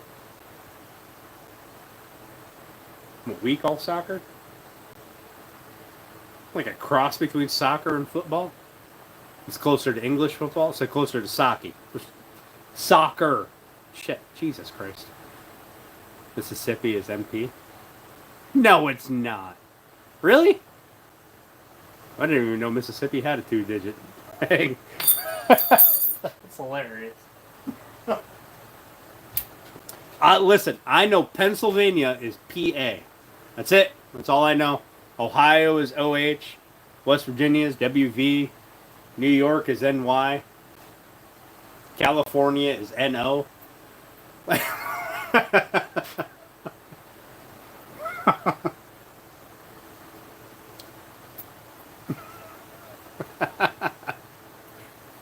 Sorry, anybody from California. I apologize. Not really, but MO is Missouri. I think MO is Missouri. That sounds about right. See, the two name states, they're easy. It's always like New Mexico is NM. Texas is TX. I mean, that's pretty simple. Hey, Tommy, how you doing, buddy? Are we having a geography lesson now? Does this count as geography?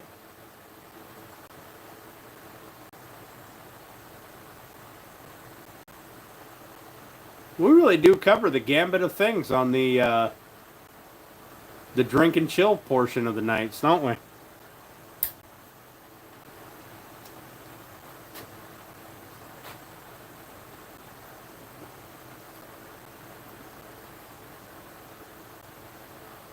See, now that contradicts what he was saying earlier. Pennsylvania's PA, that's all I need to know. Right, Tommy? Right? I'm up here like 20 minutes one way, I got New York, 20 minutes the other way, I got Ohio. So I kind of got to remember those two, but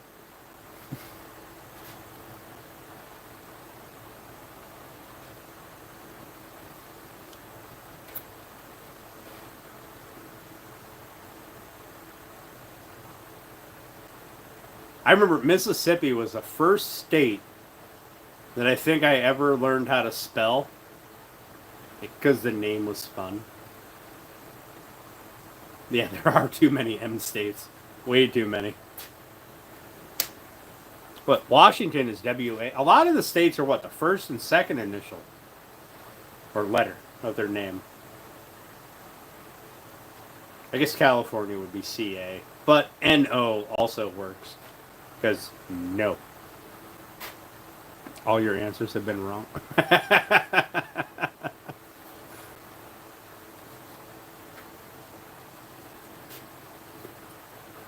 I ended up in KY, didn't realize how close I was. Thought I got lost.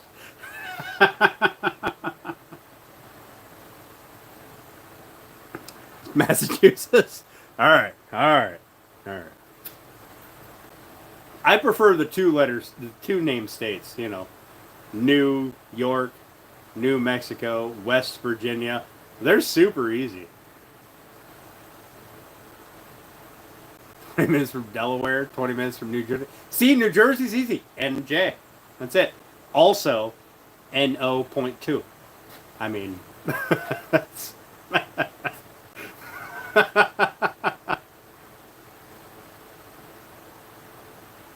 the smallest state 4 times, nice. Ohio is OO.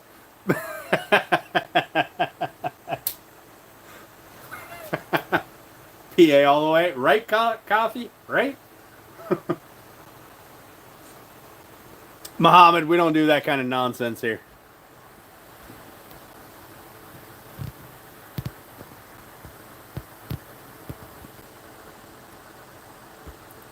Property's an hour away from Kentucky. Hell yeah. I think Alan deleted the wrong comment by mistake.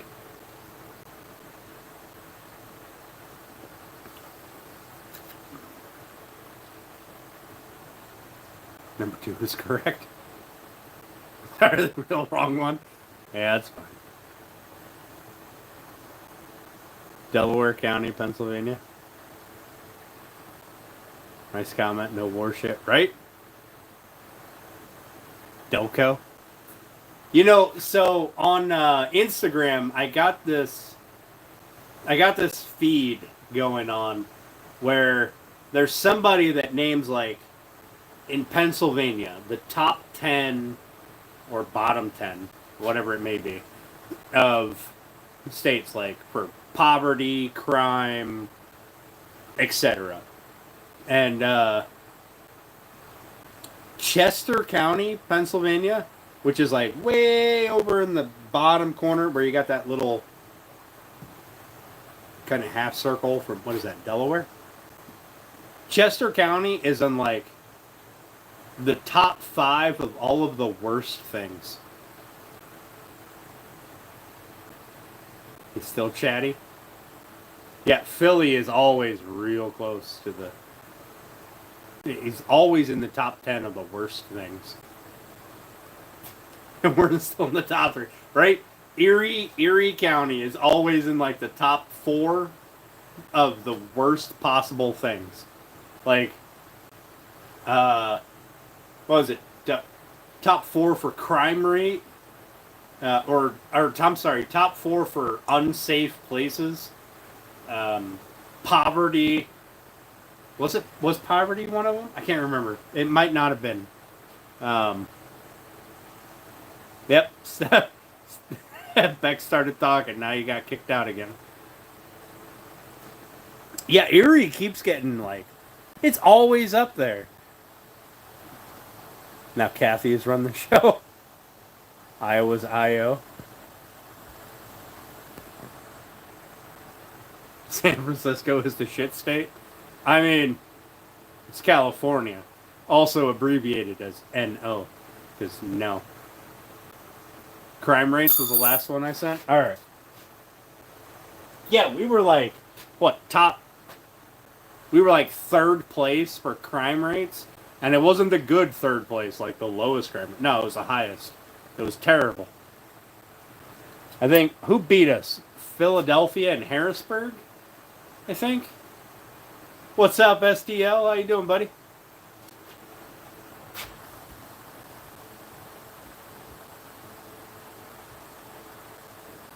USPS flat rate boxes, 70 pounds per buck. Damn.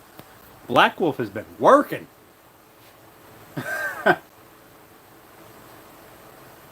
Yeah, Scranton is almost always in the top 10.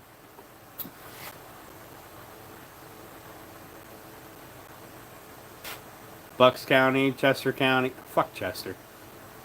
They pulled me over one time. I hate those people. Westchester, PA. Like every cop in that 50-mile radius of that place got a hard on when I had a retired Ohio State Patrol Crown Vic. And Butler. Butler is almost always on the list. For no matter what it is. If it's a bad thing, Butler is always on the top 10 list.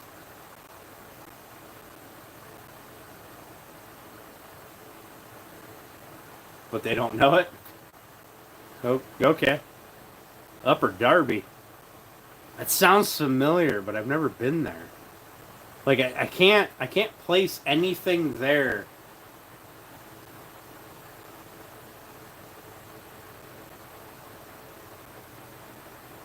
Given recent history. Yeah, it wasn't Butler was the assassination attempt, wasn't it?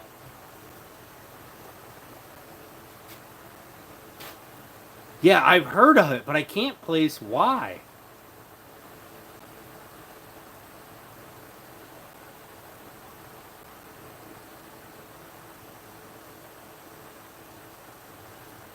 Fuck, Upper Darby is super familiar. Why? Why is it so familiar? It's not a good reason that it's familiar. Illinois is ill. Yeah. Yeah, I always get ill when I drive through Illinois.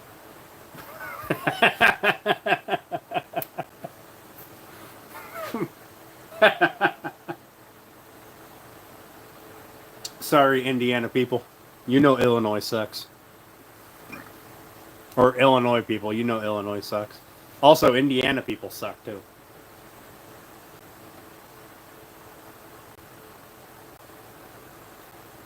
You did a collab in Illinois? Is this population maybe? Delaware County, PA, Upper Darby is the 5th largest municipality in the Commonwealth. Huh.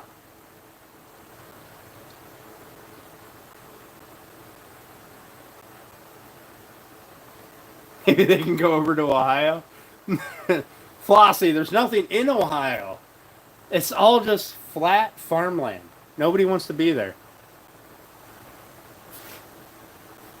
Hunter, you left Indiana for Florida? Listen, I'm thinking about leaving PA for either Tennessee or Texas. Although Florida is looking damn good. It really is.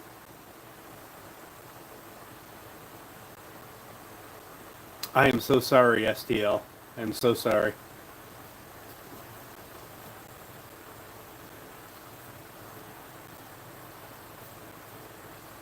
Huh. So, the only thing that keeps me from wanting to move to Florida is I don't like when the weather tries to unalive me. Also, there are alligators. But I love the Florida governor. DeSantis, he's doing some awesome stuff down there. But the price of living is so high. I don't like, Steph, so I don't like anywhere where the weather tries to unalive me or the ground tries to unalive me. Like, California, for example, has earthquakes. Of course, I'd never lived there.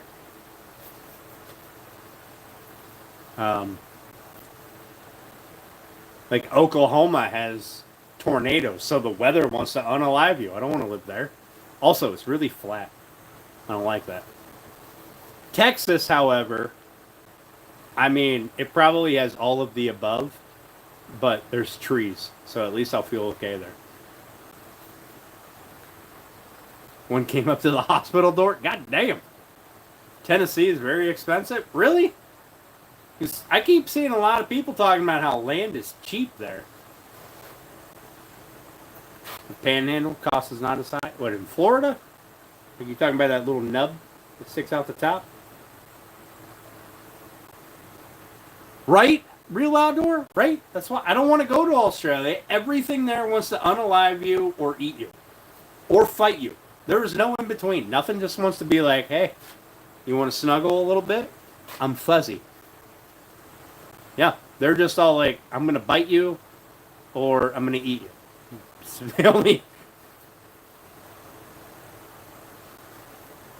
Upper Darby's the 5th largest? Huh.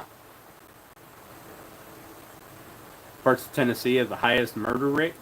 Yeah, but I can have boom boom sticks. I mean, see, that's the other thing. Like, I love the idea of West Virginia property rates, like prices.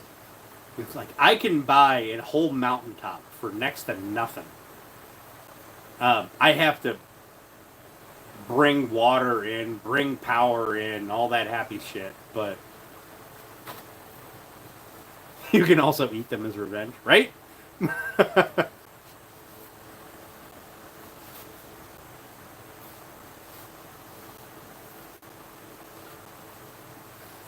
Boom boom sticks.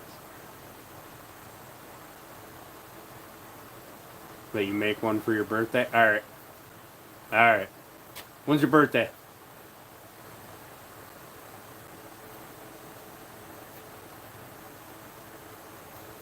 Hell yeah, Tommy. Fist bump, buddy. Yeet yeet. What kind of bullshit are you on, SK? First of all, it's yee yee, not yeet yeet. Ain't throwing nothing. This Saturday? Oh shit! Happy early birthday, Black Wolf.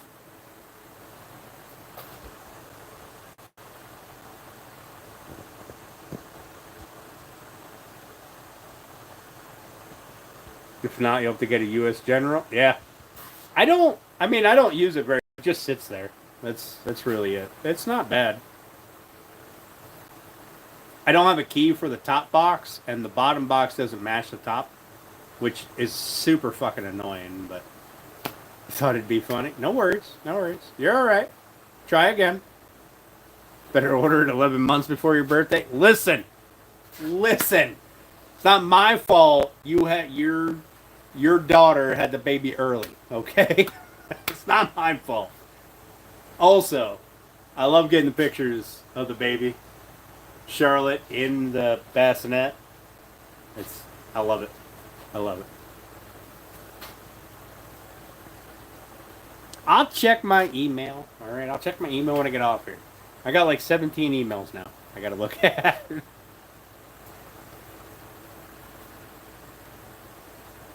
Clearwater? Nice.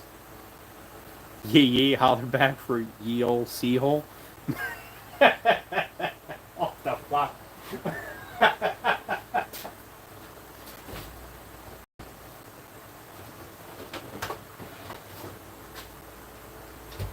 Alright, last one. And then I gotta go to bed. I gotta work tomorrow. Janelle! Holy shit, I was about to send you an email. Asking if you were still alive. You're gonna send a Chucky doll to me? No! No, fuck you, Alan. No sending Chucky dolls. You had me worried, Janelle. Disappeared for like a month.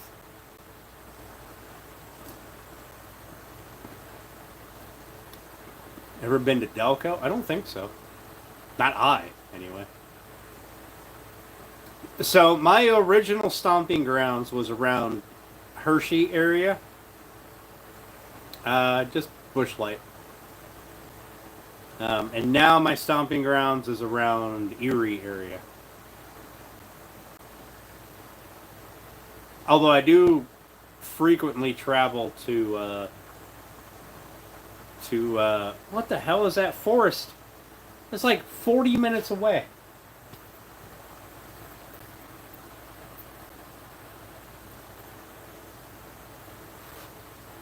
Yep. I agree, Janelle. I agree. Cheers, Rack. Cheers. You're gonna hand deliver me your pickle? All right. Allegheny. Oh yeah, the Allegheny National Forest. What is it? Cook's Forest. Cook's Forest. Yeah. Love that place. It's great.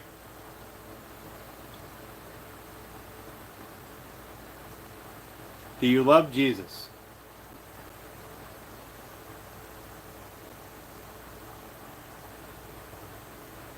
Did you know you can't drink beer in a beer commercial? Really? That sounded wrong. Yeah, it did.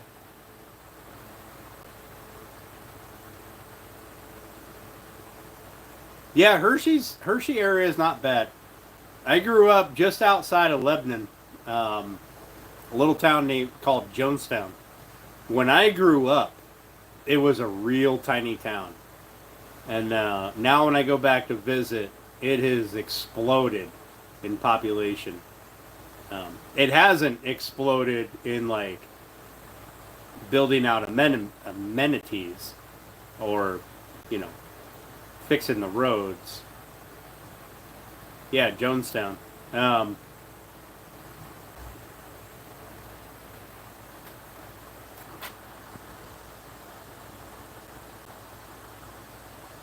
Seen those beer ads? Was that a coal area? What, Jonestown? I don't think Jonestown had any real claim to fame. Lebanon was. I want to say Lebanon had steel back in the day.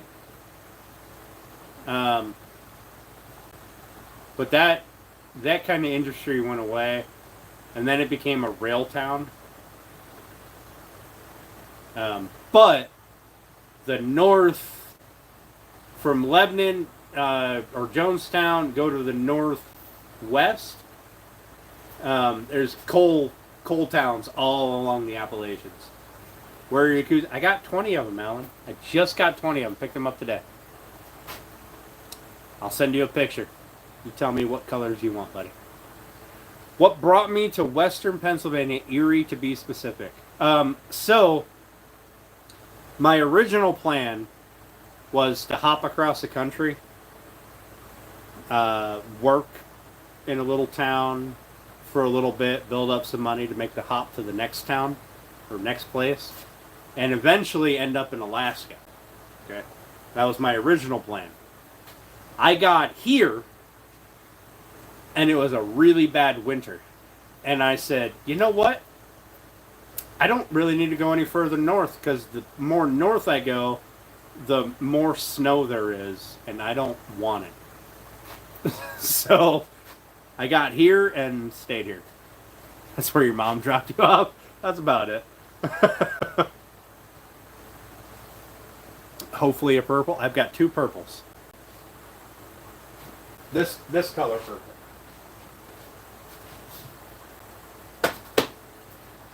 I mean, technically, counting this one, I have three purples. But the new ones don't have the white.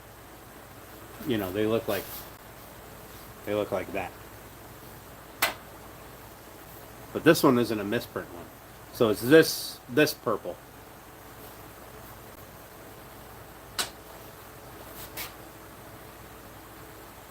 It's the Steph can't stand the purple, right?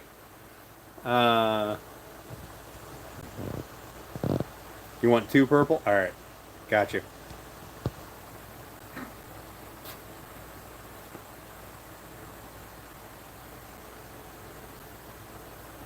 Yeah, Tommy, Pennsylvania is it's a wonderful state. I mean, we've kind of got the gambit of everything here. That looked blue? Yeah, but it's not. Oh, I don't have one of the dark blue. Oh, I do have a dark blue. It's just covered in dust.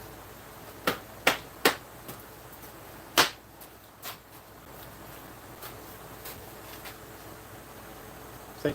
Purple, blue.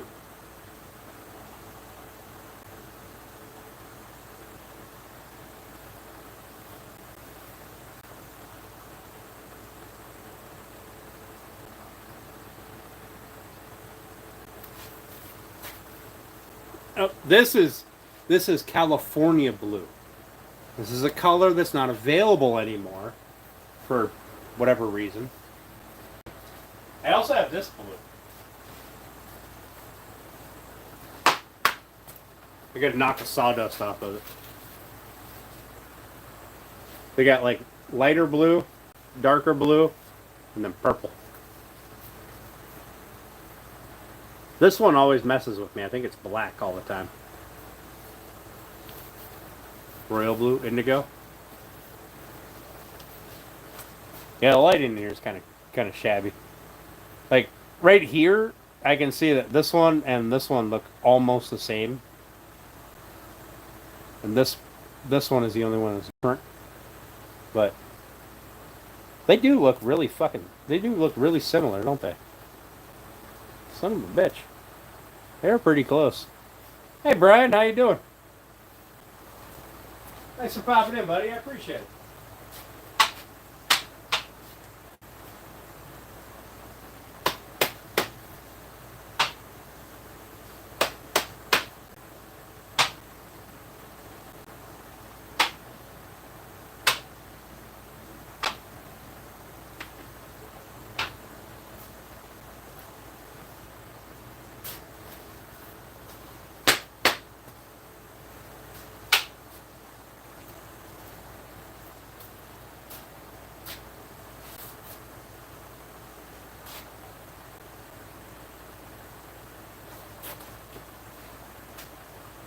What am I building now? A memory box and a memorial flag case, which is this back here.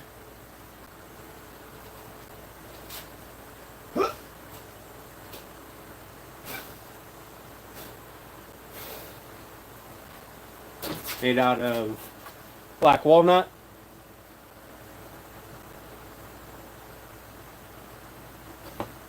And we're going to make a lid for it with a piece of glass. I did this spline, this hidden spline in there on all three corners. I got to fill this gap, and I believe there's a little gap over here.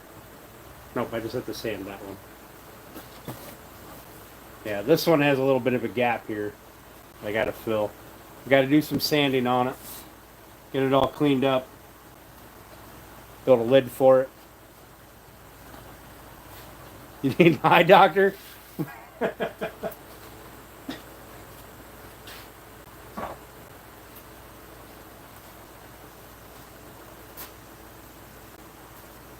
He said no blue? Oh. Yeah, the color of this shirt was originally called California Blue.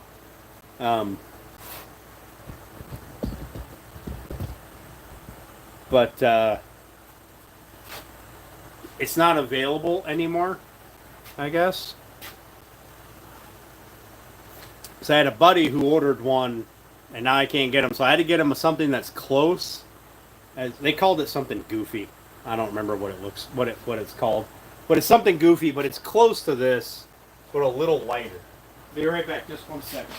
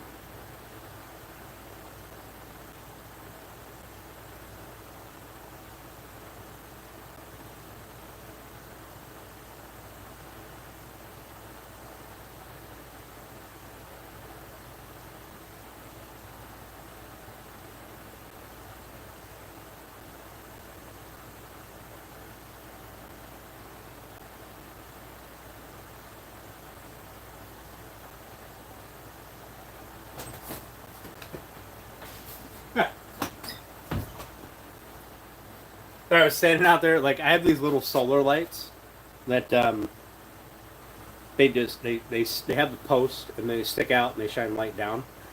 And I was standing out there and I was watching the shadow on the ground, on the grass, and it took me forever to realize that it was a bug walking on the light. I thought it was kind of amusing.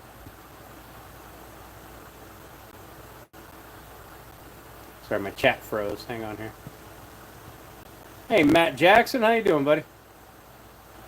It's always sunny in Philadelphia. Does that count? I've been to Philly, not into Philly proper. Yes,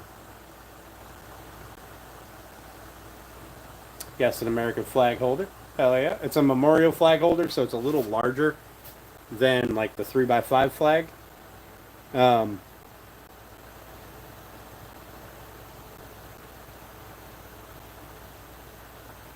Yeah, I agree, Tommy. Philadelphia is a lot more than Pittsburgh and Philly. Or Pennsylvania is a lot more than Pittsburgh and Philly.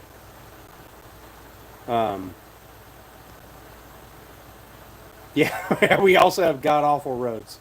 Cerulean blue. You talking about this one?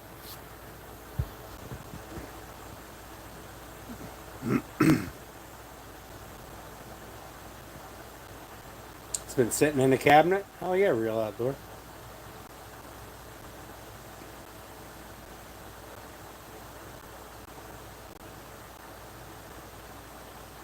Everyone coming to North Carolina your way.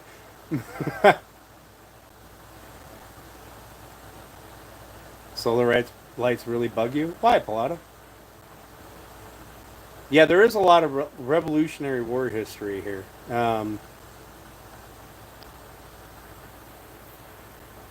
Pennsylvania. The semester of law study at PA College. I don't know. Did you learn anything?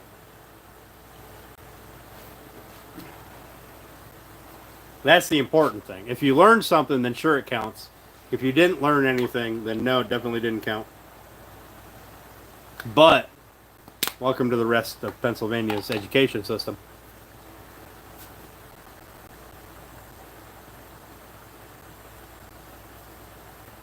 Well, right now it is, I mean, it's nighttime and 67 degrees. Today it was like 83. It was actually kind of nice today.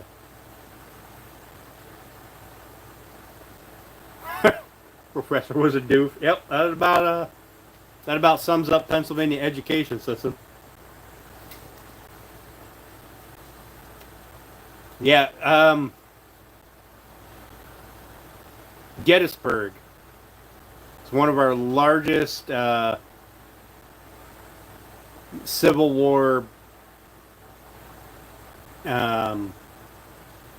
tourist attractions, I guess. Valley Forge.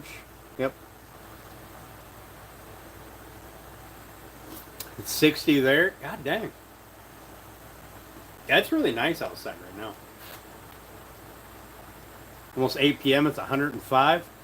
Dang gone. It's almost 11 here, and it's what did I say, 67?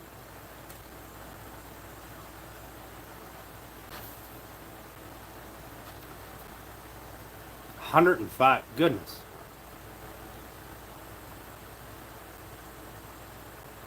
Both sides were American. Yeah.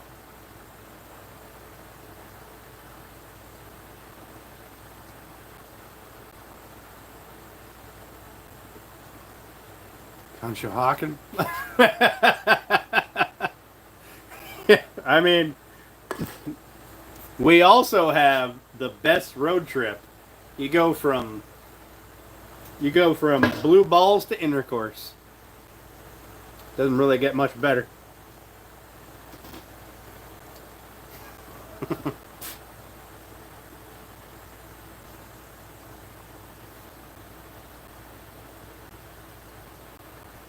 When does the cold weather start setting in? Next month.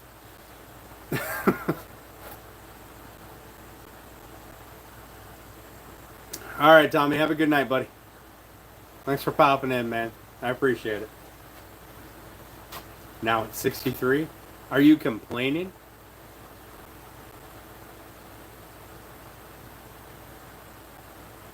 Excellent read. Hell yeah. I'll have to check it out. Much better than going the other direction, right? Just don't drive that route in reverse. Right, Brian? Monco over Delco. Yeah, we get our summer is usually June, July, August. And then our fall, sometimes the summer will stretch into September. But our fall is usually September, October, November, and then it's snow.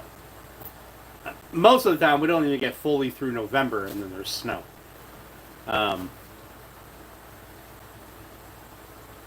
And then usually February, March, winter ends, and we start warming up a little bit. We get spring. Where am I from? Northwest PA. This time next month, we should be in the mid-70s. Yeah. Yep. And then 2 weeks after that, we'll have 3 feet of snow in the backyard. Can you be an admin, please, and thank you? Nope.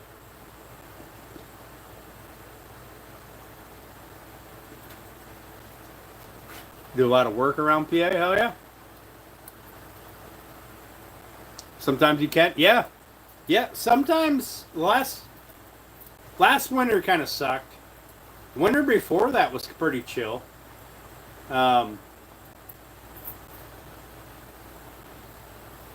We had a couple of winters there for a while that were pretty chill. Parkersburg, Lancaster, Hershey. Yep. Hershey area was my old stomping grounds. That Oklahoma and Texas hat? Only 3 feet? A couple of years back, we had, what, 7 feet on Christmas Day? That was a treat.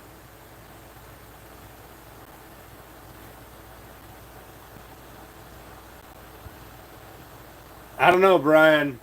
That Texas weather is starting to sound better and better. Yeah, that snow was rough. But that was the first year I had a plow on the second gen. And I was all about just plowing all of it. Fish on the beach in shorts on Christmas? Yeah.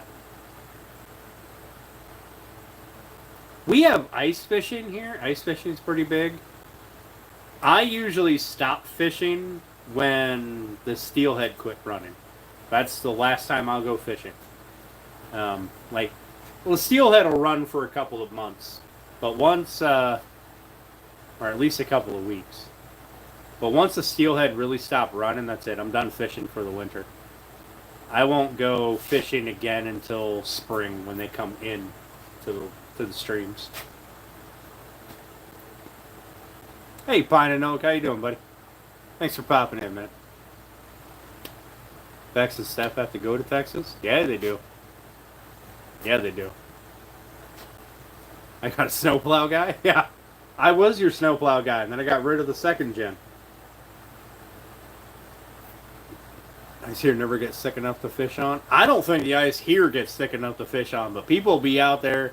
You'll have this thin glaze of ice, and people are like, can I fish on this? And they're halfway out into the bay and fall through.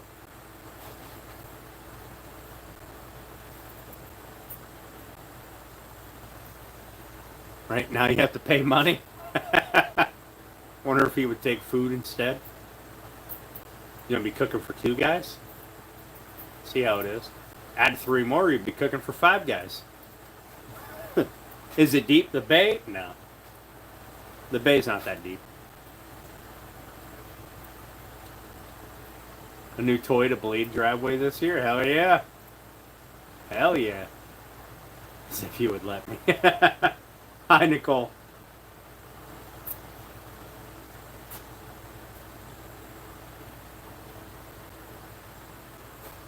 Oh, you can make him chicken nuggets. You don't even make them dino nuggets. All right. Anything else? That's too fancy for snow plowing.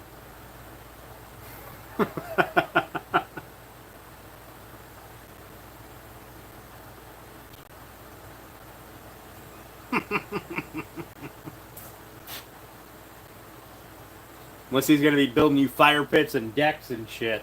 You don't get none of that homemade food, that good food.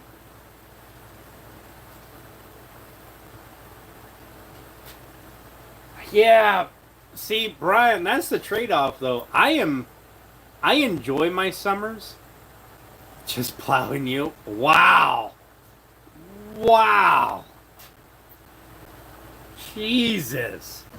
Taking that blue wrench to the max, huh?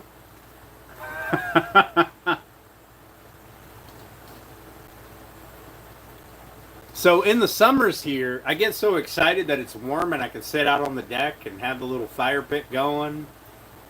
And then I realize, you know, when there's 1 month to go that I've got to do a whole bunch of shit outside in a very short amount of time.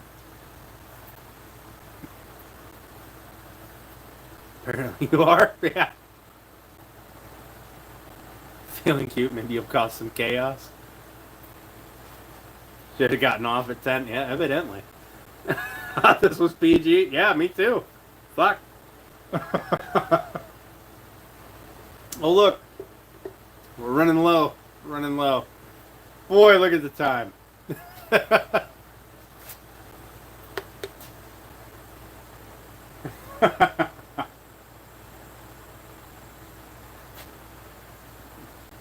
I remember one time I made I think it was a live stream, and the title of it was something like, felt cute, might delete later, and then like the shruggy thing, I think. I got a lot of comments on the title of that video.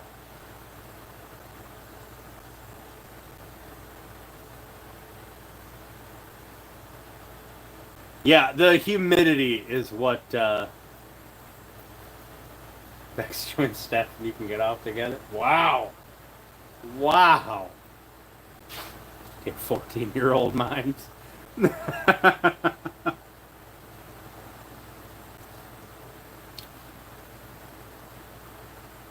You get one chair put together? Yeah. Good luck, Nicole. Right, Alan? Right? Shit's starting to get a little thick around here. I might have to call her a night. Nah. Go put on my waders or something.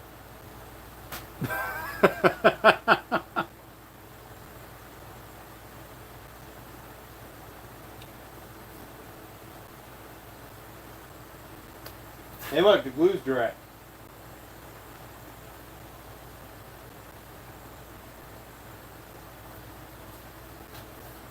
Need some boots. I got waders. I'm good. Good chest waders.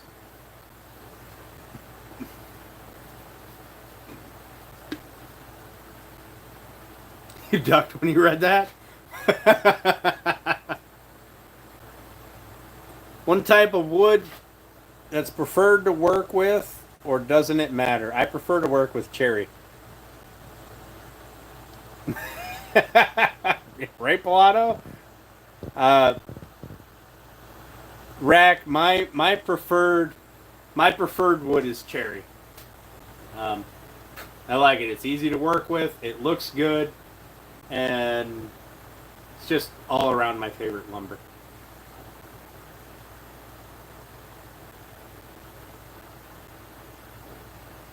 You always love cedar? Yeah, cedar's not bad. I like cedar. The price I pay here for cedar is ridiculously expensive. Probably because I don't have any local cedar, but I have local cherry, and I love it. I can throw it on the laser engraver. It engraves really nice. Um, you already heard about Steph's favorite wood? Yeah, it's the guy that plows her driveway. um,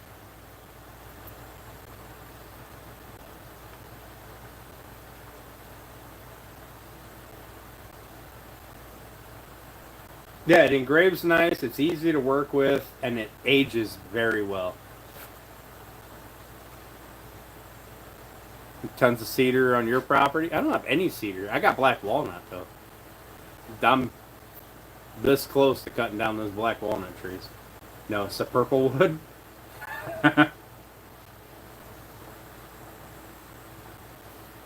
Oh look, the purple heart.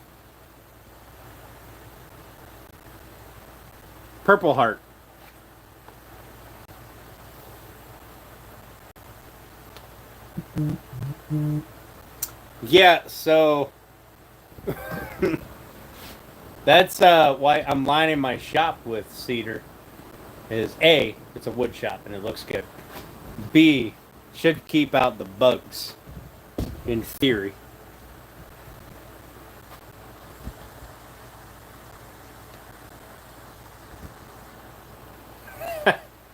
Steph, you started it. You have 100-year-old cedar tree? Good lord.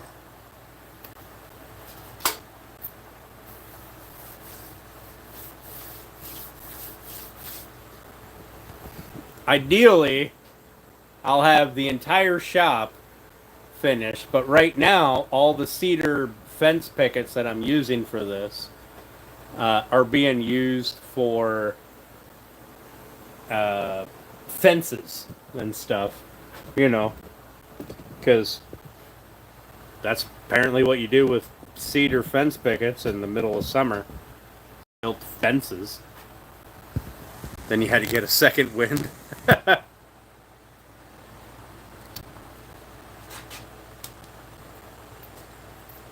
Yeah, Steph came back just caused chaos because she felt cute.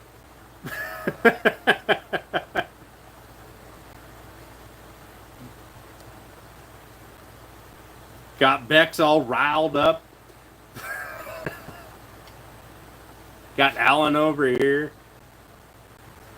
Alan over here just Just being Alan.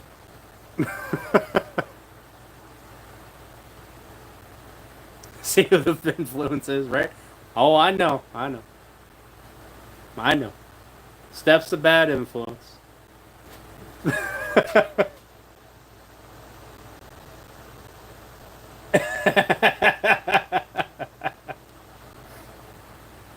Almost as steamy as it is outside.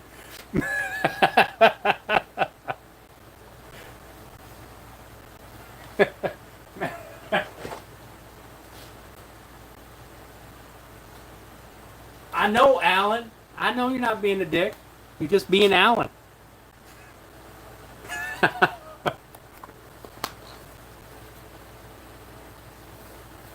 Little over 2K. Holy shit. That's more than I pay for cedar pickets. And I'm pretty sure it comes from Michigan. I do what I can. Right? Bex was half asleep. She was ready to just fall asleep, let her phone hit the floor. The Steph pops on. She got to put her glasses on so she can read chat.